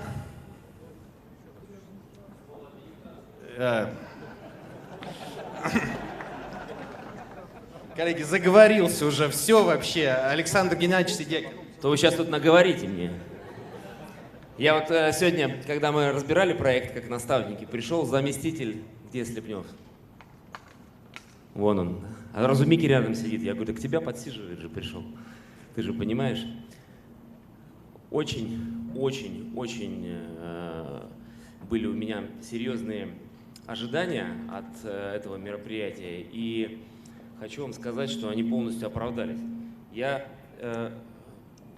конечно, не со всеми с вами смог побеседовать, но вот через нашу проектную группу прошло 15 человек. Я для себя много чего заприметил. И те, кто был, я думаю, что на некоторых из них мы в очень скором времени выйдем и будем вместе реализовывать проект, потому что есть потребность у государства вот в тех идеях, о которых вы говорите. И, конечно, наша задача как раз, чтобы мы вот с этими потребностями ваши возможности соединили. Ну вот что такое лидеры Башкортостана для меня? Часто вот сегодня журналисты задавали вопрос, это что такое? Так же, как лидеры России? Ну да, где-то, конечно, мы взяли скрепу того, что делал Кириенко, взяли свой контент региональный, ну потому что цель-то и там одинаковая. Выйти через какие-то барьеры напрямую на контакт с вами. Вот я сижу в своем кабинете на Тукаева 46, и мне все время, там, и предыдущие администрацию я нашел в шкафах, кадровый резерв, такие папки стоят. Я их вытащил, посмотрел, все. И сотрудники мои, которые работают у меня в администрации, периодически мне приносят какие-то анкеты. Я могу сказать, что люди повторяются. Вот одна и та же колода, и, конечно, я бы хотел за пределы этой колоды выйти. Вот в этом основная задача моя. Перепрыгнуть этот барьер кадровых резервов, кадровых вот этих вот накоплений, которые долгое время в администрации формировались. Мне кажется, что у нас получается. Вот сегодняшнее общение с вами показало, что мы в правильном направлении движемся. И даже если кто-то не выйдет в финал, кто-то не выиграет его, ничего не значит. Я попросил вообще анкеты всех, потому что мне важно, раз вы уже эти этапы прошли, значит, вы что-то из себя представляете, значит, вы чего-то от себя хотите. Хотите самосовершенствоваться, перезагружаться. И это важно, потому что нам именно такие люди нужны с горящими глазами, которые готовы менять жизнь, менять... это вот даже не для красного столбца говорю, менять республику нашу. Это важно.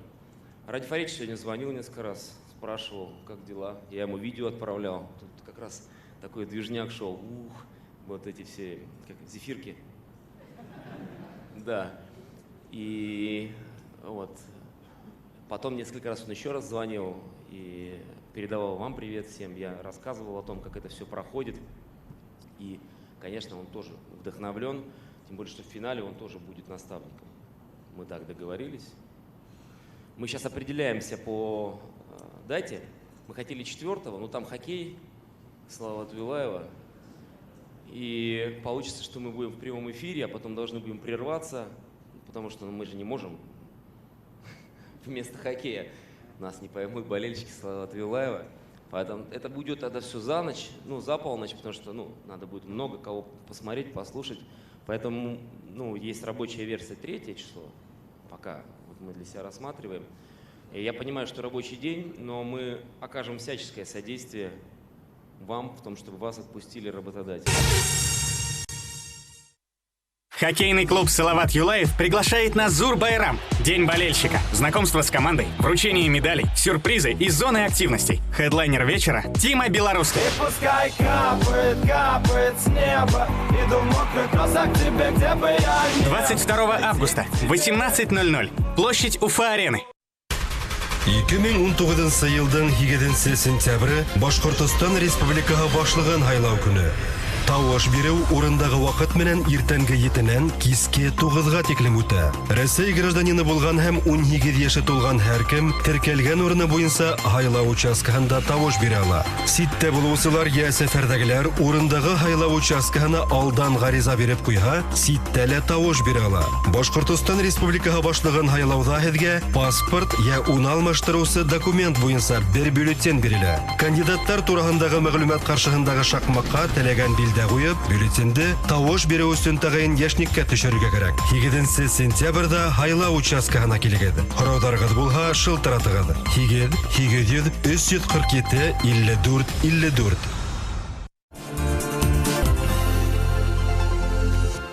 На вахту в Ханты-Мансийский автономный округ требуются машинисты экскаватора и бульдозера. Телефон 8 922 250 01 95.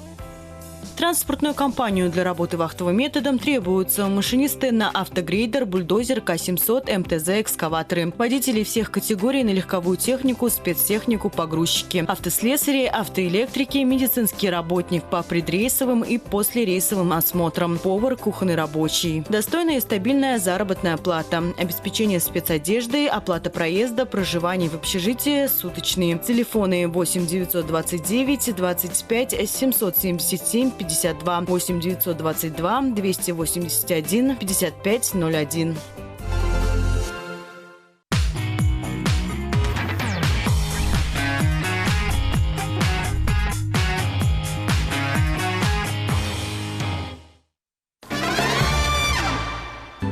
Мин истен ин кадерле кешемә, әсәемә өндәшәм. Әсәй, һинең тәрбияң, һинең кәңәшләрең мине тормыш юлынан һаман да алып бара. Хәзер инде мин үзем әсәймен, өләсәймен, карт өләсәймен. Һәм аңлайым. Әсәнең бәхете балаһының бәхетле булуында. Әсәй, мин бәхетле. Мин бик бәхетле кеше. Янең тыныс булһын. Әсәй. Рәшид апай, бәхетле кеше. Нинди талантлылыгыз бар, бәхетле сәй, өләсәй, уларның күзләрендә бәрәкәт, һәйбәт усқыны. Етмәһә мен уже бабушка минең 4-нче класста. Әнисек Самира йырлай. Унда йырла, һәлә таслыгам. Вот это тот самый случай, когда мы вполне серьезно и очень искренне просим вас, примите участие в этом кадровом конкурсе. Это тот самый кадровый конкурс, когда действительно тот, кто его объявил, ищет вот эти самые таланты. Потому что нам не нужно, чтобы нам звонили и говорили: возьмите моего племянника, возьмите моего двоюродного брата или там моего прекрасного сына. Это не та история. Отвечать потом не будут те люди за результат, которые попросили кого-то взять. Именно поэтому мы ищем тех людей, которые реально смогут дать результат. Не объяснить людям, почему у них не получилось, а просто взять и сделать. Приходите и станьте этими людьми.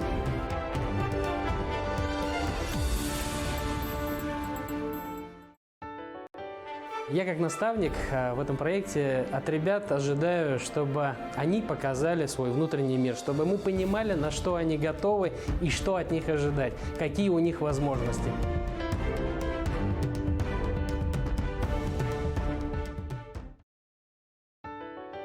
Данный проект как раз-таки станет неким доказательством, что любой молодой человек, который хочет служить своей республике и который готов к этому, он сможет работать в наших зданиях, в наших министерствах, ведомствах и на госслужбе.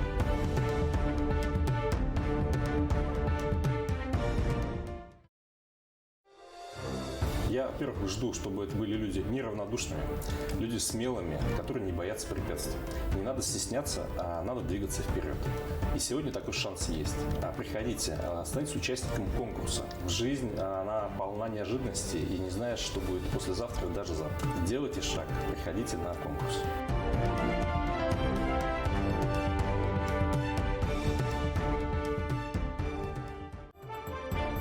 Я расскажу, наверное, о том, как я строил свою карьеру, чему я учился. Учился я немало чему. Я поделюсь теми книгами, теми навыками, которые я считаю важными в жизни управленца. И, наверное, мне кажется, очень важно выставлять приоритеты, потому что очень много информации поступает каждому из нас, и уметь выделить важное из всего потока информации. Это качество руководителя. Пообщаться, сказать спасибо друг другу. Добрый путь, до новых встреч.